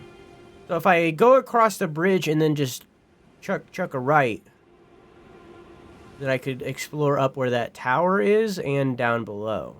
I think that would be the better call. Would you, chat, would you rather me go towards that castle right here? This one? Or go across the bridge and explore this zone? What do you think? It's like finish off the intro zone. Castle?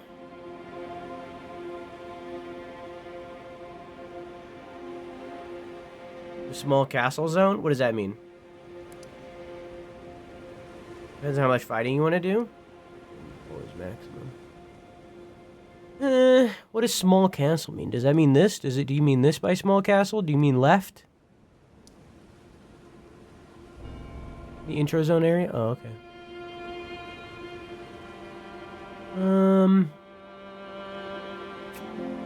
I guess going to the left would finish off this part of the map, technically.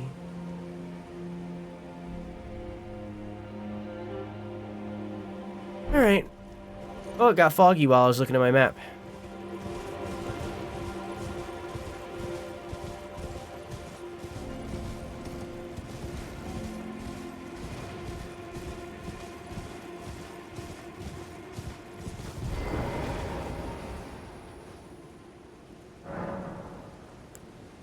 Hang on. I have, like, a lot of...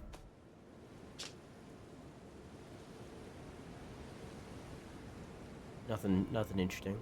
I have a lot of, A lot of these. What do these give? 12,500? That's it? Do they just give a rune?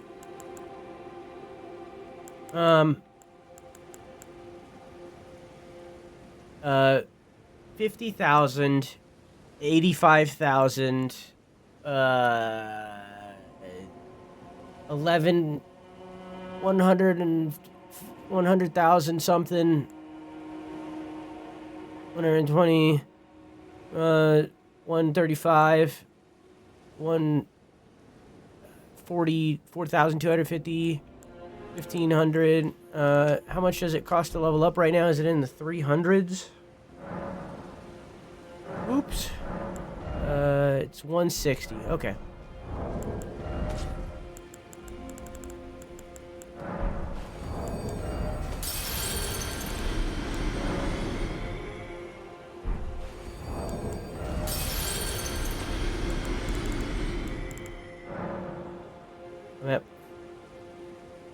I'm at that much. If I use this, I think that would be enough. Or it might be just under. Just barely under.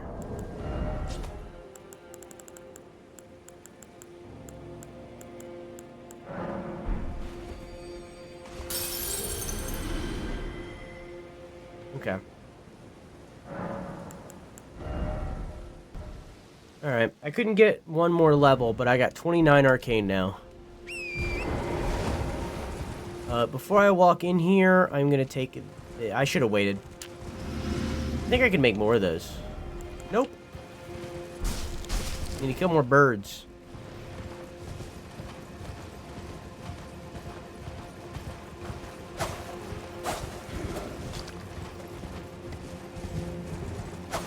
Twisted towers.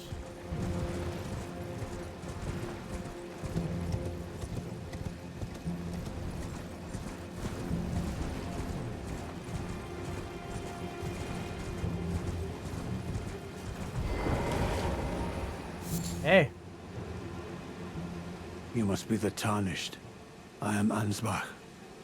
Hey, Ansbach. Formerly in service to Lord Moog. Oh, But now, formally? like you, another soul guided by kindly Miquella.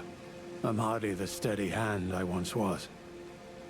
My fighting days are far behind me, which is why I have chosen to dedicate myself to investigation, to discern tender Miquella's ultimate purpose. I'd rather not volunteer service to a new master unless I know that I can be of use. How many Clinkies do you have, Vic? May I request a service of you? 6 crosses identical to this one have been discovered in these lands. They are akin to tender Miquella's footprints, or gravestones, which mark what he's left behind. If you discover any more crosses, be certain to tell me. I presume you, too, are keen to know just what kind Miquella is doing here. If you discover any more, be certain to... I presume you just what... Servant of Moog. I abandon here a part of the flesh of my body. Worrisome. Hello there. Together, we work. Together. For Miquella the Kind. I like Many this guy. things we have found. 292,000? Is there a way I can donate, Vic? I got 32,000. Yeah. Yes, there is.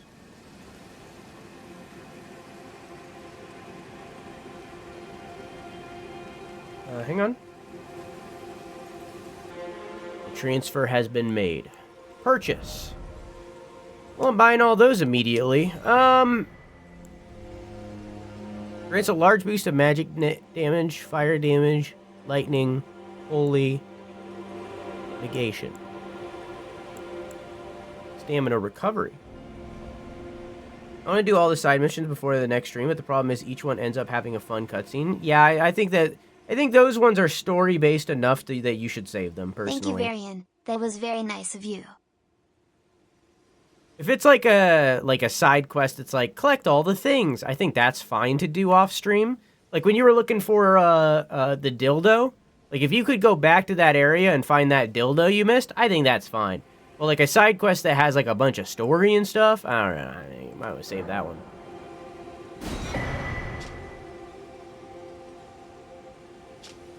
You know? Oh. I like finding things. I like for this you, guy. Lady Leda, her allies, and the Forager brood. Things bring joy. Forager brood. I, for you, things bring joy to... Goodbye. I like these guys. Many things. I, for you, things... I'm gonna buy more, because it seemed like it unlocked dialogue. I'm gonna buy...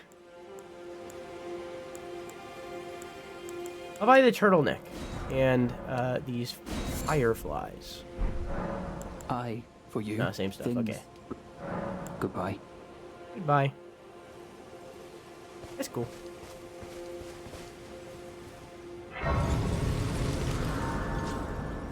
Oops.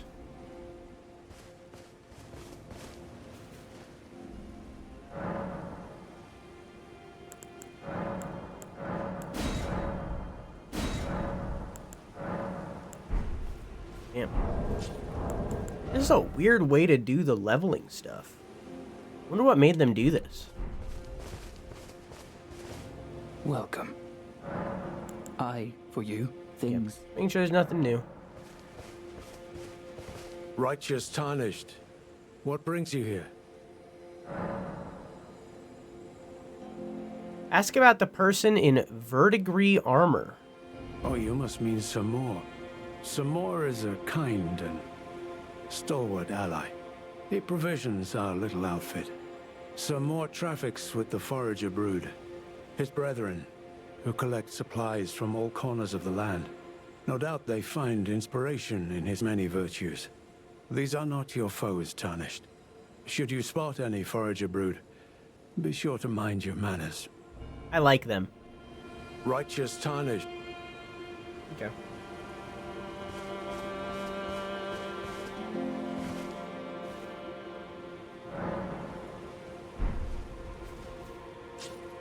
Makes me uncomfortable moving on without them progressing dialogue. Hang on, I'm gonna go back here real quick.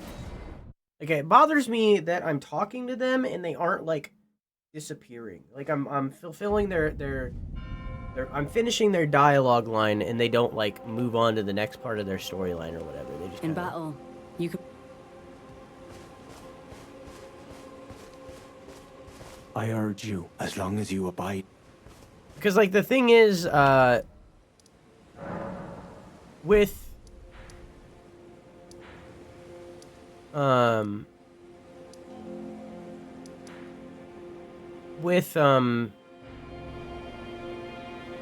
where are my words?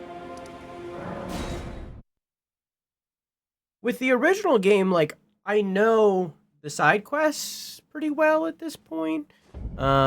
And they usually, like, hint to their next location in some way. So far, nobody's done that. And it is, concerning. Hi, Jenny. How goes the new lore? I have theories about things, but I've yet to discover anything that's super groundbreaking, I don't think.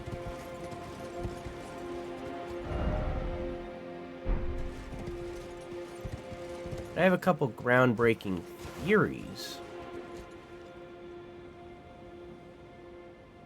They did mention the Fell God at one point, and that's pretty interesting.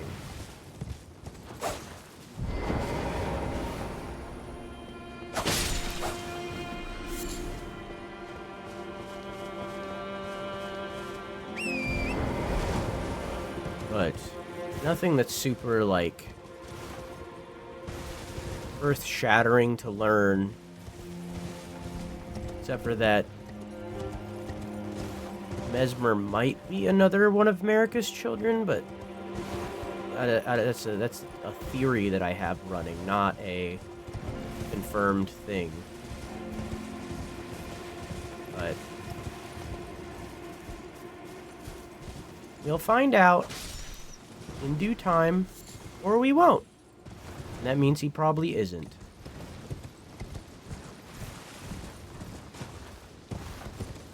Why did Marika fuck so much? Heirs married off her allies.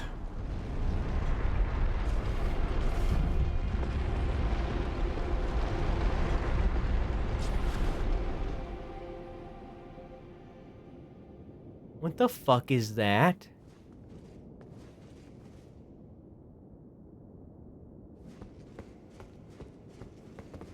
What the fuck is that?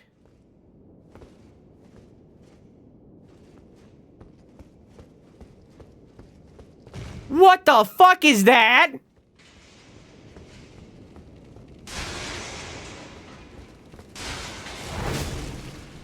No!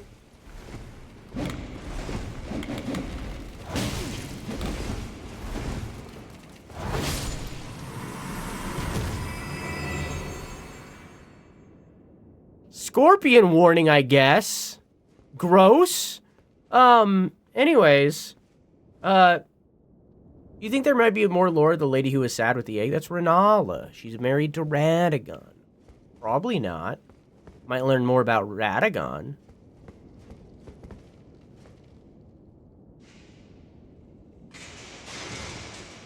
And now there's baby scorpions.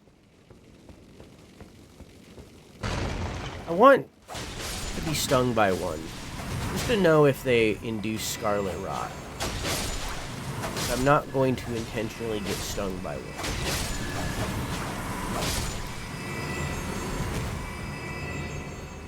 I will find it out naturally.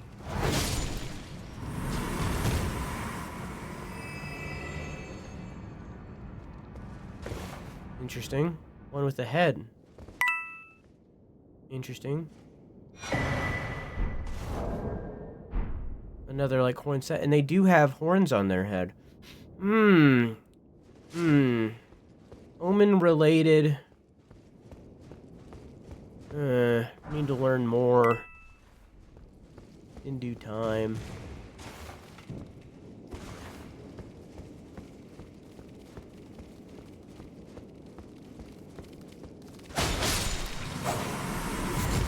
Scorpion liver, huh?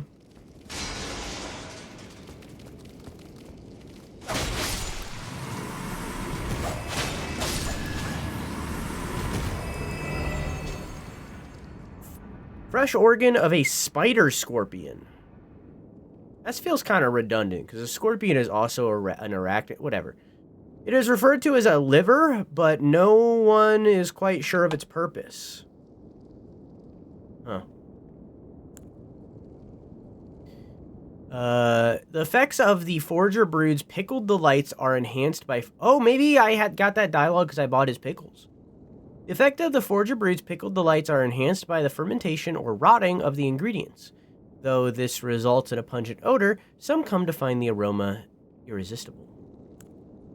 Should you chance upon a sealed spirit spring, look for stacked stones nearby. By toppling them, you may break the seal. Spirit spring. Interesting.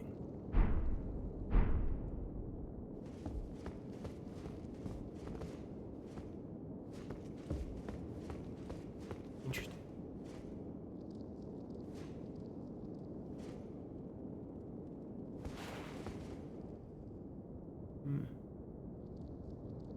Children. Interesting. Ah, fuck.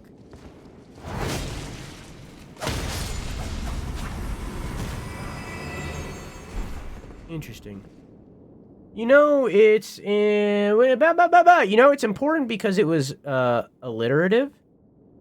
I thought you weren't going to CC the DLC. The only things that are active on crowd control right now are things that don't affect the gameplay at all. lions, but also with the horn set heads.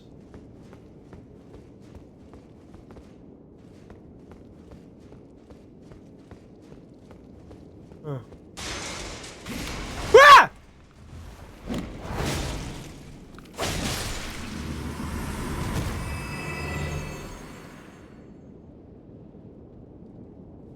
I hate this zone. Hate it. Hate it. No good. No good. Hate it.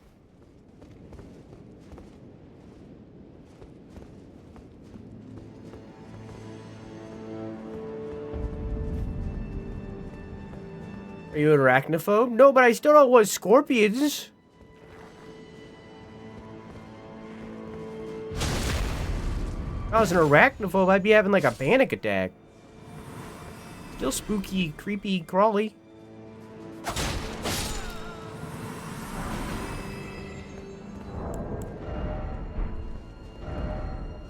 How much does this raise my discovery by? 60.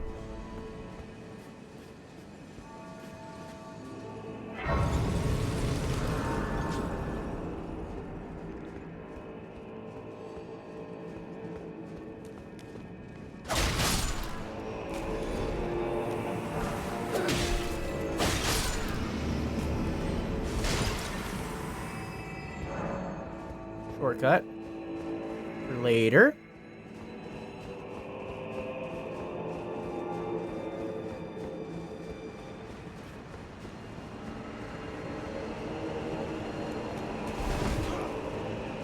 A different kind of peasant.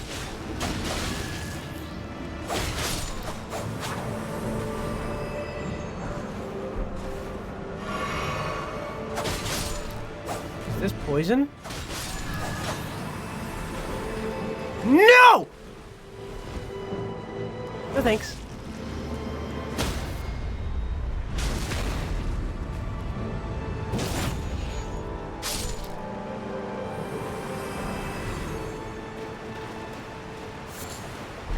Not resin.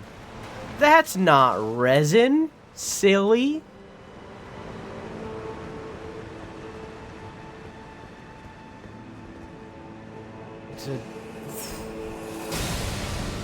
It's adorned with the same colors that were at the Mesmer camp.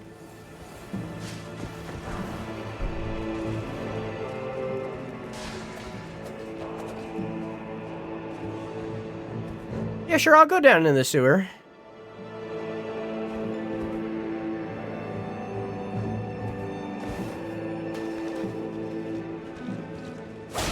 Gets to a city, immediately goes down into the sewer.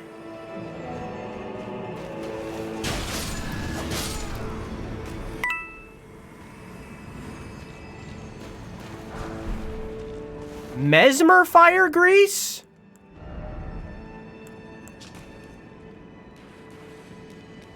I'll read it in a second. I still have my discovery stuff on anyways. I probably shouldn't be wasting time.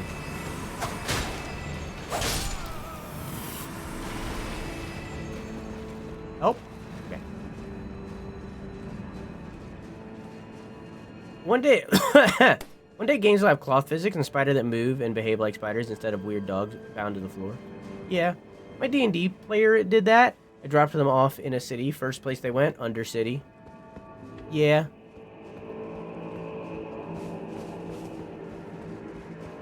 Yeah, it makes sense. Rogues, am I right?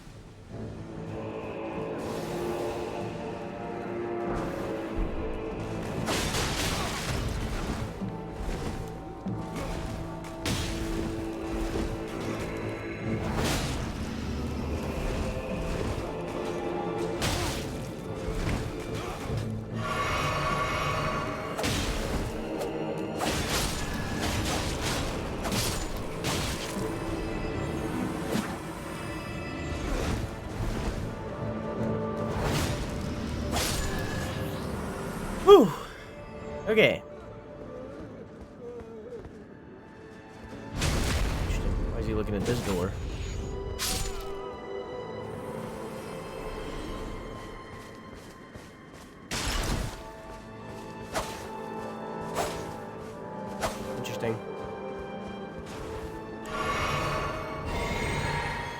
I still have the 260?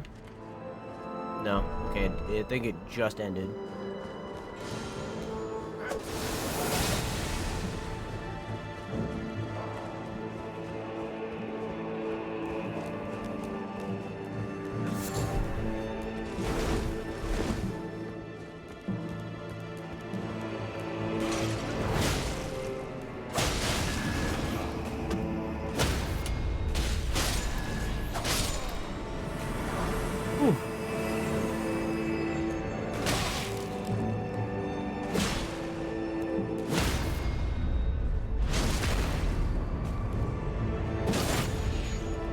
Okay. Wrong potion.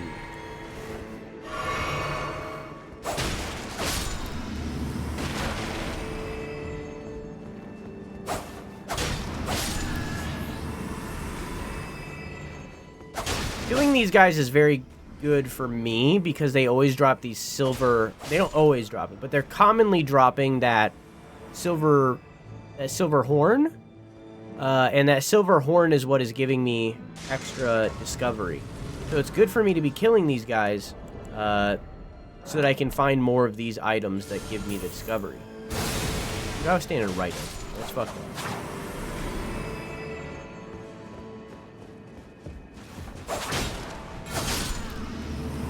Gives me a better chance of finding items. Lock.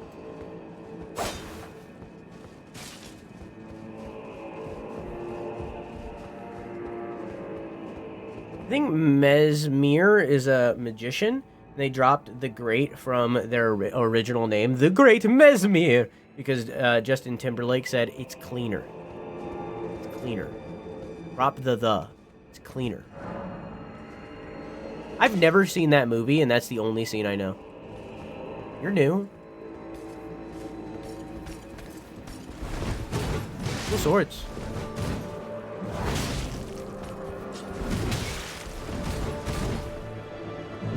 Oh, hi.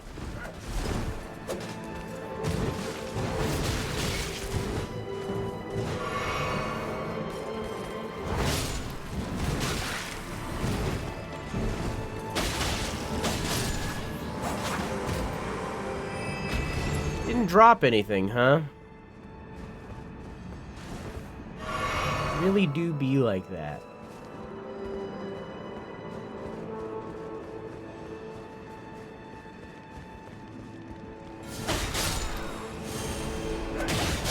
Seems as though they're searching for something, so it does make...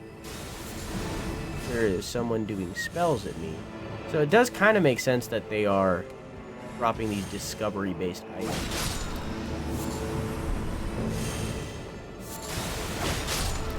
Doing these spells at me.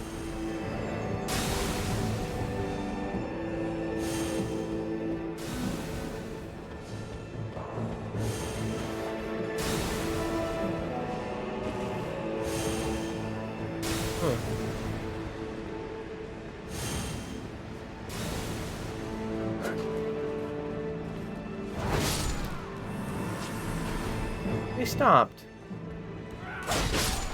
They have to be somewhere down there, most likely.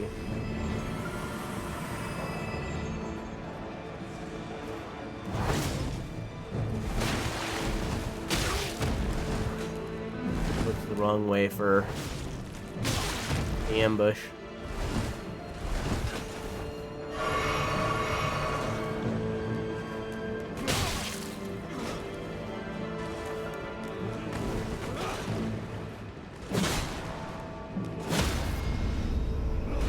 I framed Roger Rabbit.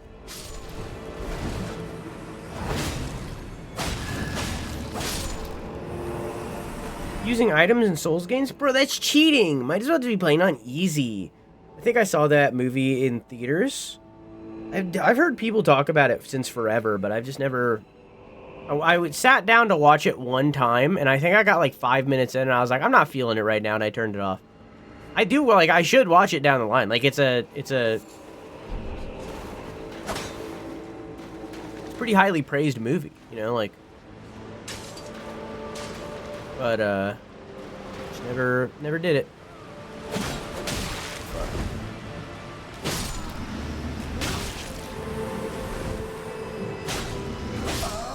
Yeah, I should have charged that up more. That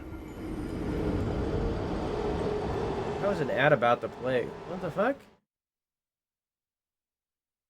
Going from Bloodborne to Dark Souls to Elden Ring and then finally making it to Stellar Blade and Sekiro. I need a good block and parry mechanic now. There is one of the cracked tier things in this game that you put in the special elixir. It's the deflecting hard tier. This apparently, based on its description, makes the game into Sekiro. Never had the balls to try it out. I don't have a weapon to try it out right now. I mean, I guess I could just like swap to like a katana and just give it a shot, but nah.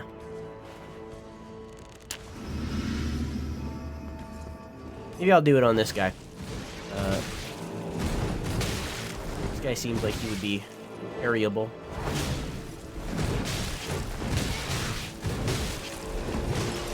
It's like right next to a... Oh, I should have healed. And it's like right next to a on fire. Wanted to beat the DLC the same way I beat the main game. Interesting. I'm definitely going to try stuff out, but like I don't know if I'll stick to this stuff the entire time, but I might swap over to a different weapon down the line. I'm open to it, but it's the only one I can equip, so I guess I'm equipping this one. I'm down to try a different weapon down the line, but I do like these thrusting swords. I do like them a lot. I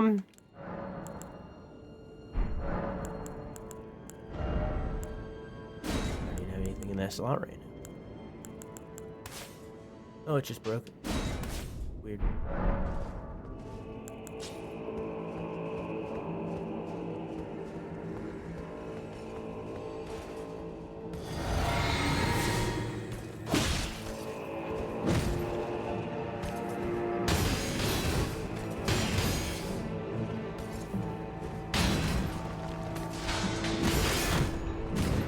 Working?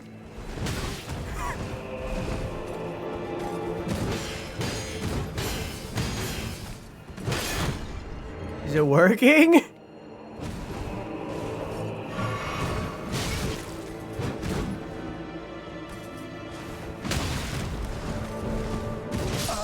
All right.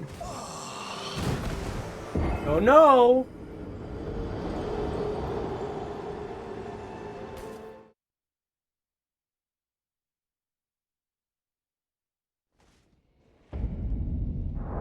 Let's try again. Yippee!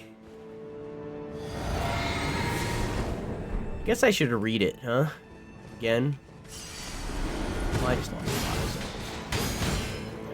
I guess I lost it.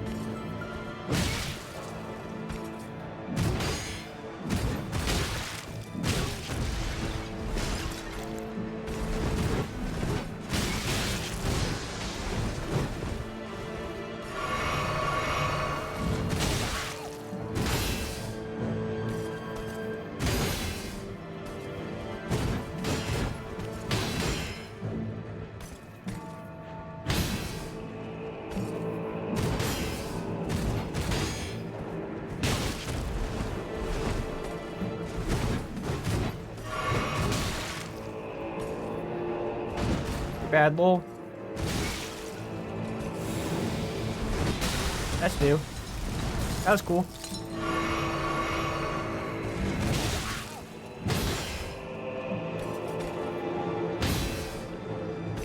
I mean, I'm not taking damage when I'm hitting the block on time.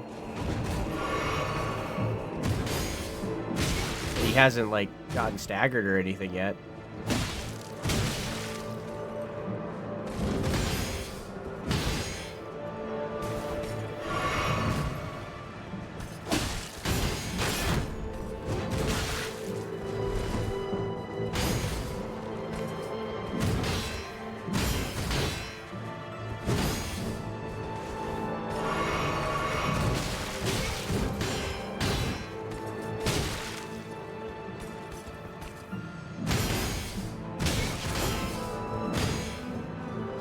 I don't know. I don't really know if it's working.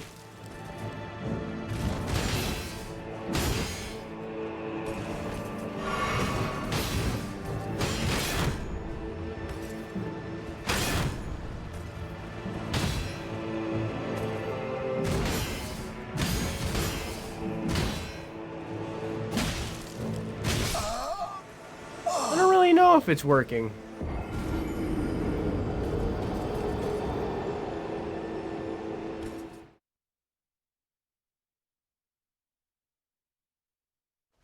So, I went to my mom's yesterday to get their car and turn on the heat in some old house. What? Oh, okay, guys. So, I went to my mom's yesterday to get their car and turn on the heat in their house. Today, when I drove them home, when we got there, 24 hours after I turned the heat on, the house was still at 38F. I turned it on to 70. That's some old house bullshit. Interesting. Try block it without the flash. That's a good idea. Let's take a quick pee break.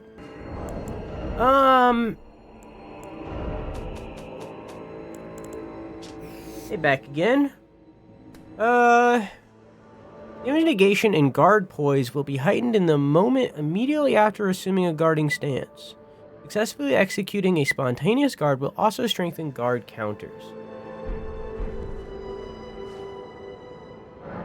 I think a guard counter is when you attack immediately after a guard, so I don't think that this does exactly what Sekiro does. I don't think so.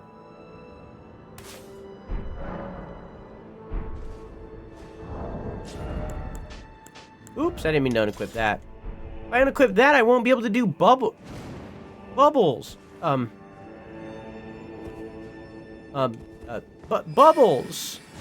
I can't unequip that. I need the bubbles.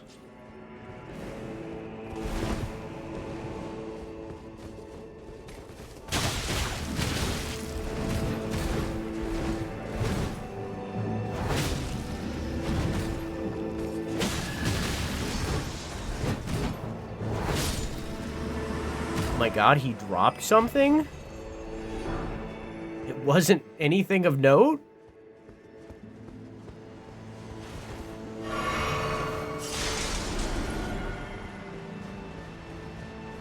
Is this the DLC? This is indeed the DLC, and I've never played it before. This is a first playthrough. See you when I finish my DLC run. I mean, we just started. I'm back again. I would be surprised if you haven't done this. This is the beginning of the DLC.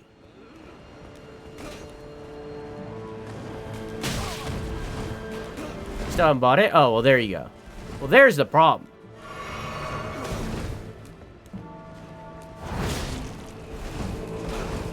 Yeah, we're doing the DLC of Elden Ring now. Just got to it. Very beginning. Well, first, like, big area. I guess.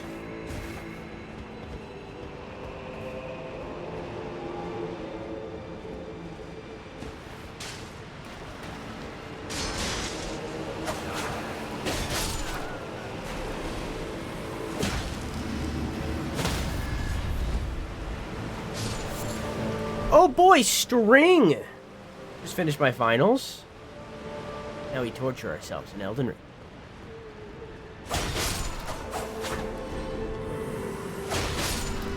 Hope you did well in your finals, dog.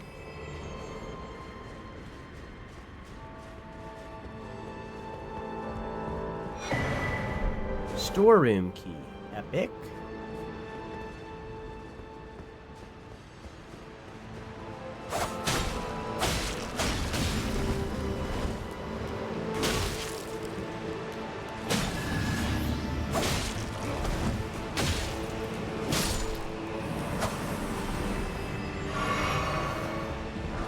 Throwing daggers.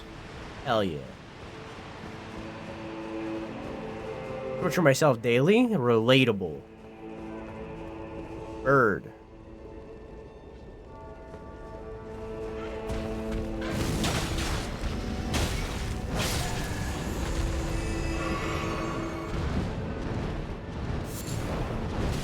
hi.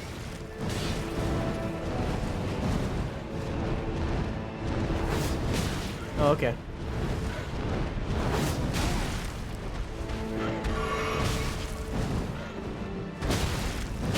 Hey, stop it. Hey, okay. Alright.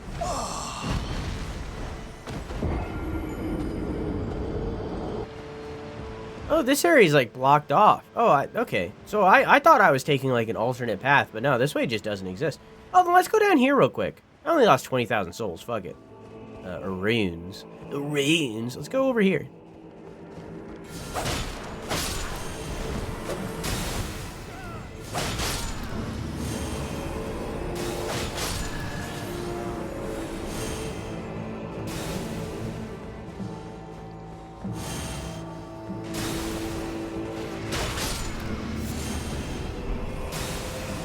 Those stripped of the grace of gold shall all meet death in the embrace of Messmer's flame.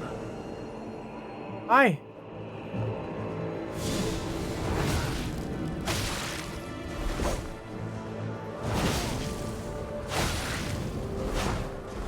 Nice spear. Do you think their name Queeline is in reference to Quaylag? Very similar. That was cool. Kneel evermore before the flame of Messmer. That's cool. What did he say when he entered? Maybe we'll hear it again.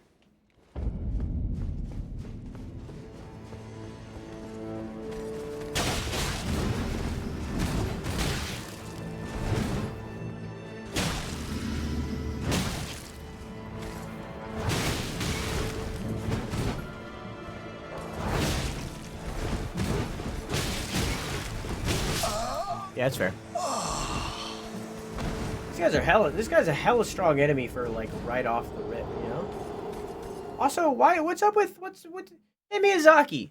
What's up with you and on armor sets giving them individual toes on the armor set? What?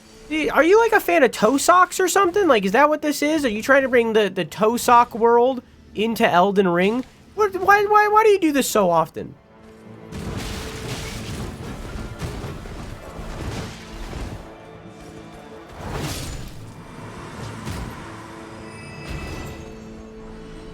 It's weird. Chad, have you ever tried those toe socks? Uncomfortable. Yeah, very uncomfortable. Not a fan. Not a fan.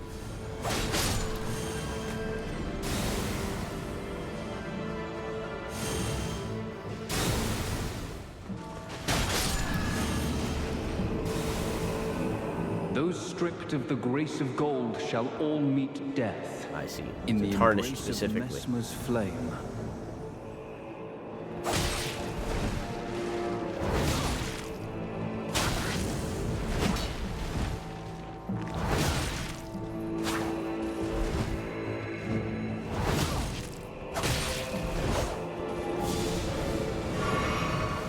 That's cool. That was cool. That was very cool.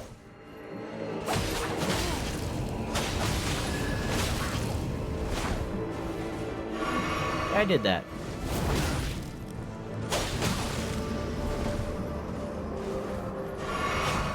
Missed. Ooh. Cool follow-up. Spurned by grace, kneel evermore before the flame of Messmer. Oh, you're humping the air a little bit. That's cool. I mean, whatever. I guess that's his version of teabagging, maybe?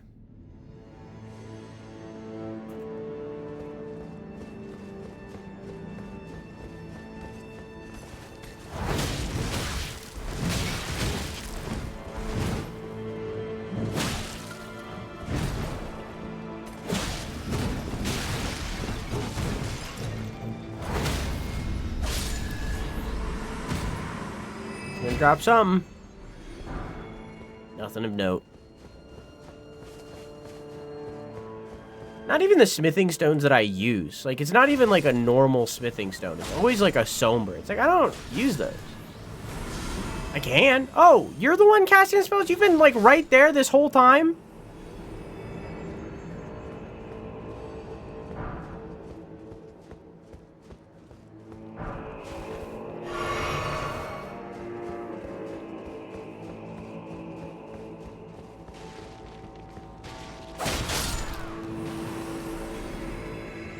Those stripped of the grace of gold shall all meet death in the embrace of Messmer's flame. Oh, that was a little off. That is so fucking sick.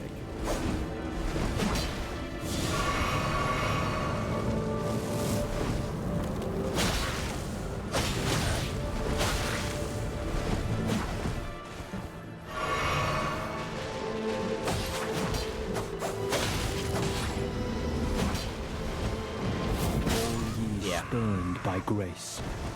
Always wanted to try him. Don't like him. Those stripped of the grace of gold shall all meet death in the embrace of Messmer's flame.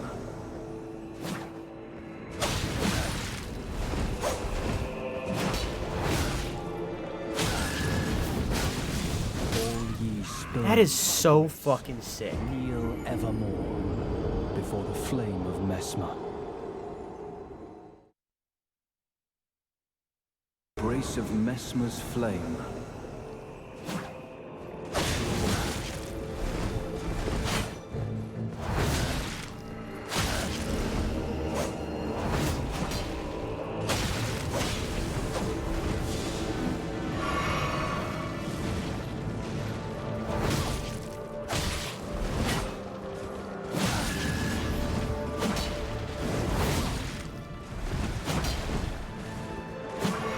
Yeah, that's fair. I'll let you have it. Could have backstabbed there. Didn't.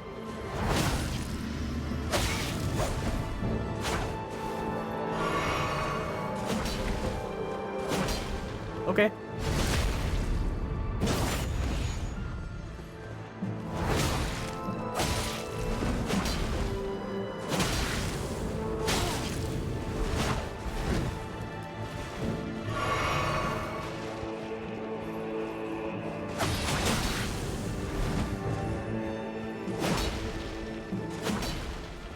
I mean, like, if you're just gonna keep spamming the same attack, you know what I mean? I'll take it. My words, graceless heathen, thou shalt not evade the flame of Messmer. I shall not evade the flame of Messmer. A talisman depicting a raised spear on a backdrop of flame in remembrance of the lives lost in the Sacred Crusade led by Messmer. Raises attack power after defeating an enemy. The warriors who fought in the Crusade set aside both honor and mercy to wantonly impale and scorch those deemed impure. Those who felt invigorated by each cry of death were the same men who were certain of the sanctity of the campaign.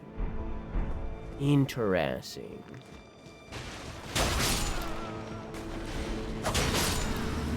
So they crusaded in this city, I assume? There's graves everywhere, and he appeared next to these graves. So they crusaded in this city.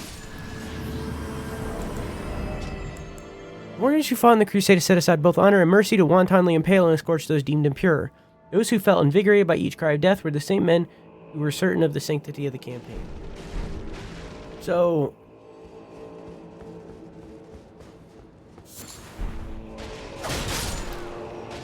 So rather than... After taking the city in the crusade,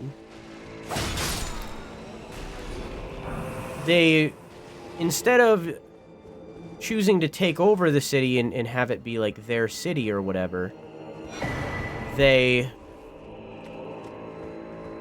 impaled all of the civilians that they viewed as sinful, which probably were most of the citizens.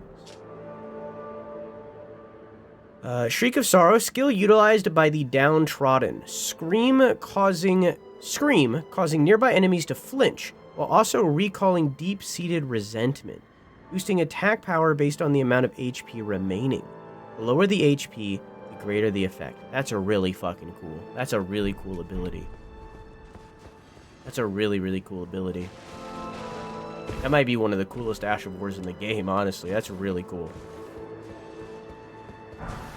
Like a last stand kind of thing.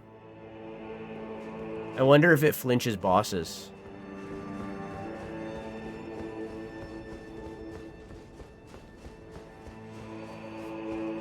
Very cool.